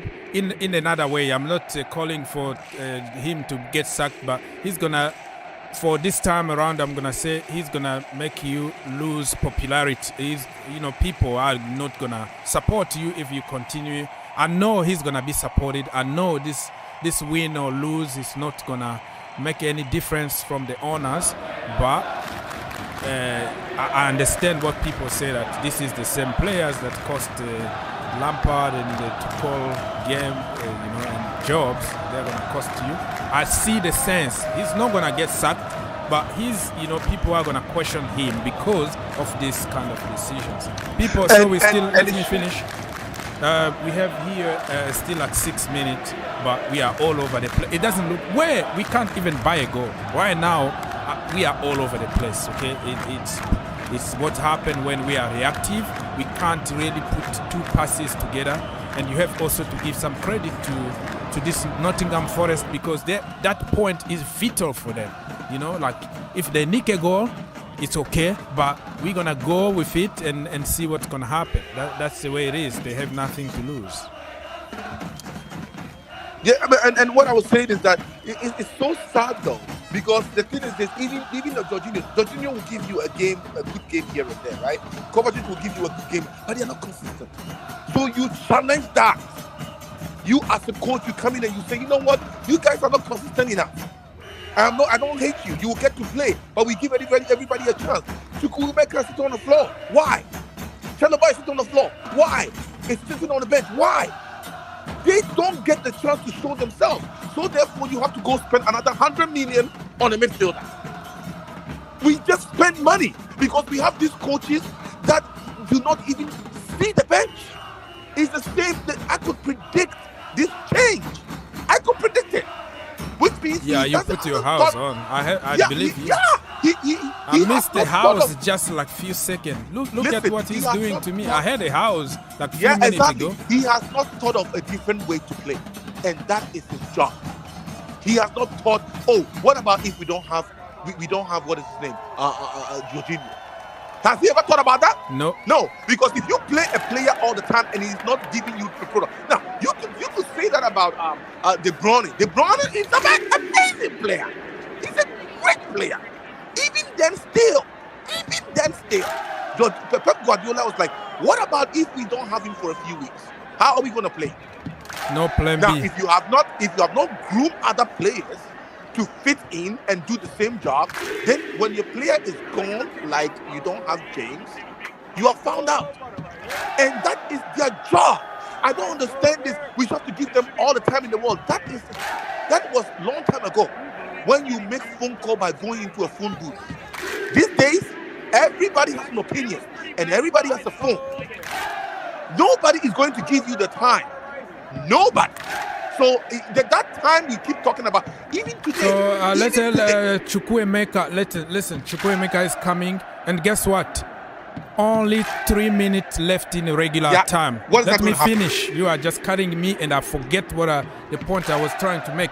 What I'm saying here is you will see the end of the season, those stupid statistics online will tell you, oh, Chukwuemeka had his chance. He played 15 games. If you look at the 15 games that the kid played, it's going to be 3 minutes, 5 minutes, 6 minutes, but it's games. When people want to push some stupid agendas online, they're gonna bring all kind of statistics to tell you, oh, he didn't do good. He was given a chance. 3 minutes, 3 freaking minutes, and he might play 20 games with 35 minutes altogether. People need to freaking check on those statistics because sometimes they are stupid. Game over, people. He's killing the confidence of these young players because he's not giving them the chance to play. How did Saka from Arsenal, how did he get the chance? Because he was played, even days he didn't have the best of games. Then one game he will score a scorcher, and that is his confidence right there. Or one day he's able to play very well, and that is his confidence right there. This guy, he just brings them in 15 minutes, 10 minutes, 5 minutes. With them anyhow, anytime he wants. Exactly. And people are gonna, this is the problem. You see, this game, we lost it because of Gallagher, because of ZH, because of how many minutes they are on the freaking field? 14 minutes, because we were panicking and we twist the system because of the panic.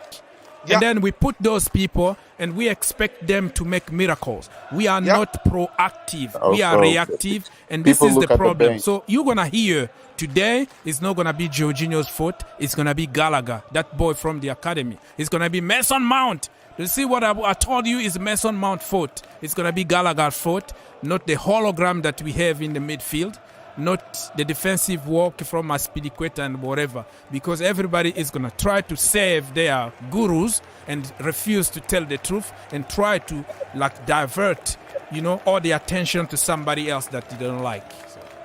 It's very sad because right now, sometimes I watch games where Jorginho got the ball and was able to pass it forward and everybody else worked so hard for him, and then they go out and then people praise him. I have seen a lot of games that Chelsea has played.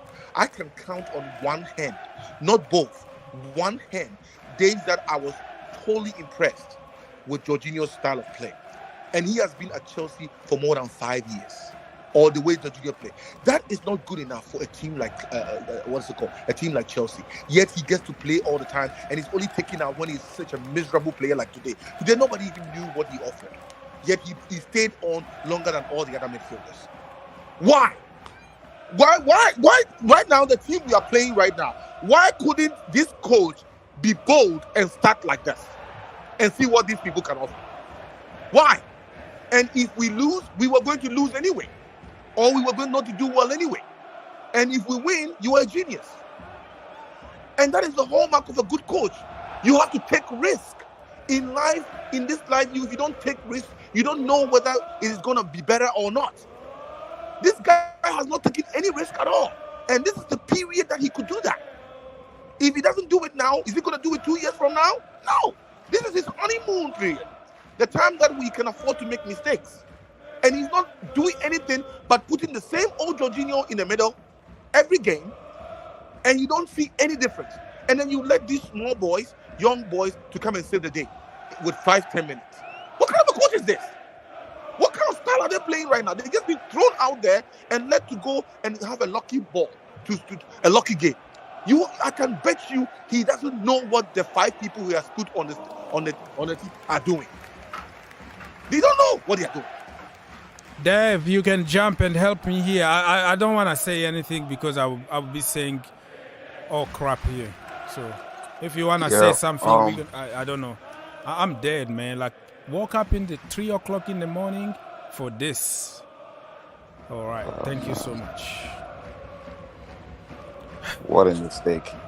We brought in a Graham Potter. Yeah, we need to trust the system, I guess. But if you put Graham Potter in Manchester City, you think City will lose like this? I don't think so. it also comes down to the players as well. I respect your opinion. I still believe in the process. I still believe we're going to improve. Yeah. But decision making, since probably he doesn't have big balls to make big decisions, so he did just need the owner, like Todd Bowley, to say, okay, I'm going to sack everybody. Aspilicueta out. Jorginho out.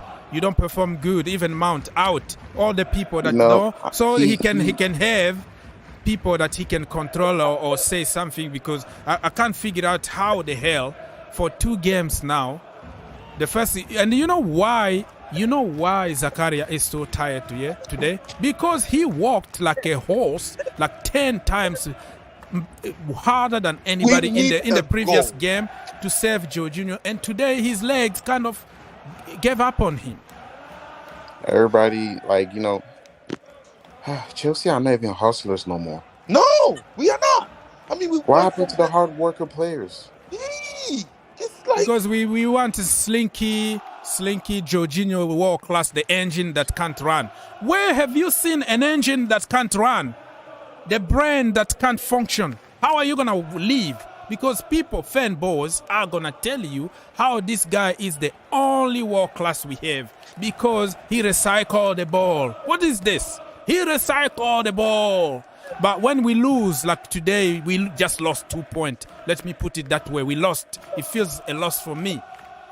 It's not going to be Jorginho. It's not. The game ended, people. The game is over. Thank you so much, 1-1 Chelsea Football Club. I said it in my preview. And if everybody watches my previews, I said it. If he does this, if he put Jorginho in the midfield, we're going to lose 2-1 or we're going to draw 1-1. But if he does my formation, my tactics, the way I said it it's on the record, bro. You don't have to to go to university or need a diploma of coaching to see some common sense that needed to be done. Flipping hell, man. I am fuming right now, and I apologize to anybody. This is so sad. We go to Nottingham for 19th on the table. We are so ahead. We are gifted a goal, and this coach manages to squeeze a draw out of this. I mean, it's Chalobah. Look at Chalobah and Chalobah's face. They just showed him right there, so dejected. I mean, a guy that could play the game. He's younger. What is this coach thinking? He wants to be in the good books of people that are old and wants to leave. Dave wanted to leave and go back to Spain. We're going to listen from our brother Aziz. He's back. What do you have to say? What do you think about the game? Oh, boy, have mercy, man. I've told you, this coach, and this team are useless. Useless to the core. I swear to my God. I've never wished injury on any of these Chelsea players. Let's know that they have injury so that they don't play. I don't know what Sterling is doing for 300,000. What's he playing? Can't take one player. Maximum, trash. Oh man, God. And he wants 300,000 too. You are supporting this useless coach. Yeah. You are supporting this coach. If no Chelsea player demands this coach to be sacked today, now I know you guys you are against Chelsea. If this coach doesn't leave tonight, Graham boss, he has to leave tonight. Okay. I don't blame you. Listen, he went out there. He removed Zakaria, that is the only one charging in the midfield. What the fuck is Jorginho doing there? That useless player doesn't know more than to play back. Forward, backward thinking, never forward thinking. Yeah, that is what I'm saying to you. There's a problem, and I feel like as soon as this coach came on, and I said to you, he was doing the same things that the other coach did, and he has a chance to mix things up a little bit. He said no. Right now, he goes out there and he's clapping. He doesn't even look angry, even though he knows that where we are in the league right now, he is a mid-coach, and he knows that we are going to give him time, and he knows what he's been told. This is a serious problem. Our fans, need to change our way of thinking, because the way this coach behaves, we are a mid-table. you have to kiss that Premier League goodbye for a long time. If we keep this guy for 4 or 5 years like we have done in the contract, he is not a winning coach. If you give him time, he will never be Arteta. He will never be Arteta. He doesn't know what he's doing unless the personnel change. Like somebody said, we don't even win ugly anymore. Like they just toughen up and win by 1. No, we will always give the opportunity the chance because we are weaklings. I would hate to say this, but man, look, our team right now, like our midfields right now, is the problem. It's like a human body. You have the legs, the stomach, the head. If the stomach is not working, there's not going to be energy for the energy to provide through the body system. It's the same thing. They took energy away from me. Like right now, I feel like collapsing now, but I have to keep up with the show though. So the belly is empty. Just like Jorginho is empty. Listen, I don't have any agenda. I go there. I got I was scored by my girls because why are you talking about Jorginho? Because he's the world class. But babies, listen, I love you, but I have to tell the truth. You know, it is what it is. This guy just not for Chelsea anymore. I'm telling you, I have to go on Google right now to see how many midfields do we have in Chelsea Football Club because I'm confused. I've only seen Kovacic, Jorginho, and listen, I'll give you something, right? You see that guy called Lewis Hall. Yeah, the guy can play in many positions, and this year he started playing in the midfield. The guy can put tackles. The guy is not afraid of anybody. He's 18 years old. He's not afraid of anybody. He showed against Manchester City. He showed against big players. That guy is gonna do better in that midfield than Jorginho Fredo. Let me tell you why he didn't put him in. You are too young. It's not your time yet. We need to put the feet in the field. So if those people were the people that coached like Messi or Fabregas or Ronaldo, they were not going to make it because they are too young. Mbappe, you are too young. Age is just a number. The ratings that you are good. Mbappe winning the World Cup at 17 years old like Pele.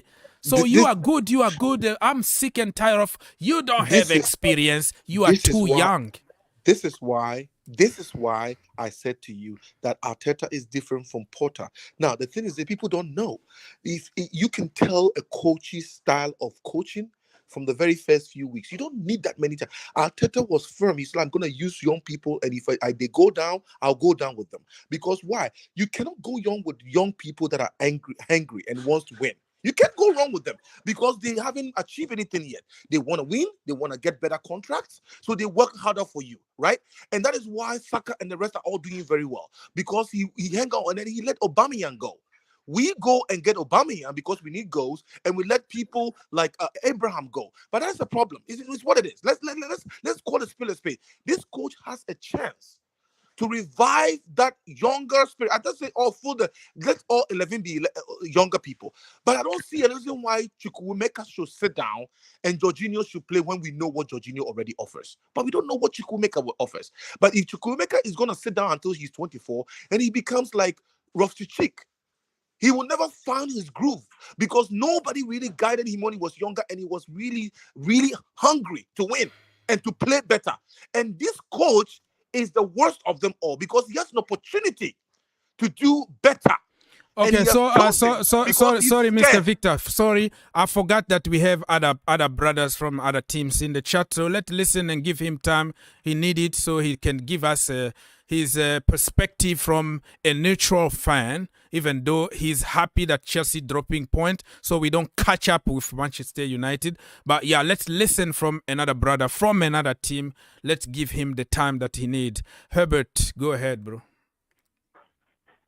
Yeah, I mean, look, not just United. I mean, Tottenham dropped points, Newcastle have dropped points, Fulham have dropped points, and Brighton dropped points. So everyone except for United, above you guys, have dropped points, and you couldn't capitalize it. And I was just listening to you guys talking about Potter. I mean, look, Chelsea have only got I think it is 6 points from the last 7 games, and they are 8th in the league.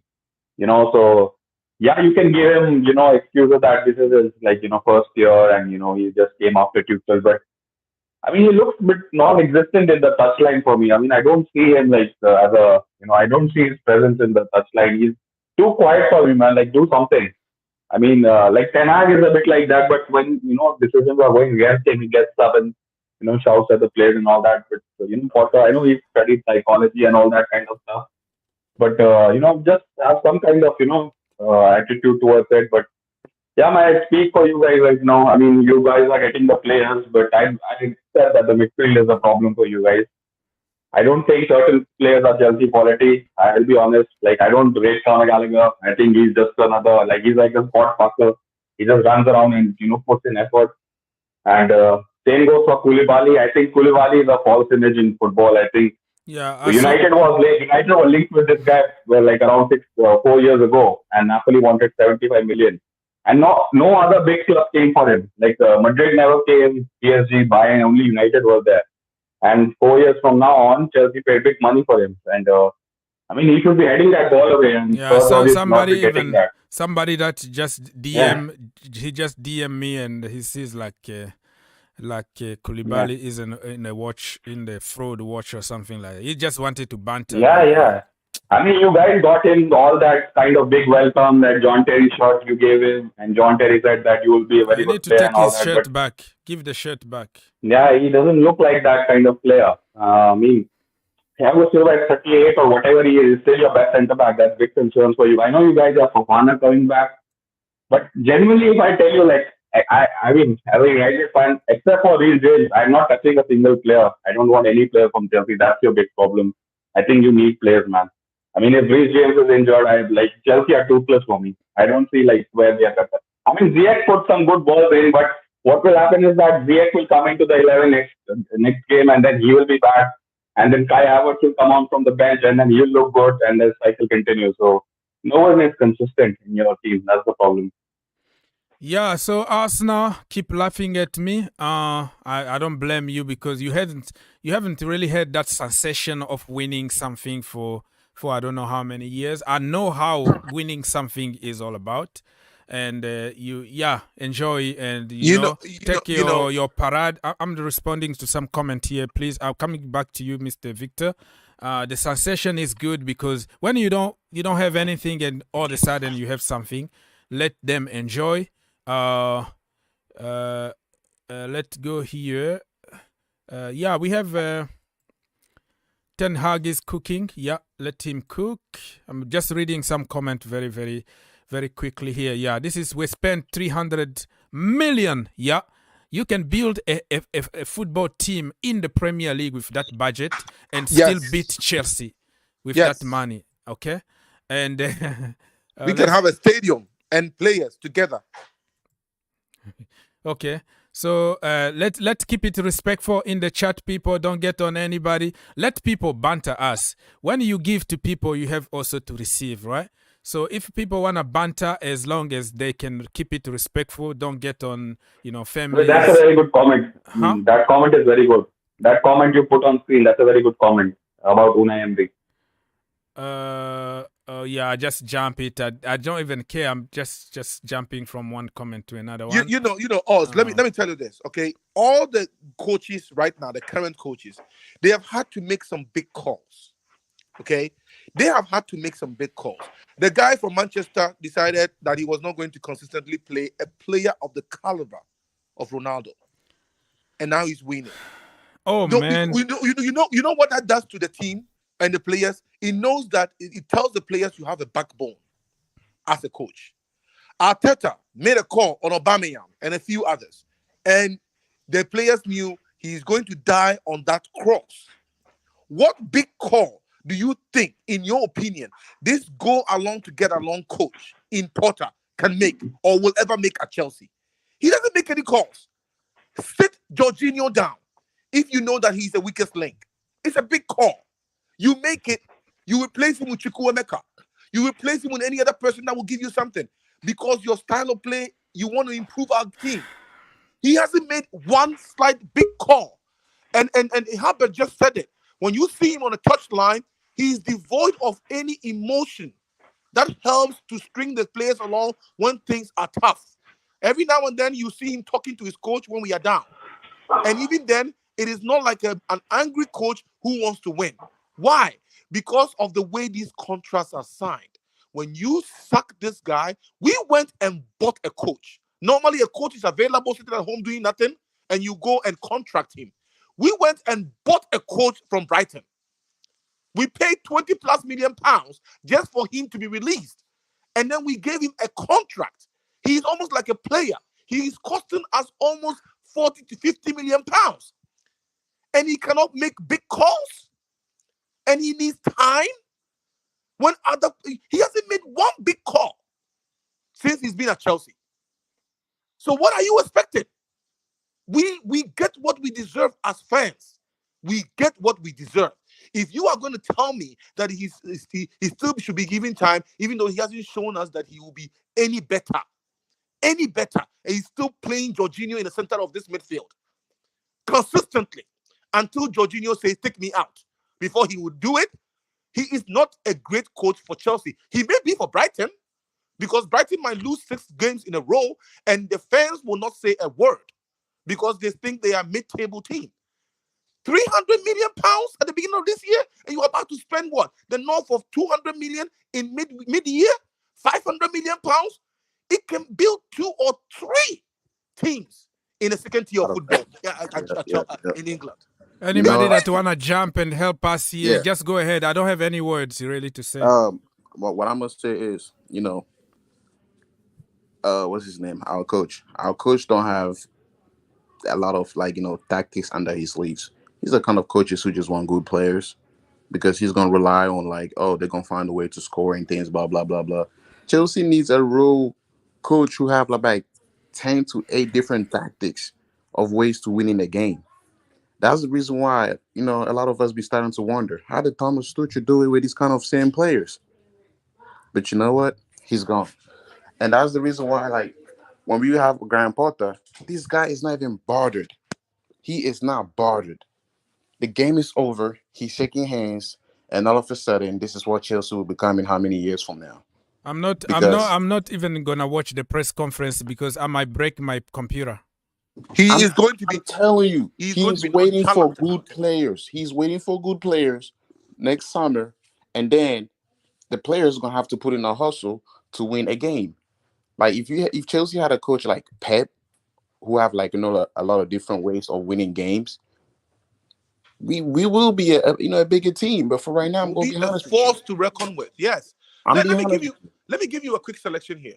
Goalkeeper Arrizabalaga, right? Your number 2 is Chalobah. No matter what happens, unless your right big back, no matter what happens, okay, unless Chris James come back, Chalobah replaces him. You are creating some consistency here, okay? The 2 in the middle we know are going to be those 2 old people whose combined age is almost 80 years old, which is ridiculous. For our 2 sweepers.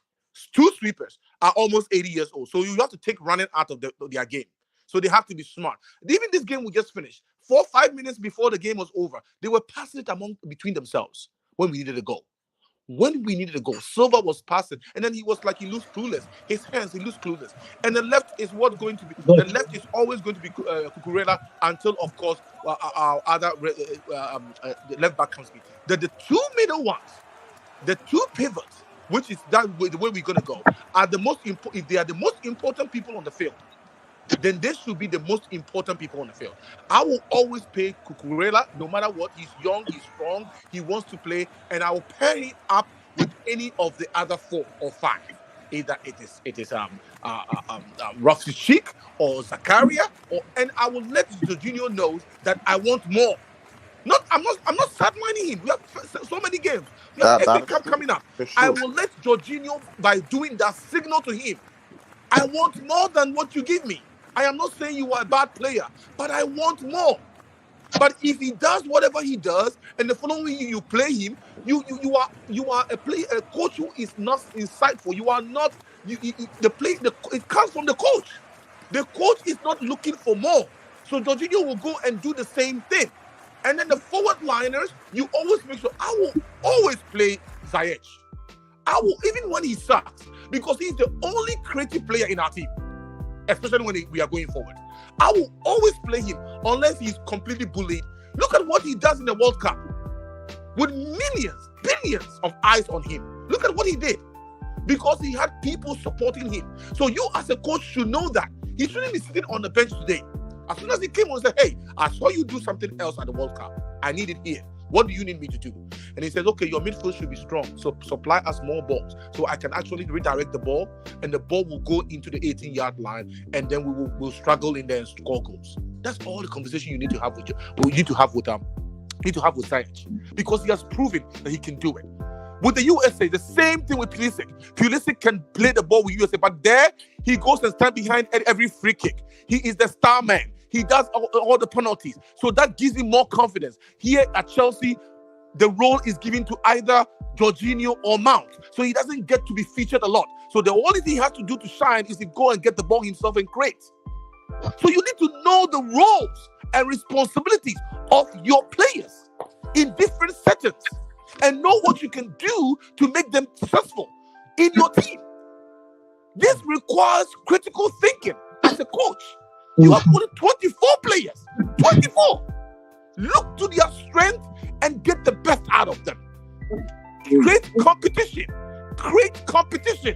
And make them work. Don't put players in 5 minutes before the time and let them go and salvage the game. He is crippling the team from those who already play, and those who do not play, he is dumping their confidence. Because you know what?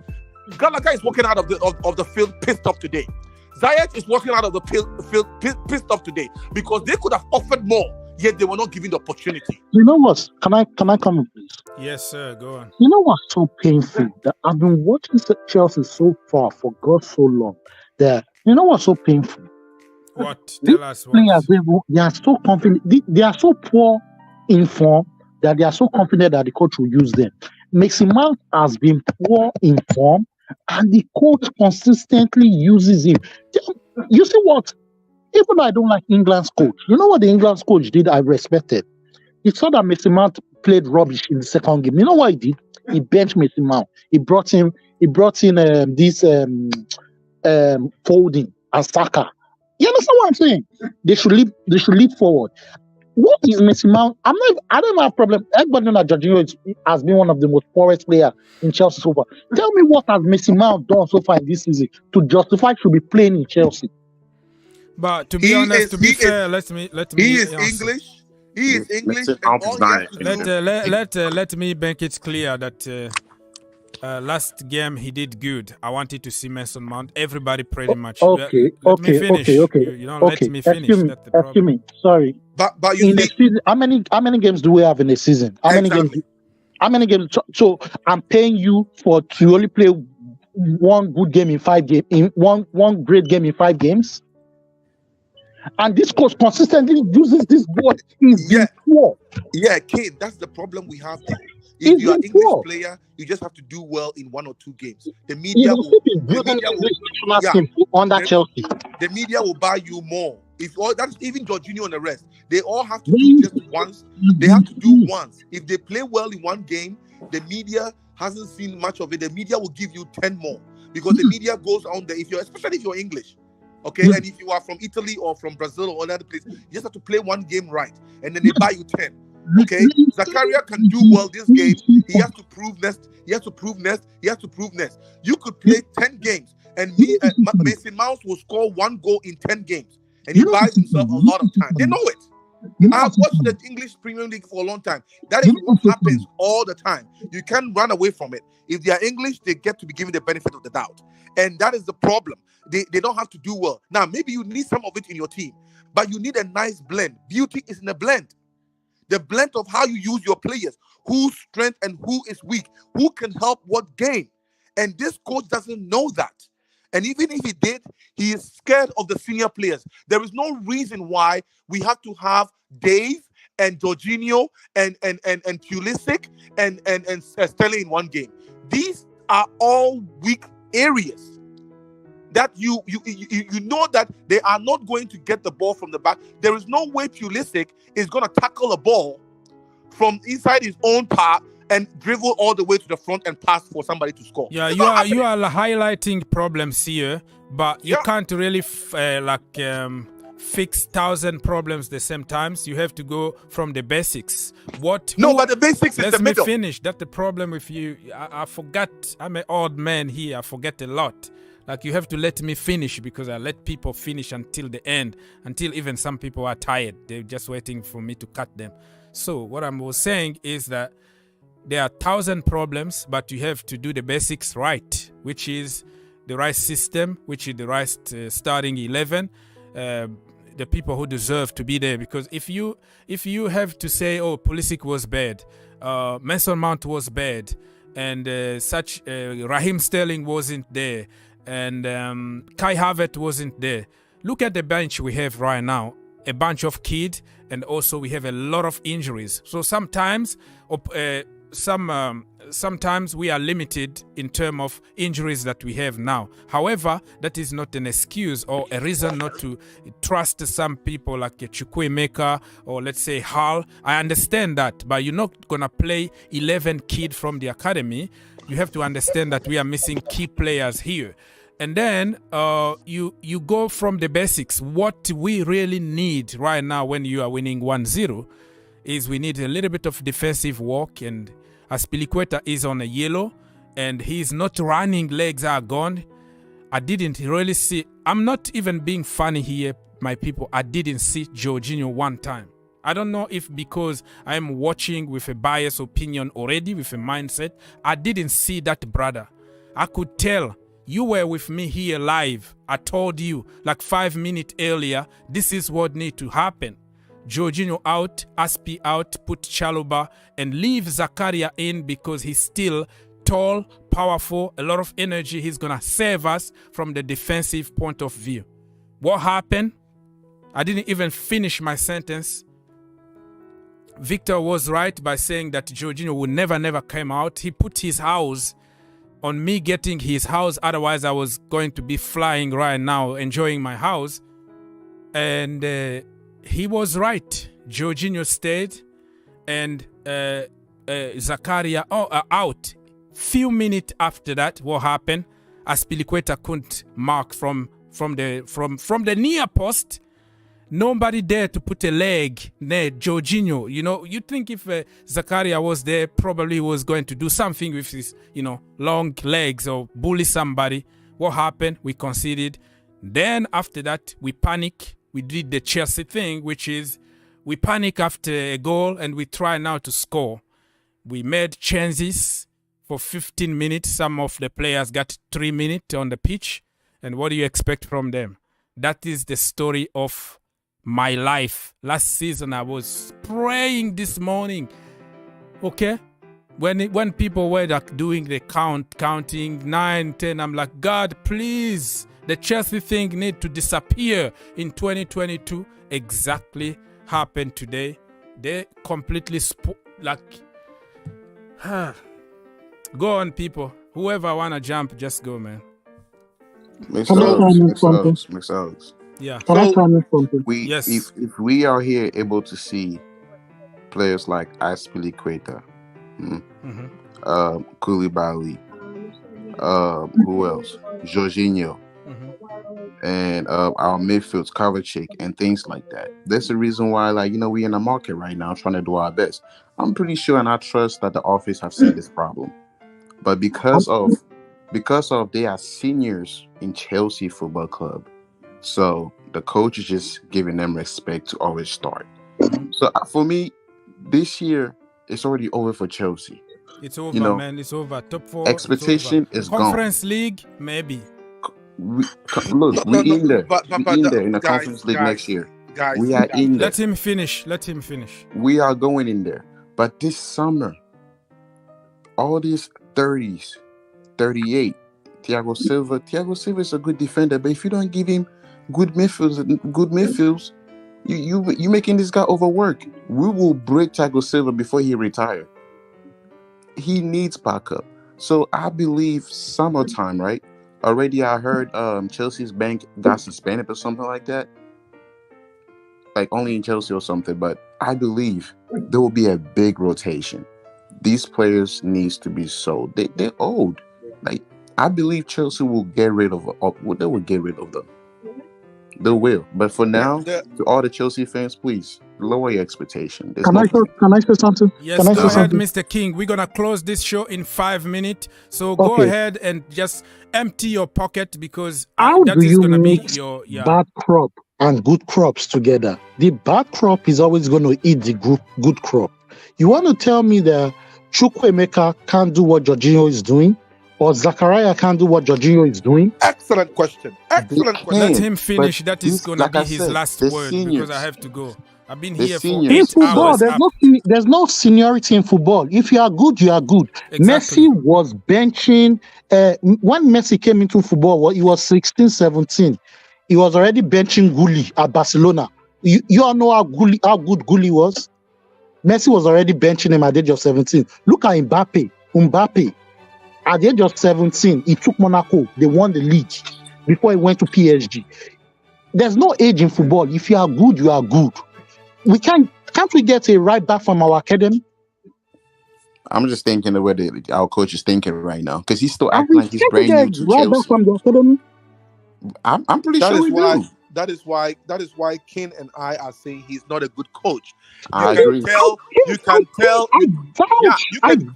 You can give this coach great players. You can give him players. If his mentality is so subdued, if his mentality is not ambitious, coach, if he doesn't take risk, if he doesn't know how to use the players, it doesn't matter. It will come down to naught because we've already invested. 300 million can buy you a whole football stadium and a lot of players in some leagues. Okay, and we do it in one window. So it doesn't matter how many people you give. You remember me and you got tweet about Potter that you say, "Oh, give Potter time. Give Potter time." His time is expiring. You know that. Now you can see that this guy is not even an average coach. He's a bad coach. Because when he was at Brighton, when he was at Brighton, he had nobody to disturb him. Top 4, top 8. If you even go look at when he was at Brighton, there was last season, he was messing up. You all know that? He was messing up badly. But people didn't want, because the other middle teams were as bad as Brighton. That's why they became 8th. They were not even scoring that much goals. That was the beginning of, they were even thinking of sacking him. I remember that time in January. And I was looking at this. How would you bring this kind of man to coach a big team as Chelsea? What has he won? Do you think Jorginho is going to listen to him? Fall back. Do you think Jorginho will listen to him? You think Mason Mount has been poor? Do you think one thing about Tuchel is that we can fault Tuchel, Tuchel this. At least Tuchel as charismatic of shouting on the players. You are not going to play. You are not going to play because you are poor. At least he was dropping out the poor players, and we knew this was what's going on. At least he dropped Mason Mount. He dropped Kai Havertz. But this coach can only drop the foreigners, but he won't drop Mason Mount. No, exactly. And he not even the foreigner. He is scared of the teams. Like I said, all the good coaches. There is no English or thing here. The guy is just making the wrong decisions. Yeah, but let me finish. The guy, like we all are gonna focus on the agenda we're trying to push. If you have agendas against English players and academy, you're gonna push the Mount discussion. But you forgot that Aspilicueta, 33 years old, been given 5 years more contract with 200 freaking K. He doubled his salary last summer, okay? And Jorginho Frello is not an English player. So don't bring this here because it's always people try to pinpoint the problem. If we had a solid midfield today, probably we had a chance to finish. So his decision making has nothing to do only with English. You know what's so funny? Yeah, go on. Sorry to cut you off. You know what's so funny? Maybe it's time we should all go to our calling as a coach. We all could see that we're under pressure. We all Chelsea fans could see we are under pressure. The coach could have changed the formation to 4-2-3-1. In whereby you have two defensive midfielders. Let maybe Mason Mount or one of them should be behind the striker. You understand what I'm saying? You see you're under pressure. You put in 2 defensive midfielders. This is why I miss a coach like Mourinho. This is why I miss a coach like a Tuchel. They know what to do. So for me, I feel like, okay, we have to wrap it up here. According to our Oz, he wants to leave. But I want to put in this word real quick before he has to leave. We have an issue with Chelsea here. It's all about, right now we are thinking of spending hundreds of millions more pounds, really, to be able to see some improvement. It's not good enough. It's not. That's why, I've advocated on this channel many times that it's not about the investment of money. We've already done that.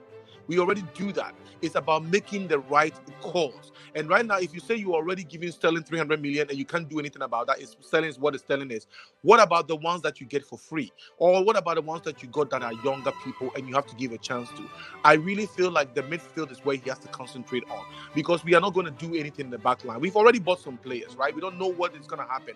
But the ones that are already there, are they happy? Are you using them right? Are you really making the right calls? He hasn't made any big call yet. And I know that in his press conference today, he's going to be nonchalant about it. Let me tell you this. Watch this coach and the way he talks about he hasn't said one thing about his style of play. He just nibbles. He just nibbles about everything. Oh, it has to be this. Oh, it has to be this. Oh, the way he talks. That's the way he psychs up and prepare the team for every match. We are in trouble because he is not even definitive. He is not definite about anything.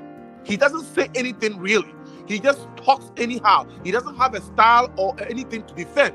He's nonchalant about everything. And that is I will come back to you. I will come back to you. People, listen, I've been here for 5 hours of my life and you refuse even to give me a like on a New Year day like this. Please help me get some more likes before I leave, because in this business you have to ask. You don't ask, people don't give. I'm giving content for free. I don't get anything from this. So if you want to help me, just please put some likes here. I'm so discouraged. You have no idea the sacrifices that I have to make in order to do this. So if you appreciate my work, I open the phone for everybody, no exception. You don't have to pay money or anything. It's all free here, off charge, if you want to call. So all I'm asking you is just 1 second of your life to give me a like on a Christmas or whatever New Year day. It is what it is, people. So Mr. Aziz, say your word. The last word from you. We're going to conclude very quickly. Then I'm going to come back to you because you just arrived. So I'm going to give you a few minutes at the end so you can empty your pocket. Mr. Aziz, say what you wanted to say. And who are you going to kill and stuff like that. And then say goodbye. Okay, my issue now is to sell Jorginho, sell Aspilicueta. But my issue is that we're buying all these strikers. With this bunch of midfielders, do you think they will be able to score? Well, we got Enzo Fernandez is coming. Even Haaland won't score. They were like a horse. Yeah, it's difficult. You have to be a genius just to score, because you don't get any supply from where you're supposed to get the supply. From the midfield. When you pass, somebody says something very funny, but I don't have anything to laugh right now. So he said that you are wrong because Jorginho actually make through balls, but backward. Through balls to the goalkeeper. He played direct football, but in the opposite side. So I was like, this is something to I wanted to laugh, but I'm not in the mood of saying. Aziz, conclude very quickly because we have other brothers that need. Like I'm gonna say, everybody buckle your seatbelts. If this coach is still going to be there, it's going to be a bumpy road, right? I swear to God to go. Even the Europa League, I don't even want us to qualify. No, me too. I want to stay and build. Let me tell you, because I've got to a stage now, I wish I can just go back to the World Cup, whereby I'm not thinking about Chelsea. The World Cup, yeah. I swear down, like I had a 1 month break. I wasn't thinking about Chelsea. I wasn't angry at work. I wasn't. You understand? Can you please? Like even I wasn't yelling at my girlfriend or anything. I'm done with this team. I'm done with anything called Chelsea. I'm just going to. You see me now? I don't even yell no more. Unlike before, you'd have seen me yelling. Now I'm going with you. You just settle. Listen, Aziz, my brother, you always here to help me. Without you guys, I was going to close and go already, but you always help with the channel. Listen. Don't let Chelsea ruin your day, right? It's a new year. Enjoy with your family. Get another cold one. I know you always put some cold in your fridge or whatever. Get another one. Tomorrow is another day. God bless you. And next time, bro. All right? Thank you, Mr. Aziz. Le Français Dave. Yes, Empty your pocket, and then we're going to go to Victor and Dan because he came late. He need to talk. Hey, Dan, I can see you, but I will give you some minute at the end because you came late, so you have the whole stage yourself at the end to empty your pocket. Dave, tell us where we go from here. I am not happy. Are you going to beat Manchester City? Ha ha! Playing even in FIFA, I can't even win no more. That's how bad it got. But look, what makes me more mad is this: Chelsea in the market, instead of you to buy a player with their 100 skills that will come and do something, it's like you go to you go to the where they sell cars. You want a Lamborghini, and the guy who sells you the cars tells you. The guy who sells you the car is like, oh, we have a Honda Civic for now. You know what Chelsea would do? They will buy it. Yeah. But teams like Real Madrid will wait till the Lamborghini is available. Okay. This is the reason why we're struggling today. We spend money for no reason. 300 million for this. Paying them a lot 300 million for this and give freaking Aspilicueta 3 years and double his salary. Listen, bro, I don't want to get mad. How do you buy a Honda for 60K? Yeah. We have a lot of issues that need to be fixed. And hopefully, Todd Boyle was there watching, splash the cash or whatever, get us some solid players. Listen, splashing the cash is not always the solution because you can splash the cash on the wrong target and you bring Lukaku and you misuse him. Or you bring somebody 100 million and then doesn't do anything. We have to be smart, but man, we need a new structure. Say goodbye to people, my brother. Happy New Year, man. And see you next time. See you in Manchester City. Yeah. Haaland is hangry because they dropped point. Good luck. Victor, go on, and then we're gonna conclude with Mr. Dan, the man.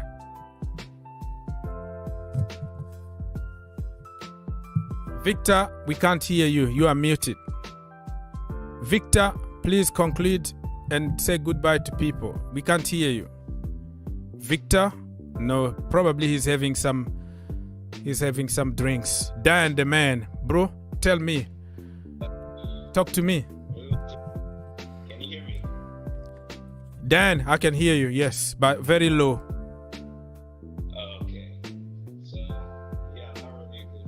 You are very low. It looks like you are working. You are in the basement somewhere very far away.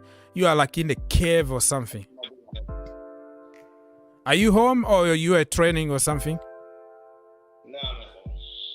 Then, unfortunately, nobody can hear you. I am struggling to even hear what you're trying to say. But if you can improve your volume. Victor, say goodbye very quickly to people. Victor. Oh, sorry. I think I was locked out, so I wanted to come in and say goodbye. Yep. Hey, thank you for the time you put into this. It's a new year, and with the family behind you, you probably should be spending more time there. So we appreciate you coming here and making this space available for us to vent our spleen. Folks, if you are listening, please support this channel. As you know, this is one of the very unique channels out there. He doesn't do much to generate revenue. So if the way he wants us to support him is for us to click the like button, why do we wait? Please support it from wherever you are on the face of this planet. Please support this channel. We want it to grow. Thank you very much for doing that. With Chelsea, obviously our weekend is mad. It was a great opportunity for us to move up to 7th. Now we are wallowing still at 9th because we haven't done anything to actually earn the right to be in the 7th position at Chelsea after £300 million. And so for me, if you tell me that Potter has this much talent that costs this much and it still has to be given time, then it means that we are setting our standards and our expectations too low. I think if we demand that there should be more, this is why Chelsea used to revolve around, rotate coaches, because we are used to winning, and we should, because there's a lot of investment. If we were not making the investment, then if we are below par, then we will accept it as fans. But if you spend that kind of money and you don't get the results, then you are frustrated, and we have a right as fans to be frustrated because comparable teams are spending less and doing much better. Brighton was humiliated 4-2 by a team in Arsenal, whom we spent more than during the beginning of the year. So we have a right to say, why is it that Brighton can whip us 4-0 and Arsenal can go to the same venue and give them a 4-2 blow? We have to ask those questions. Is because our players are not good enough, or is it because the coach has not been able to find the right combination? I believe it's a blend of the two. The players are not good enough, but the coach is also not getting the best out of them because he's being loyal to these oldies and really trying to get to their good books, and he has a spine. All the coaches that have been successful have to make big calls, and this coach does not have it in him to make a big call. And if he doesn't make a big call, it doesn't matter who is there, unless the club allows the players to move on. If they are going to stay in the team, if Jorginho doesn't move on, then he has a chance to play every single day. And if he has a chance to play every single day, then this is the results we should expect. Big on Thursday. On Thursday, I hope that we do well, but I don't. Bro, I'm not hoping. Goodbye. Don't even think about Thursday. Goodbye, man. Love and peace to your family, man. Chelsea is like that. When we don't expect to win, we do very well. Forget about it. Forget about it. Thank you so much, my friend. Dan, are you still there? Yeah, I'm still here. Yeah. Can you hear me now? We can hear you like clear. Let me say thank you so much for the donation, Mr. Wallison Patrick. Thank you so much for the donation. Everybody that want to buy me some water or coffee, the super thanks or super chat button is there if you want. It's not an obligation. Thank you so much, my brother, for your donation. And other people, many people are talking about Pora out. That is a normal reaction from a very, very broken game like this. And Mr. Football Man 7 said that we're going to lose 4-0 against Manchester City. But why can't you just put like 10? Because we don't look solid defensively, offensively. So they're going to finish us. That is a guarantee. We are Brighton and Brighton are now us. Okay, yeah. So we switched from Chelsea to Brighton and Brighton switched from Brighton to Chelsea. That's what you mean. Arsenal for life. Yeah, enjoy your time, my bro, because you haven't had any kind of good feelings for years. So I want you also to feel what winning is about, because I know what winning is all about. Somebody here, the GOAT, said that Enzo will not come to play Conference League. Well, he's getting a lot of money, and you're gonna play the Premier League anyways. So the Conference League probably for the kid, but yeah, it's very difficult. Enzo is not coming. I'd rather have no European football than the Conference League, though. Yeah, which? Okay, so yeah, Dan, you can go now. I'm done with a comment here. You can go. Well, wasn't a good performance at all today. Okay. In the first half, we looked decent, but the second half, we just dropped off and only came alive a bit, maybe in the last 10 minutes. Mm-hmm. And honestly, I feel we should focus more on the midfield, because I don't really see a point in getting any attackers if there's no creativity or strength in the midfield. Yeah, that is a good point. Creativity and strength. You nailed it, because not only you're going to create, but you need a little bit of energy, power, strength there that can shield a little bit. Our midfield is just like a hologram. There's nothing there. Nobody is afraid of us. So they just go through one ball, bam, we're already panicking. But when you have proper midfield that can give you some strength and can create some top balls, like, break the lines. Yeah, we're looking for all-around midfielders. Sick and tired of. And most of the creativity and stuff comes from Reece James, one player. Yeah, only. And now he's out for a month. Yeah. Okay, you want to say something before we leave, Mr. Dan? Thank you for stopping by anyways. Yeah, I'm not ready for next week against Man City. I'm not ready too. I wanna go back to the World Cup. Is there any World Cup coming in the next few days? No? Nah. 4 years, right? To wait. All right. Dan, thank you so much, my brother, and I'll talk to you next time. All right? See you, bro. See you, man. All right, so people, I'm going to have to leave. I've been here for 5 hours. I hope you enjoyed my walk and my sacrifices on your way out. Please, on this day, you're supposed to be generous and give me just 1 like, 1 second against, if you compare to 6 hours that the brother been here for the community without winning, without getting any money. You will understand that, you know, just 1 like means nothing, right? I'm discouraged. I said it in my preview. It's going to end up by us being Charity FC today. Exactly what I said happened. I hate being wrong, being right. I hate being right. But you see that my analysis sometimes, most of the time, I can say is always right. So I'm going to put all the blames today on Porter. Yes, the players were very, very poor today. But this game was there for Chelsea to win. You nick a goal, a lucky goal from nowhere. You close the shop. You make the right subs. You see the game out. And you continue walking. We dropped 2 more points. And it feels like a loss. Good luck for the Champions League spot. Top 4 is over. It's gone. Forget about top 4 or anything, because we're not going anywhere. We're going to be here. Conference League at best. Or just finish 10th. And then build the team next season, so you don't have other travel around Europe. You just stay home. I would prefer probably to stay home, you know. Or Conference League might help the development of some youngsters, but yeah, who cares, you know. The same youngsters that you don't even use when we need them the most. So what the point? It is what it is, my people. God bless you on your way out. All I'm asking from you is a simple like. 1 like, 1 second of your life. And thank you for everybody that subscribed, everybody that's been with me here for 5 hours. God bless you. You guys are champions. Tomorrow is another day. Again, Happy New Year. Oh, Nippon asked, when are you going to be back again live? I don't know, bro. I'm done right now. Like, I don't have any energy. I'm hungry. I'm sleepy. I don't know what to do. It's cold outside and all that. I don't know, man. Like, let me just process this a little bit. I might come back probably tomorrow for, like, you know, the aftermath kind of therapy session to help people get their frustration out of the system. But I'm not gonna promise anything, man. I sacrificed all the day today, my entire day for this, and